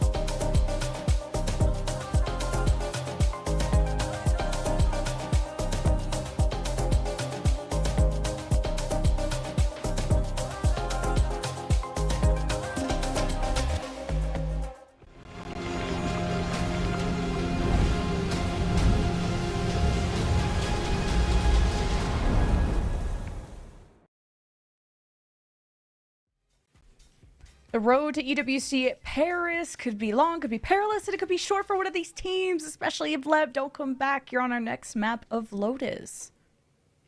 Yeah, potentially falling it short right now when these two teams are probably one of the favorites to actually have qualified in the first place. But now you're looking at the nature of the road to EWC with the bracket. We have MIBR, who, again, 3-0 against Leviathan to make it as the first team from the Americas to EWC in Paris, and then the second team being 100 Thieves, which also won a 3-0 against Loud. Again, they've been on a come up though recently, so I think it's nice to see the results of that team and the continuation of what they've built towards that mid-round of the mid-stage, of stage 1 of the VCTs. But to see these two teams between NRG and Leviathan have to battle it out to try to stay alive in this bracket is definitely heartbreaking. Really is. Now it's time to kick things off on Lotus, and this is where I feel like NRG on their map picks, they always come in with a wealth of game plans and different protocols, and we already got to see some of those trap plays near the end, and they're the ones that ended up closing it out on Pearl 13-11 on a 3-round win streak, not only getting back in the lead but claiming the whole map. And Lev were able to come back from an 0-5, 1-6 deficit, but now on their map pick, of course, but hoping that Lev find some good wind under their wings if they want to stay alive here in this qualifier. It'll be a tough one, like I said, right? Because I think the last time they played Lotus was last year in 2025 summer, and it was against Crew. They played Raze. I think they played a pretty standard comp, and I think working forward into today, it should still work out. I think it's like a Raze, Vise, Omen. This was when Okeanos and Calm was still in the roster as well, by the way, in Tex, in that Leviathan roster. So it's been a while, but I don't think... I feel like if you're taking that comp and you're plugging and playing into the current roster, it could still work. But are they going to try to change things differently, whether you want to upgrade a little bit the strengths that they have, which is maybe keeping that Chamber in your composition, putting Sato on a Raze, maybe, for example, and then go double duelist with Raze and Neon to still continue to work with aggression and pacing. I could still think that this combination will work well here for a team like Leviathan. Well, we don't have to wait any more because we have our agent select, and yeah, I would say if you're a Lev fan, you're a little bit nervous. It kind of depends on how you address the unknown. At least for me, if I don't know something, I don't like it. It makes me nervous. While as if you're an NRG fan, you're on serious point. You have wiggle room. You have room to make mistakes. But how will the comps change? No NRG way. Can stick to. Wow, that's a lot of Okay, I was sentinels. about to say. Dude, I was gonna say if you're insta locking 3 players on Sentinels of a Deadlock, Cypher, and Sage, I was like, what is this? Is this back into like Game Changers 2023, I think, when it was Team SMG, if not mistaken, the Thai team that had like their duelist play Sentinel and then have the rest of their teams play 4 duelists and somehow still win against EG Game Changers, that is, back in the day. On Lotus. So that was insane, but it doesn't happen. That's not what's happening right now. So let's say we have a remake and then we're gonna go into regular rosters, or you know what, I'm down for it. Keep giving me chaos, keep giving me some Sage and some Deadlock and some Cypher, and I'm freaking down. I feel like we never get to see some Deadlock anymore, so definitely not on Lotus anyway. Sometimes like Ascent, I guess, but Lotus, yeah. 3 site 1 happening. We'll see if we even get a Sentinel. I think these days most people are running Vise, but hey, sometimes you just stack the controllers, you stack the duelists, and you run amok. And we'll see kind of also what side everyone starts on, because let's see, kind of looking at this NRG when they start off on offense, it was, you just kind of blast off into the sunset. And now we're going to see if we can get this agent select actually ironed out this time. Yeah, and oh my god, they weren't kidding. It's actually happening. Wait, we weren't being trolled. Wait, real? 3 Sentinels? Okay, I'm down for it. This is what I feel like. This is almost M80 back in like 2024 challengers. I'm closing my eyes to try to remember. This was M80. So Happy was the coach for M80 in the past, where Sato played for that team back then as well. Right? I feel like I'm right. And then they played triple Senti because you had Koala Noob playing the Sage before too. So I feel like this is the one of those ways that you want to have the Op still play or the Sage play like a little bit of like a duelist style, but you're definitely trying to stick as a group here to try to get these openings. Well, this is my first time seeing this comp. You sound way more educated on how you think Listen, this is I'm gonna closing work. my eyes, but I could be wrong. Now Close I'm gonna it. have to go fact check myself. Yeah, but who is supposed to make space on this team? This is such a mobile meta. This guy's just pre-nerfed Neon. So you're supposed to be going blasted. Yeah, I agree. But right now, like I said, the spacing that you're going to have right now is just to try to group up, and you're going to go for site pops. And if you're site popping, especially with the buffs that you have from the Sage now, you can actually play some very good walls from inside smokes. So maybe that could be a nice little new way to cook things up here for Sage in a composition for the attack side with this new buff here from her walls. And it's Neon now utilizing her, and they're definitely going to try to go for the maybe even a boost up to walk across the C site. That's a great way to counter a Vice wall too. Well, you seem excited. We'll see if NRG are prepared. I am sure you do not scrim against this, but you got a whole heads up on this Sage being on top of the wall, and Brock is watching it carefully. Not even the defense trying to hide their numbers by not breaking down the wall immediately. They fall back to the high ground after seeing that deadlock barrier get tossed. First blood does favor the defense that holds the line. Satisfying. And the Raze Nate is gonna just split up this Lev team. 30 We're seconds just left. behind the utility. We're kind of breaking up the space nicely, but not having the best of angle to really make NRG uncomfortable. Yeah, just try to cross over as well and try to block as much as you could and go for a deathmatch battle. That comes back in favor here of NRG. We'll at 10 least try to get seconds the left. plant down here, but I think at the end of the day, this should still be a round for the Spike planted. defense One enemy for remaining. energy. Yeah, there you go. That should be an easy defuse. And yeah, just to look back, I was running the composition, but Sato wasn't part of this comp anymore, or of this team anymore for ME. So it was Xander, BCJ, Net, Nismo, and Koala Noob under this composition. So that is a little bit of a return to a return back in time. And how we're cooking things up here for the VCL. It was an Ascension, a VCL roster that also went pretty far in the Ascension. It played against All Knights as well in the LATAM, from the LATAM team. Guess the score. 13. 4-13. Oh, okay. Close enough. 4-13 for the Leviathan comp. Oh, jeez. But it's okay. It's okay. We have fraggers on this team. I mean, it's going to be a different story this time around. Yeah, who cares about you, though? Just frag out. Yeah, exactly. But hey, No, that but was jokes just good aside, info, too, from Ethan, though. Like, there kind of was some nice ideas from Lev. But all the information NRG got off of just one haunt was crazy. And now, Yeah. the Thorns, the Flash, Ethan's ready to seize, and Lev just cutting all noise, now creating a fake, but watching that carefully is Scuba with a judge. Careful. No easy way for Lev to get in this. Smoke off waterfall, 2 trapped in, NRG just spam through anybody who tries to cross over, and man, everyone from Lev need a hospital. Now they know they're all cornered. They'll try to fend themselves off. I think that NRG aren't gonna step forward. They're just gonna stick to holding the lanes. It's not flawless, but it's very strong from NRG. Not every weapon carried through. Glow's 30 trying to wrap seconds left. around this. If NRG don't spot this, this is all kind of tumbling down despite NRG having planted. basically One a enemy 5v3. remaining. Now Mata has to step in and end things. Doesn't seem like the Sage here of Neon has a heal. And that's all she wrote. So kind of a weaker bonus for NRG, all things considered. Team You wish she had a heal, because that judge shouldn't do that damage at that range, but it also is the unnerfed judges. But yeah, it almost looked like it was very doable. But jokes aside as well, to talk about the nature of this composition too, is the way they're going to pop as a group. If you're actually able to get onto sites, look at the amount of util that you have for the stall, right?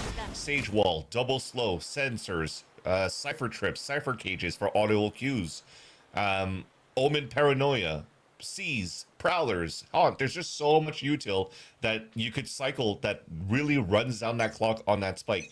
So maybe the players are going to play more on site, and you're just trying to fight here against the retakes. But so far, it has to come down to having the right economy first, but also the right openings, which he just lost there to Mana. And King just dropped his Vandal too, so slight upgrade for the NRG side. Happy with their rubble information, so now they can converge into C. So Scuba's gonna want to regroup, but I guess with the Bucky, you kind of leave Brock solo, and he's doing a good job being a bodyguard. Lev, it would take something miraculous out of blows to get a good advantage in this fight, especially with the buddy system that NRG have. So despite only 2 weapons brought into this bonus, NRG still have a successful pushback, because Lev, like you said, if you leave him on the post plant with enough people, it's gonna be a lot of castle walls being built up. Unfortunately, not enough people. There's only 2. Yeah, and now yeah, exactly. So now this is not what you need. You need a lot more than that. It's NRG converting the bonus now. Didn't have a chance to talk about the grab net too. It catches all 3 of them, but imagine if there was more players on top of that around the pulse plants here for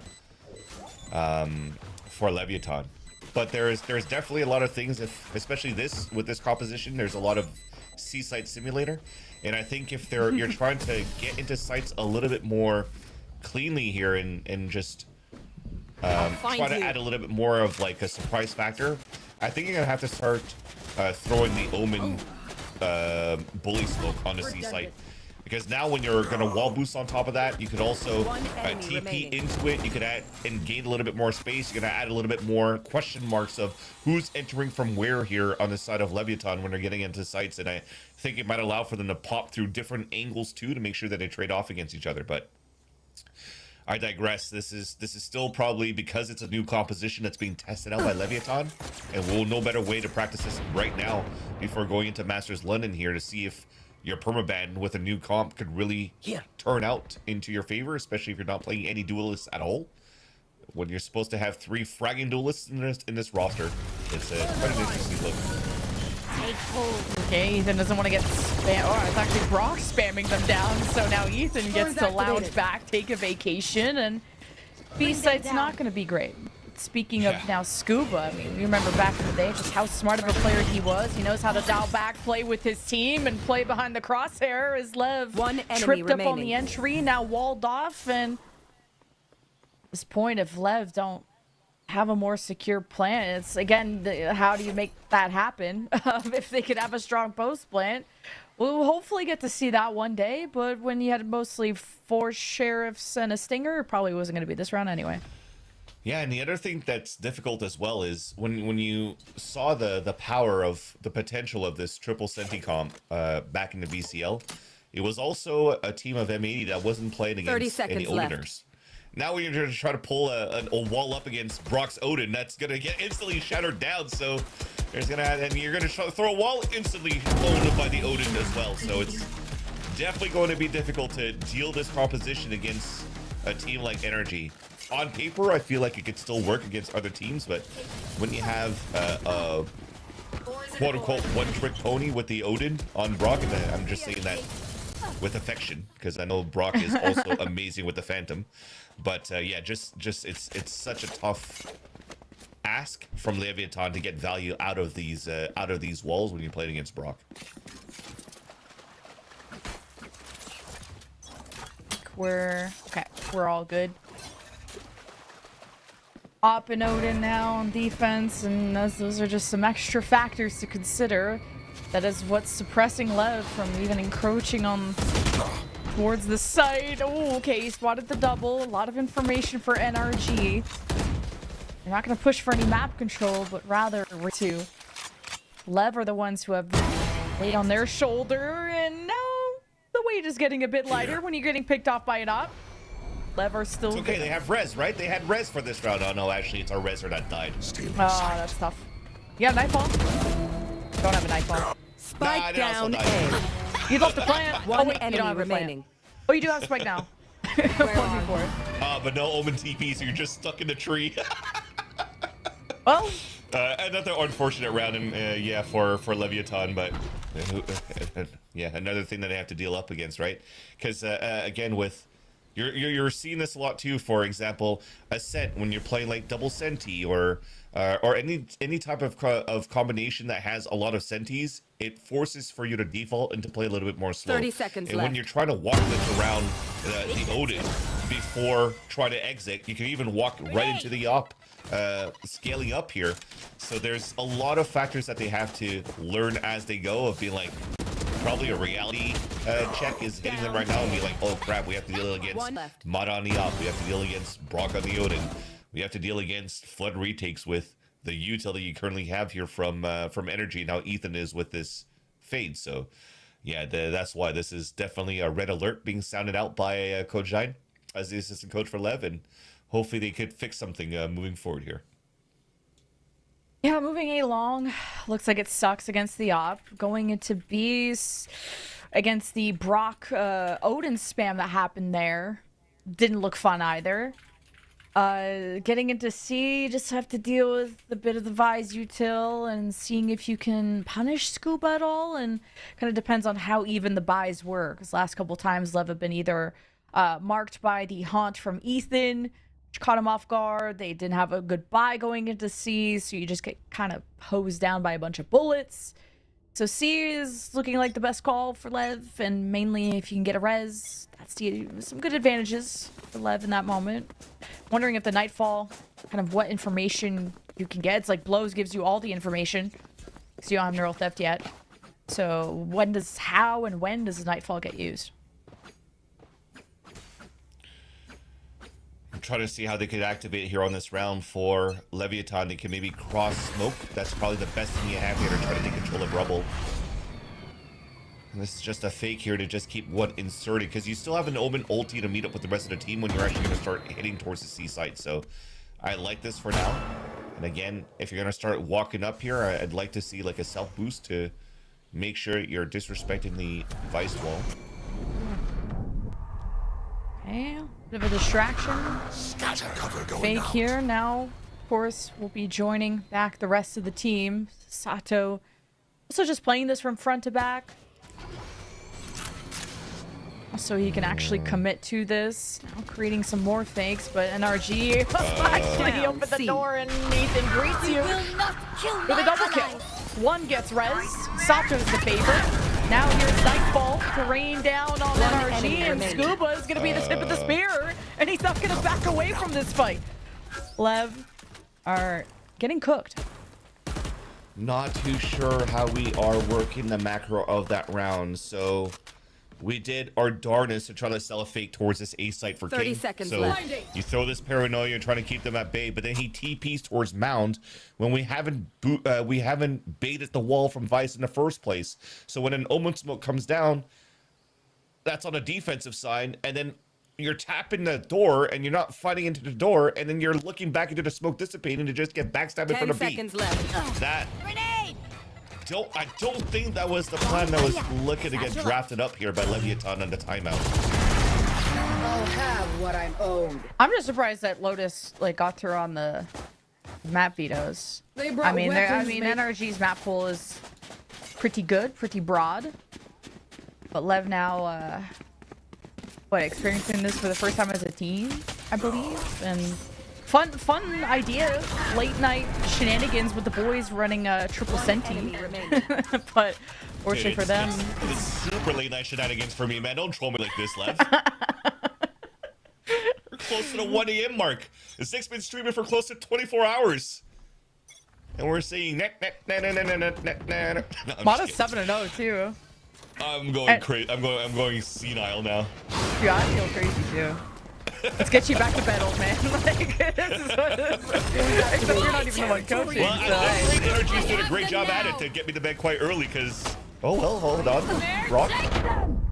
Oh, Nightfall versus Paranoia. Looks like Lev will still claim that Annihilation kill, but NRG have had time now to suppress angles around the site. Lev, despite kind of that early pull.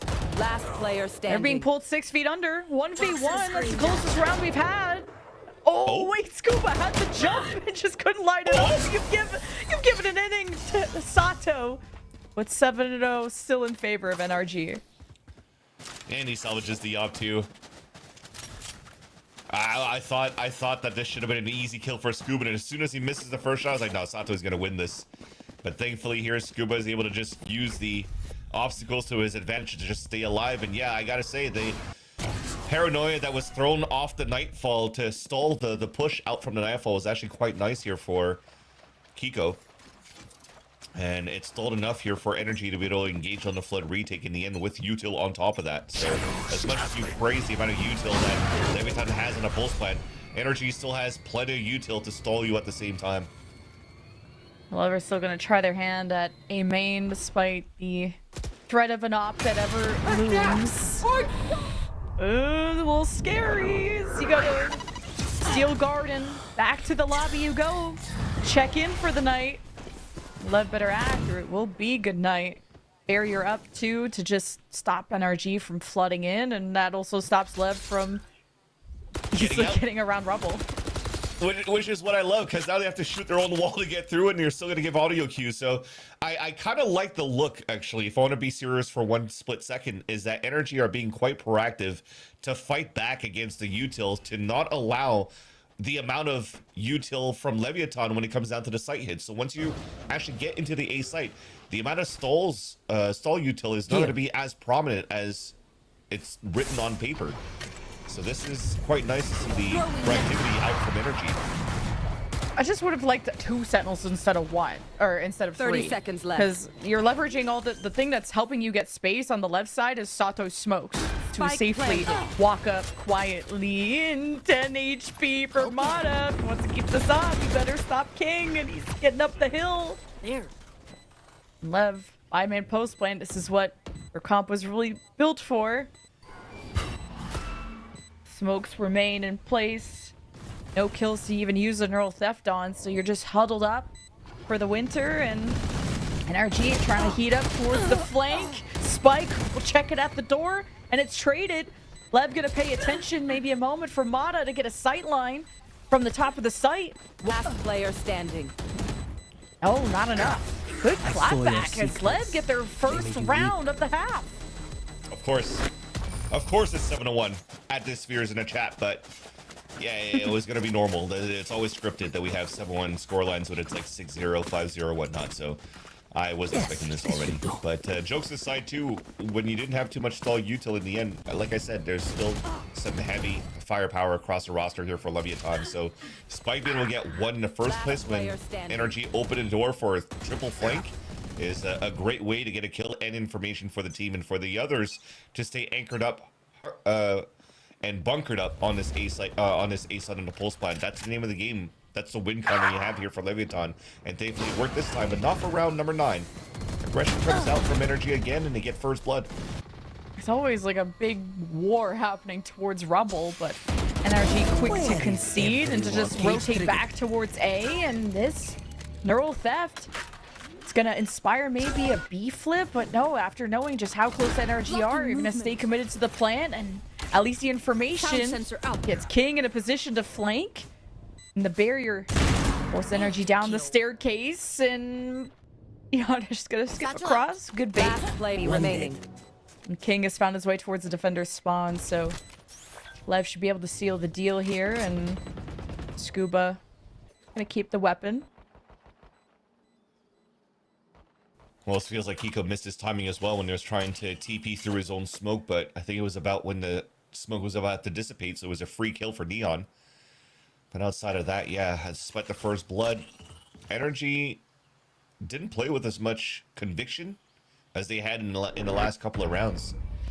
By getting the first blood and also just falling back and playing your numbers instead of continuing to disrespect the push here from LEVIATAN and re-giving that space back on the A site just allowed once again for LEVIATAN to set up with a pulse plan with a bunch of utils. So that has to be the win con for NRG. You cannot allow LEVIATAN to get up the site. So I think they should keep going to play and fight for early lane aggression and to stay on those lanes.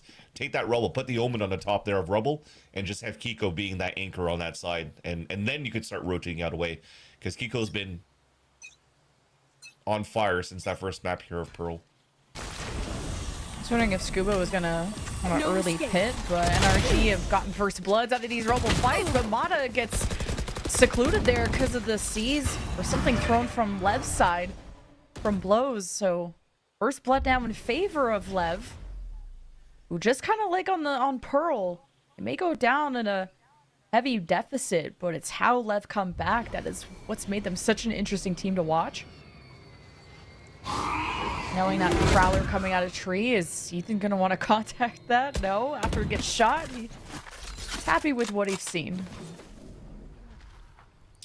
I'm pretty sure when Scuba is anchoring towards that C site, he heard the camera being posted up here on that mound, so they kind of know here that that Leviathan is leading really still towards the A side. Late Prowler, they're gonna try to walk re-clear. Now it's like, okay, well, nobody's really there. We can start fighting back towards this B site. Scatter. Orb gets picked up, so he's gonna scout for some information, holding over towards that C site. Pit actually doesn't come out for B site though, so it allows here for Leviathan to really get in. 30 seconds left. Yeah, a lot of push and pull from Lev, and ultimately faking and ending up at B. Now you watch the B-Link door, you have all your bases covered, smokes as well, and a Nightfall, but you're not even really needing to invest that when you're doubling NRG's numbers. Or looking like they're just gonna chill out and save when at least 3 players on NRG side are at triple-digit credits, so this may be a moment to time out as well if you're NRG, because this will be like 3 in a row for Lev. If you care about the last 2 rounds.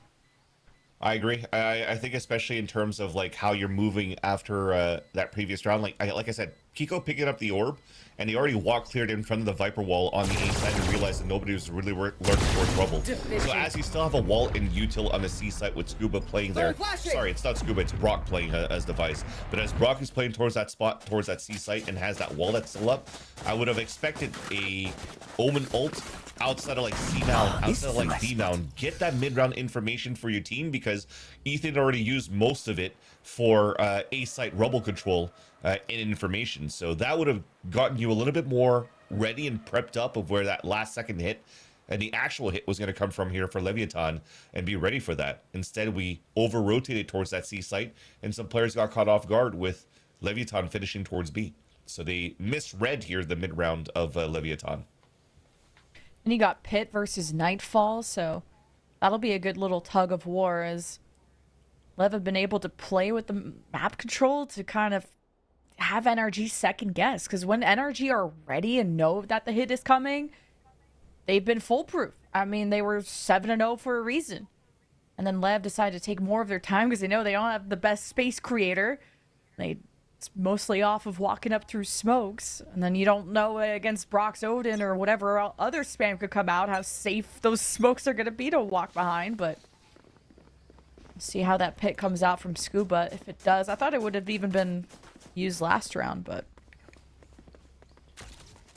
I think it might be a call for sure at this point to try to get the pit out towards C.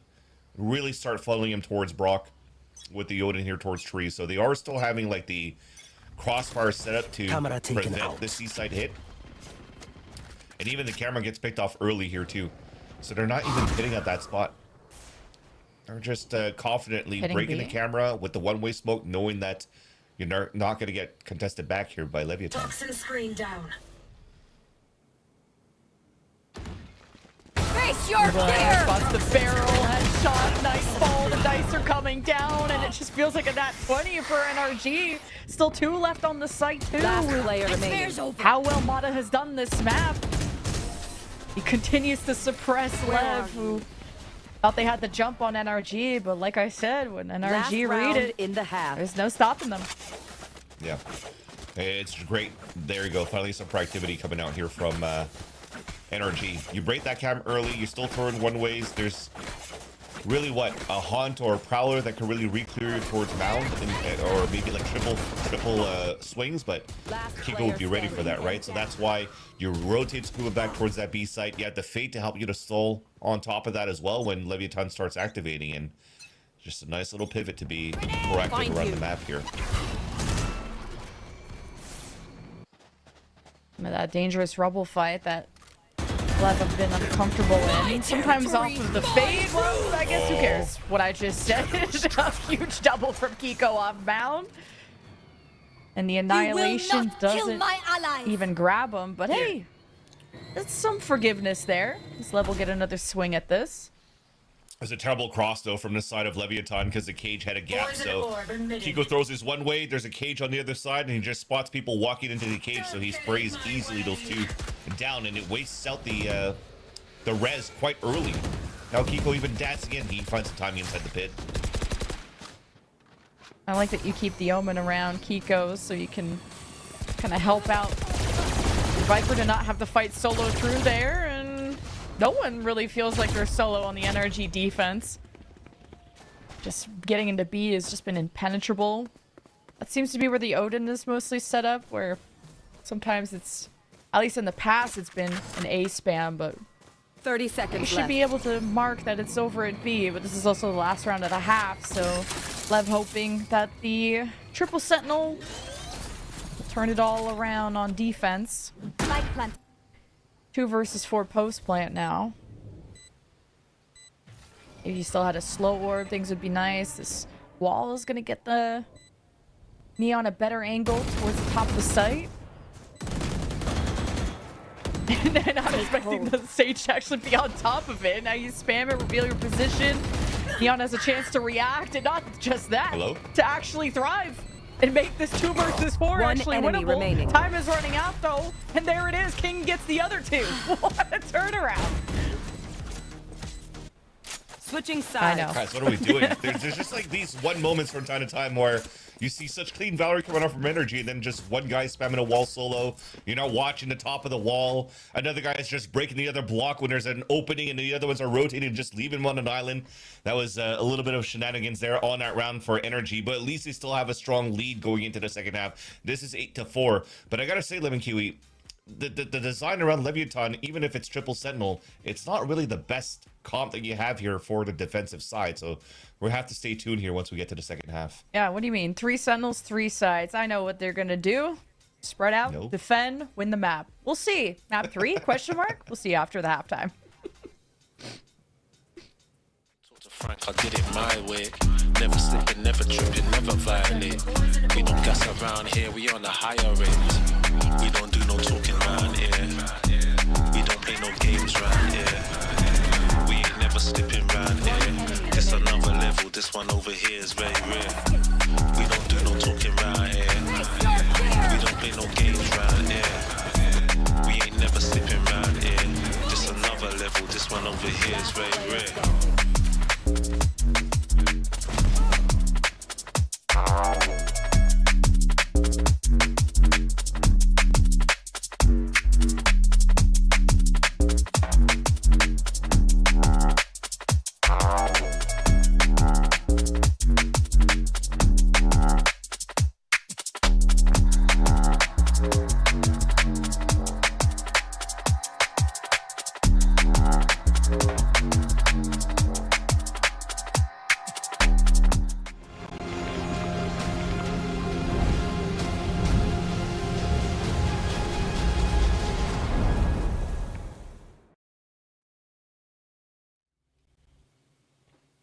Half for NRG on their defense. We swap sides, and yep, if you're just joining us, that's a real comp, and it's about to do really well on defense, I think, Vans. Again, I want to just say that it's more designed for the attack side, to be honest with you, because right now when you're trying to stall, remember Viper walls to come up and whatnot, smokes, Omen smokes, if you're able to drop those down quite early, it's so hard for the defense to really get true value to fight for like aggressive lines over on the B, over on any lanes. So it almost feels like you have to turtle up a little bit more, which gives a chance now for NRG to spread out across the map or to be more grouped up to get space together and just go for picks. So originally you're supposed to get more rounds technically on the attack side because of blocking walls with the Sage, deadlocking walls as well, but that's not the case for this half. Yeah, we'll have to see, at least on the pistol.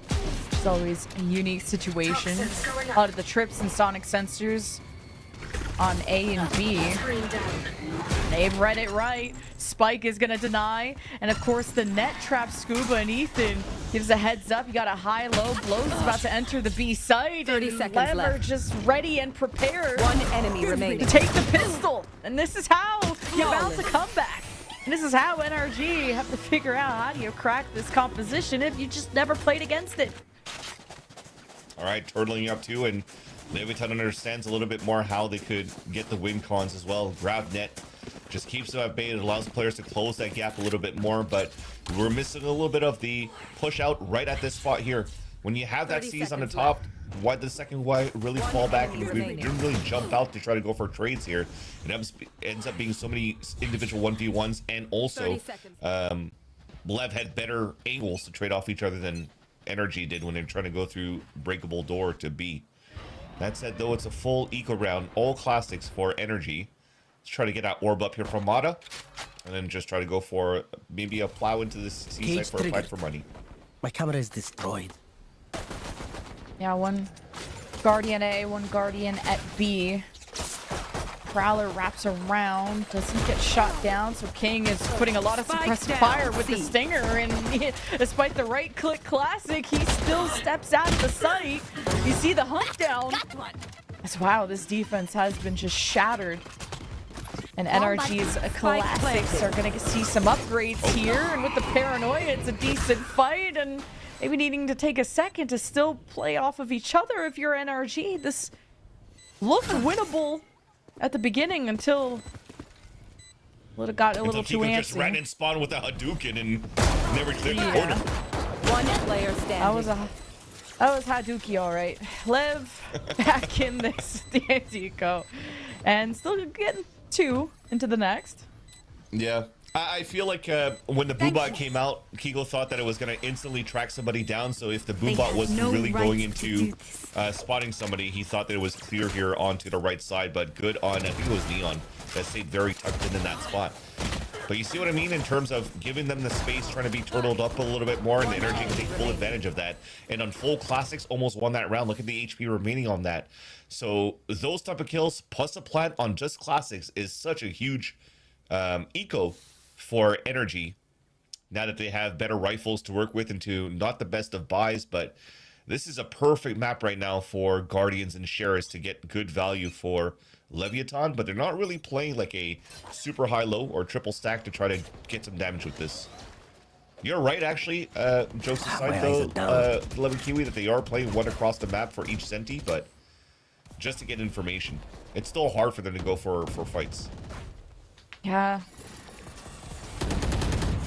You got two ways to trap. You got the net, you got the C's, and now it's just who walks into that trap, and net doesn't land, but Mata keeps on trucking. 3 now on the site for Lev to put this back, and as long as you can maintain that crosshair with the Sheriff, a decent fighting chance. Spike Now down, the Guardians are really causing havoc, and the NRG rifles are barely holding. Remember, this was only 2 Guardians for Lev and a bunch of Sheriffs or classics, so this is 30-ish opportunity, and here they're still doing damage, and Scuba's all on his own. 1v3. Sato's gonna get an angle, and it lines up the headshot, and Lev still do well on a lower buy. I'm just trying to understand why the Odin is not just fully spamming the wall. Frick, shoot that in the middle, get rid of it so your team could scale properly. It almost felt like they were trying to move a little bit too quickly to maybe break the timings of the util going to be thrown back by Leviathan on the defense, but that self-boost wall from Neon is going to be something they're going to have to learn early here. They're going to have to deal with for energy. So good thing that these rounds are happening early for their side, and that they do have that 8-4 cushion from the first half to the second one to give them a chance to learn a little bit more about the setups here for Leviathan. But the scaling for the team worked around energy. I think they're tripping on their own laces a lot when they're currently fighting these site takes. And mostly a safer energy. I think last second they bought a Guardian, and yeah, in the hands of Kiko, and paired with the Sheriff. Teleport past the trip, and Kiko can... What a tap! Wait a minute! Slower buys, man. Absolute cinema now shows them. Well, the show has been stopped. Now resurrected. At least Blows was chosen. This is an entertaining series. I don't care what happens. 3 versus 3 now. And look at this extension out of the sight. Does leave Ethan out to dry. Opening. At least NRG know where they're coming from now. Nice wrapper on my Kiko too, though. Odin's back in the hands of Brock, though, from the previous round, and this is going to be an interesting 2v2 for sure. Yeah, I like the smoke there from Kiko. At least you keep the spike and Last player your half remaining. of things. You have the high-low, and Kiko confirms this third. As Blows now has to either wait for the smoke to expire or cross it. Now, as the spike takes down, gets the attention. Brock kind of enemy dancing, remaining. and now it's time to face the music. And Blows. The song ends here, and he will not be able to defuse the spike. Also even died a spike too. A nice little thrifty back for energy. What a nice little bait from Bake getting into the trip and having a double swing too, just to try to trade out the first kill, and they didn't even need to trade in the first place. So Kiko does an excellent job with the lurks. Opens up, wakens up the C site. And even if Mana gets swatted from the air from the Odin that was picked up previously by King on over on that C site, there's just too many numbers in the end. The 3 versus 3 ends up being perfect for energy. The stall was perfect as well. And they continue here to maintain their lead in this second half. Look at the buy that you have from left. 3 Guardians. I mean, it worked out previously. Blocking movement. But I think you're going to be able to learn from this so far here if energy is able to scale it a little bit more cleanly. And you can kind of abandon B if you're Lev, and so much Sentinel util. And a barrier in mount, so you get so much information without having to really reveal your position. That barrier, though, is going to get Lev's attention. See if they can catch up. They also have the camera to take a peek at. The beauty of having a duelist is quick to take over the site and try to get a surprise on any defenders, and Lev are just going to play retake. Retake will be good here for Lev. That's a lot of utility control towards water as he fled back. See how they do. I think NRG should know it's coming. Paranoia. Don't think it lands. Steel guard, and right as that Lev util came out, they still surge in. Zamada's gonna try and go unnoticed. Lev are still trying to discover where these targets are, and now it's time to wrap that corner, take an angle, and Lev's high ground. One and enemy slides up all remaining. the headshots for NRG to work as a team.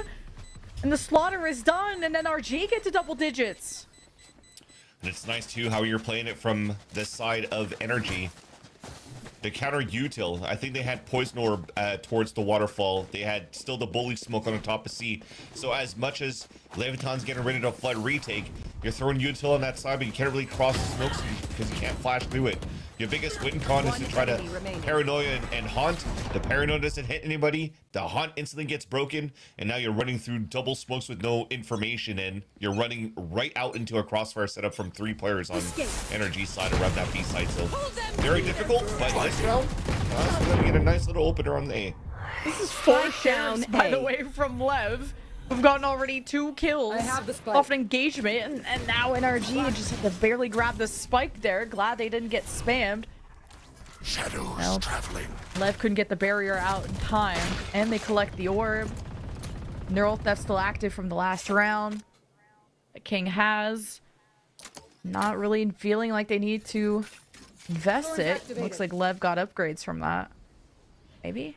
And see, I like this. At least the Odin stayed. It broke the wall. He kept a 3 towards this A site. They can walk contact right into this corner. If they clear it correctly, then that's a B site that energy could take.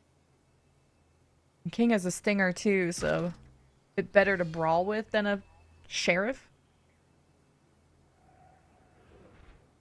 Let's see how he We have tap reacts. doors that gets into camp. Why destroyed? Camera taken out. Okay. Trip broken. That could have been an awkward Cage time. triggered.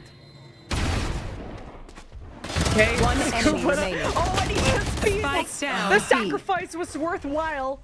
And King still brings Kiko down to his last point of HP. I have the Or 3, I spike. should say. And this is 4 sheriffs and a stinger that turns into a thrifty and the second one Good weapons.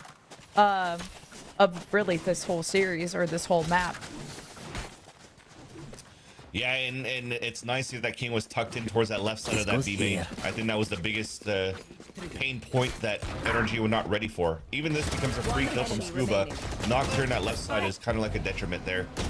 That's a spot that Scuba's played that got value in the past 2 in the first half, so he should have been ready for that. I thought it was one of those tap the door and try to swing through the cage or swing through the trap and clear left and right side of B site. Because again, you've gambled and you kept everybody on that right side by breaking the wall with the Odin. NRG can discourage from getting into the A rubble, and well, this extremity doesn't seem too hot either, but man, is Spike heating up. Big double off of a roll. He's probably hasn't played in a while. Nightfall. One enemy remaining.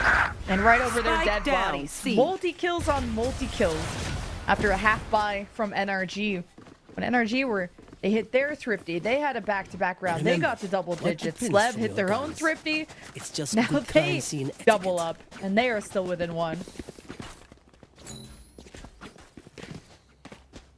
What I'm liking right now too for the side of Leviathan is they're actually playing like it was their attack side. That's what I was trying to mention. It's not really designed to stall and wait and try to prevent and run the clock down. Is if you're actually using the utility proactively. So they throw gravnets, they throw slow orbs, and then they're running behind that to make sure that they could trade off. And I think the biggest thing that they have and it has to hit is the paranoia, so they could combine the way that they want to fight out of these angles. That's the biggest win con that they have when they want to play with this type of progression, with this type of composition.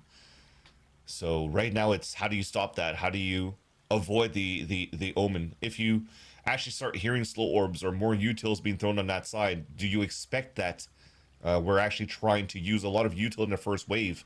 But then that means what do you really have for that second if you break that wall? I think they could break the wall and start re-clearing as a team and actually start going for duels instead when they're going for the re-clears into those lanes.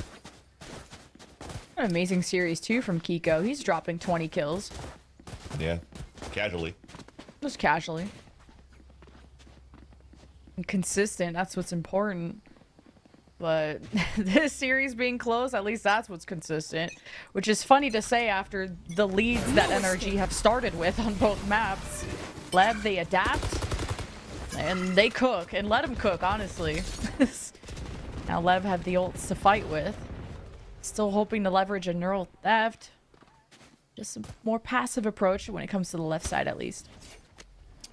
So you see it, right? They throw all that util just to get orb control here for the A site, but at the same time, we've broken that wall over on A. And then now, I still kind of like this. I think we might try to have Ethan trying to prowler towards this A site rubble, because he's already done so, re-clearing towards C and then going back towards A. You have to make them think that you're trying to refight towards the A space rubble. And then you can walk contact into the C site where the util's not there. And then you could be in a pretty good spot. I feel like Ethan's an important part of these pushes, though, so I'm still worried. So, Yeah. Kiko can create that same pressure. Like you pointed out, the paranoias. Boombot. Of course, when you have a duelist, it can just be Mata. Why destroyed? Now the Viper's Pit. 30 seconds left. King with the inspired camera, so sees them cross over and just trying to get the wall back with it. No escape. Yeah, Nightfall to landed. try and push them back. There's so much damage being done, and enemy Spike remaining. is just relishing in this moment. A 3K and a full eviction notice handed over to NRG. And it almost feels like now that I'm watching all these rounds unfold, it almost feels like NRG are having a little bit of a struggle to play against this triple Senti. Again, because it's been, what, a comp that's been mainly used in the VCL and maybe not in the Americas at least, so you're not used to this type of playstyle. But I gotta say, when Ethan went back towards the A side rubble, we already instantly bully smoked towards that C side, so I'm not too sure we were trying to sell some fakes at the very beginning, or not the very beginning, but the mid round. And again, I feel like the walk contact allows for you to really get some good value. Especially how King's placing his camera so far. He's going to continue to use it at an elevated angle to watch towards that bend when people are going to try to go for a flag. So he's going to spam through with that. So you're kind of really playing soft side towards Pull them C. to their grave. Nothing there. Okay. No annihilation pull. After some Initial fire from Scuba. Another sea site simulator here, and have Scuba watch the B-Link door, worst case. But really, the flood's gonna come through the top. Spike planted. Still no bodies. Few rounds now with the neural theft can't be leveraged, and the judge will do all the talking. Kind of like this more proactive push from NRG. You will not And for Mata to disengage and keep them guessing, but now you allow the res to go through. NRG are injured though, so kind of just need to play the angles, play off the judge, and I thought that was gonna do a lot more murdering from the side of Mata. And now Lev, they get the upper hand. Last player standing. The defuse is halfway, one left, and now nothing. This Lev What's team is another no death? joke. They just keep coming back every The spike time. is diffused. Yeah. I mean, look, that camera's still up towards Waterfall. King's able to find info. They're getting sprays as they're flooding back towards that site. But I'm actually even more intrigued. You're able to have like a double combo towards that back of the spawn and get value off the judge from Mata. And then look at what Mata's position versus the other 4 players. Mata's playing solo on top of CT, which is fine. He's playing the judge. But why did everybody leave him? Why did we leave the site right after? What were you afraid of when Leviathan are going to start flood taking back here towards the site? Like I said, it's so hard to maintain control towards water when you're playing against so much util that can be icing out and slowing down that water side and totally freezing your position literally. So you kind of have to play a little bit more forward. I liked it when it started, but I just don't really see why we didn't continue to fight that angle. Still some rifles, Guardian, Bulldog, light shields from NRG. Feeling like they don't want to keep walking into the same setup here at C, which now has a trip. That camera, that's been taken out. That'll keep Lev guessing.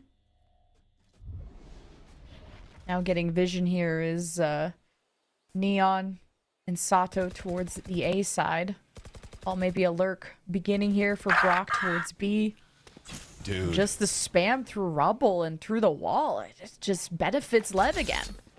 Yeah, that's a spam through the Viper Wall, and that's no more lurk Viper Wall either, but gambling for a showstopper at the site. Grenade! Oh, that hits the bottom wall. That sucks. All good.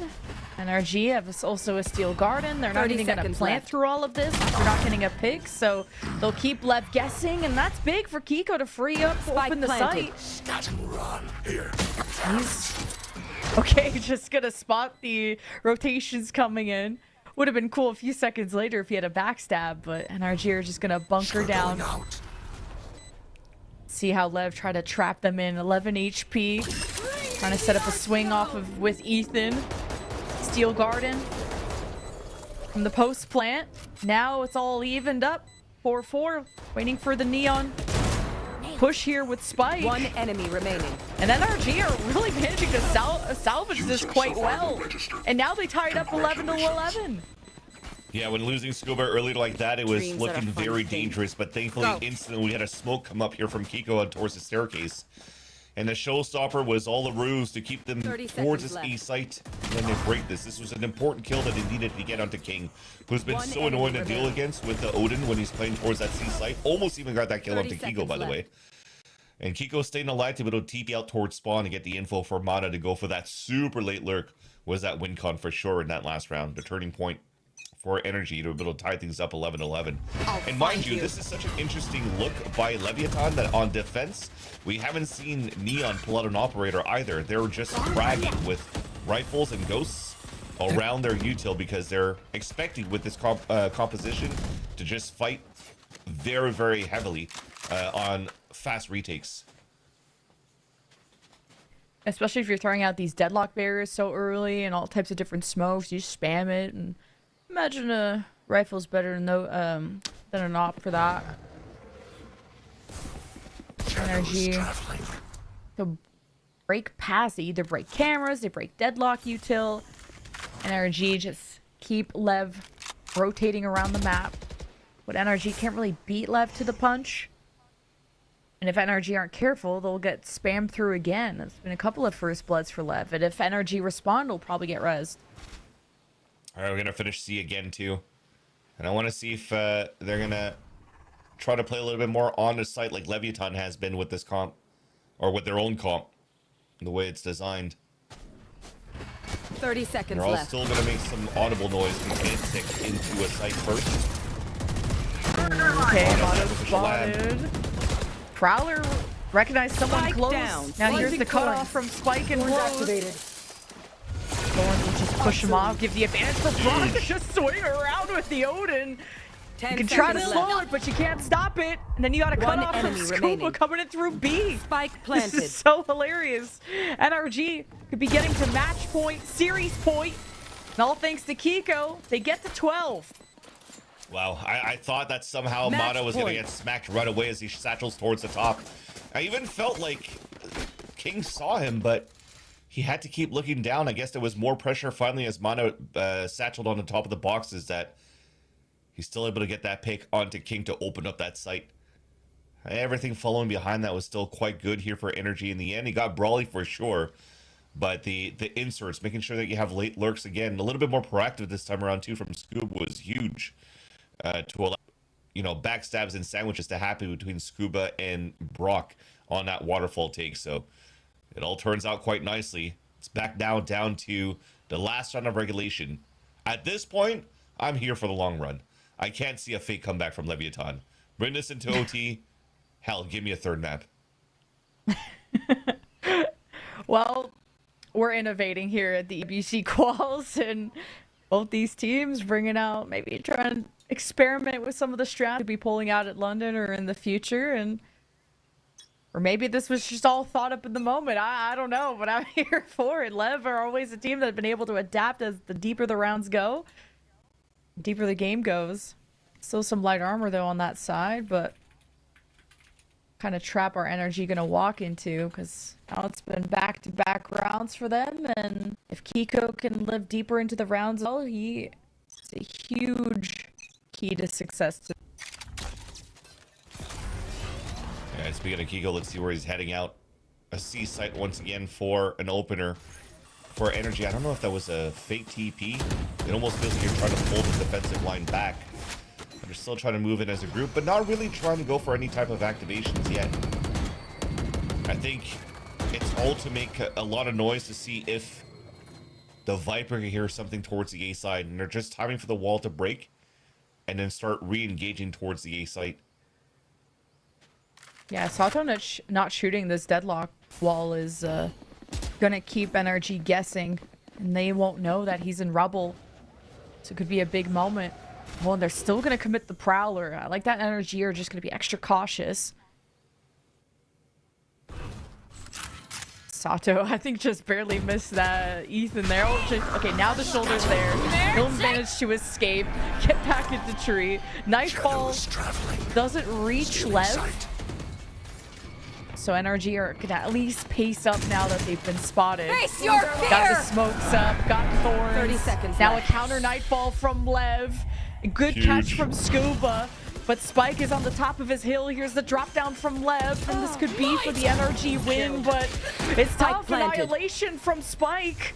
Don't think it claimed anyone. So now it's just up to this wraparound from Kiko. Timing. If he could be the hero once Last enemy again. remaining. Oh, Neil just at the corner, fights back. I know And exactly Brock, where he you still are. keeps this round alive until now, and the overtime will happen.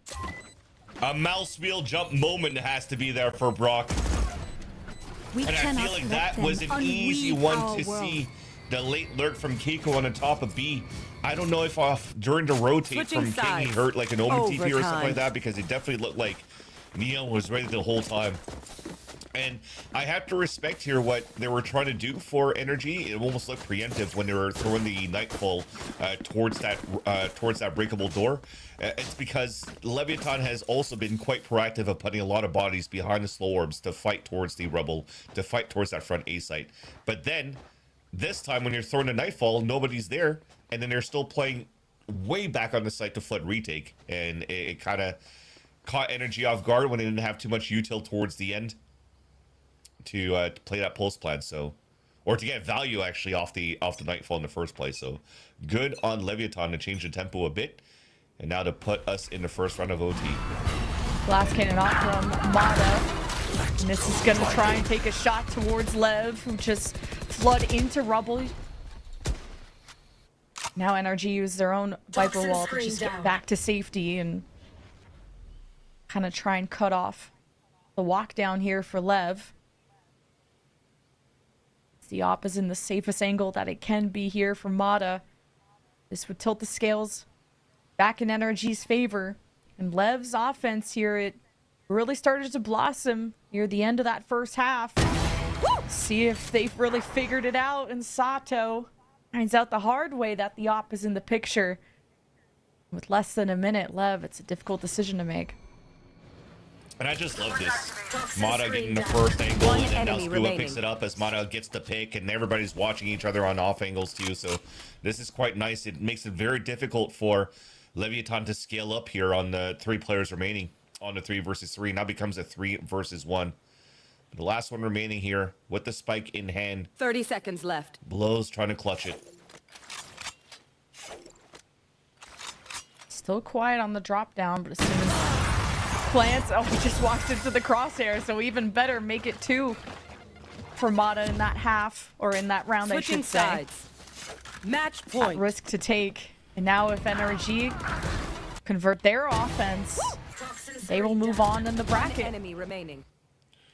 I feel like I haven't seen a lot of NRG fighting fire with fire in the early rounds. Because it's been mainly on the defensive side that they were able to be quite proactive around there, but on their attack side, they still probably weren't able to find the fights at the right places. Now look at that, a change of pace though for Leviathan. They're actually having more players towards the C site. I think he might try to grab it off camera or something like that, and try to flood out from that angle. NRG, we're always trying to just satchel into C and set up Mata, and like you said, they get the spike down, but then get caught by nets or something else that would trap them. Toxin screen down. And NRG are really just making sure that whatever site they hit, that Lev are going to spend as much as they can to prevent them from getting there, and won't have as much to take it back. NRG's right now just trying to scout for clues around the map here. Because they see nobody towards rubble, and they know that there was initial pressure towards the C side at the beginning. I still haven't seen them trying to re-clear and re-fight towards the C side area. And now they're just trying to break walls. We're going to tap the door too, maybe to try to force to rotate over on the A site. No, not anymore. This is now for Scuba to go for the late lurk onto A site. Oh, the wall. It's just that wall is barely blocking the sage off, so Scuba has the angle to get around. And now you hear the rope being used. Can Scuba have a moment here to shine in the spotlight to give NRG a huge win here? Connects on the headshot. He's going to reorient, address Sato. Go back to B. And no, that's a trade. 13 seconds. The plan will go through, and Lev are on their way. Around the corner too. It's blows, but the entirety of NRG are welcoming this win. The 4 versus 3 post plant. Lev start to take their angles around. The B-Link door has been open on the front lines. Blows is going to try and get some vision. Now coming in at all sides. Spike has already kicked down the door. NRG, they're surrounded. They got to fight back. And it's Ethan that delivers the big double on top of his box. And at the top of his game, NRG move on. Of course it had to be Ethan to have the head on a swivel to pick up the last 2 kills, with Leviathan looking like they were encroaching back into the round. By gosh, though, on that last round of the attack, NRG looked like they were trying to figure out what to do here in the final calls of that round. They were all over the place, but they ended up being in unison on that last round, on that site, on that B side, to play that post plant, and also in unison to move forward here with one last chance to qualify here for EWC Paris tomorrow. Yeah, what a crazy test for NRG to try and pass. This is obviously a comp that you've just never had to scrim against, and you had to really figure out on the fly and stay resilient through, with however frustrating it is. Here are the stats of how everything shaked out, and Mata did his best to break in, get as many first bloods as possible, but Spike kind of wolf in sheep's clothing over there, adapting to a new role, and he gets 8 first bloods. What a match.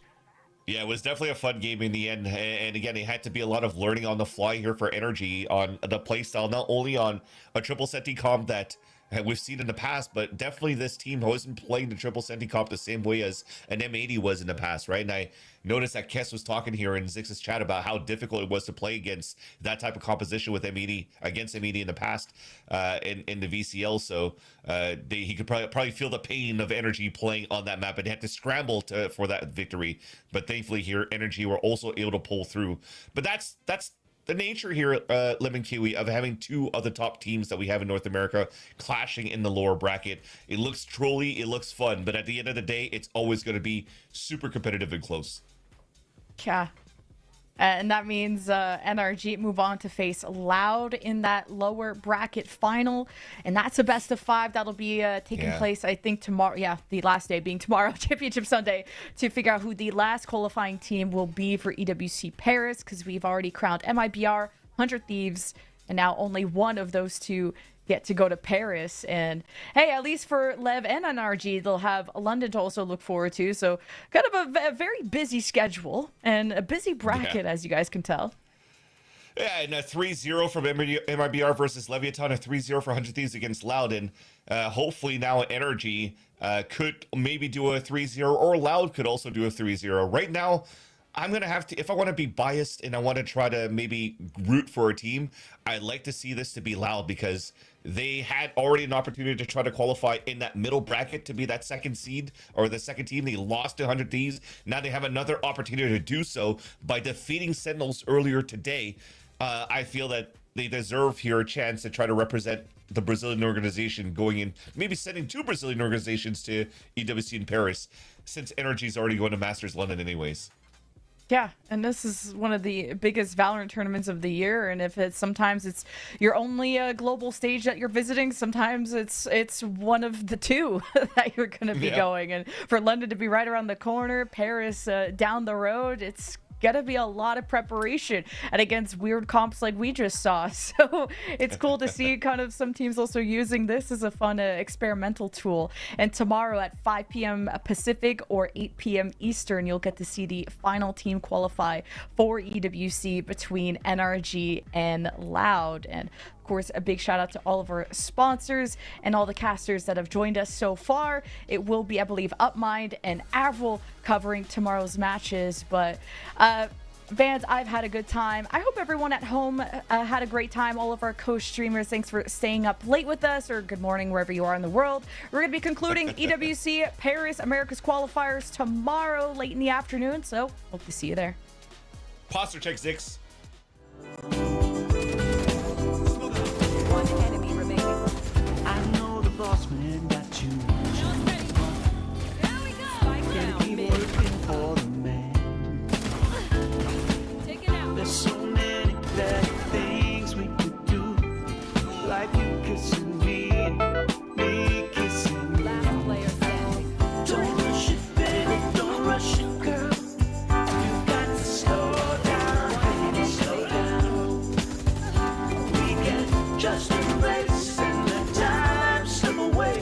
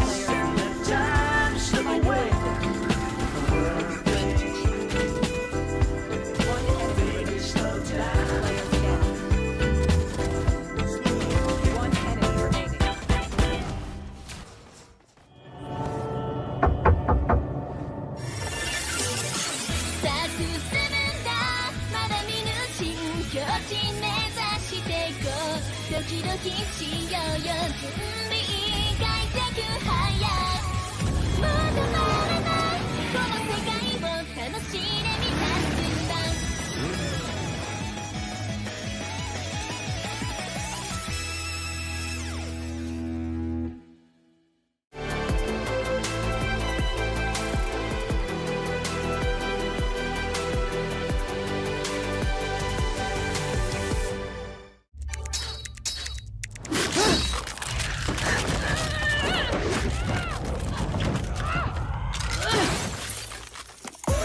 Reach your impossible. Lenovo Legion.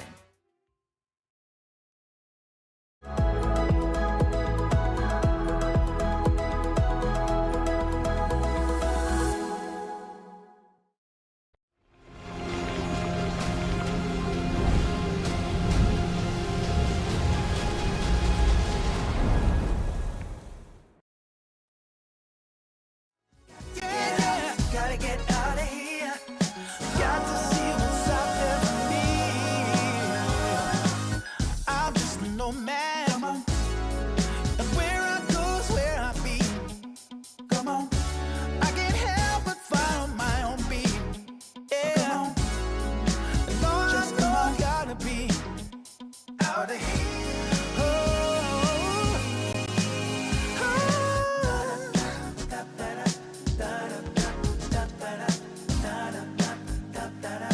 I just keep wanting more.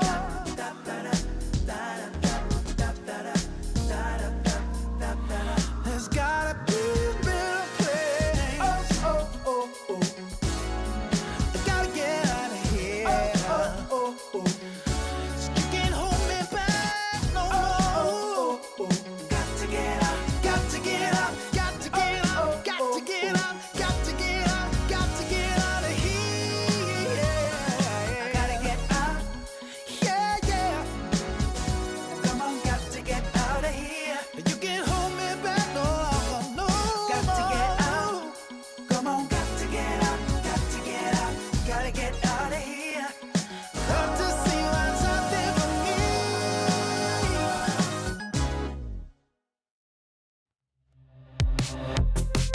Tired of doing what we're told and getting bored of what we used to.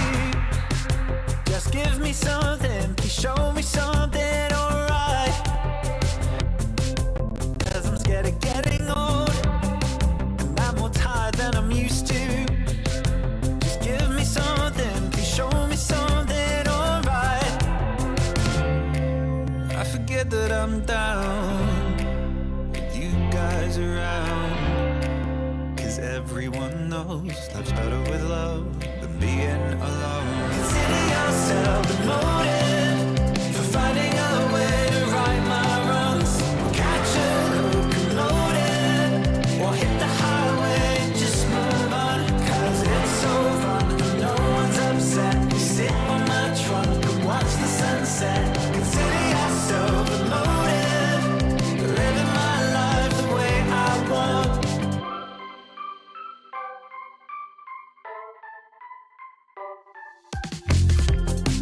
We're creating memories when we drive our parents crazy.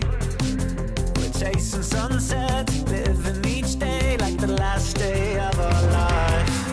And I know this is what we want, cause this is just what we do.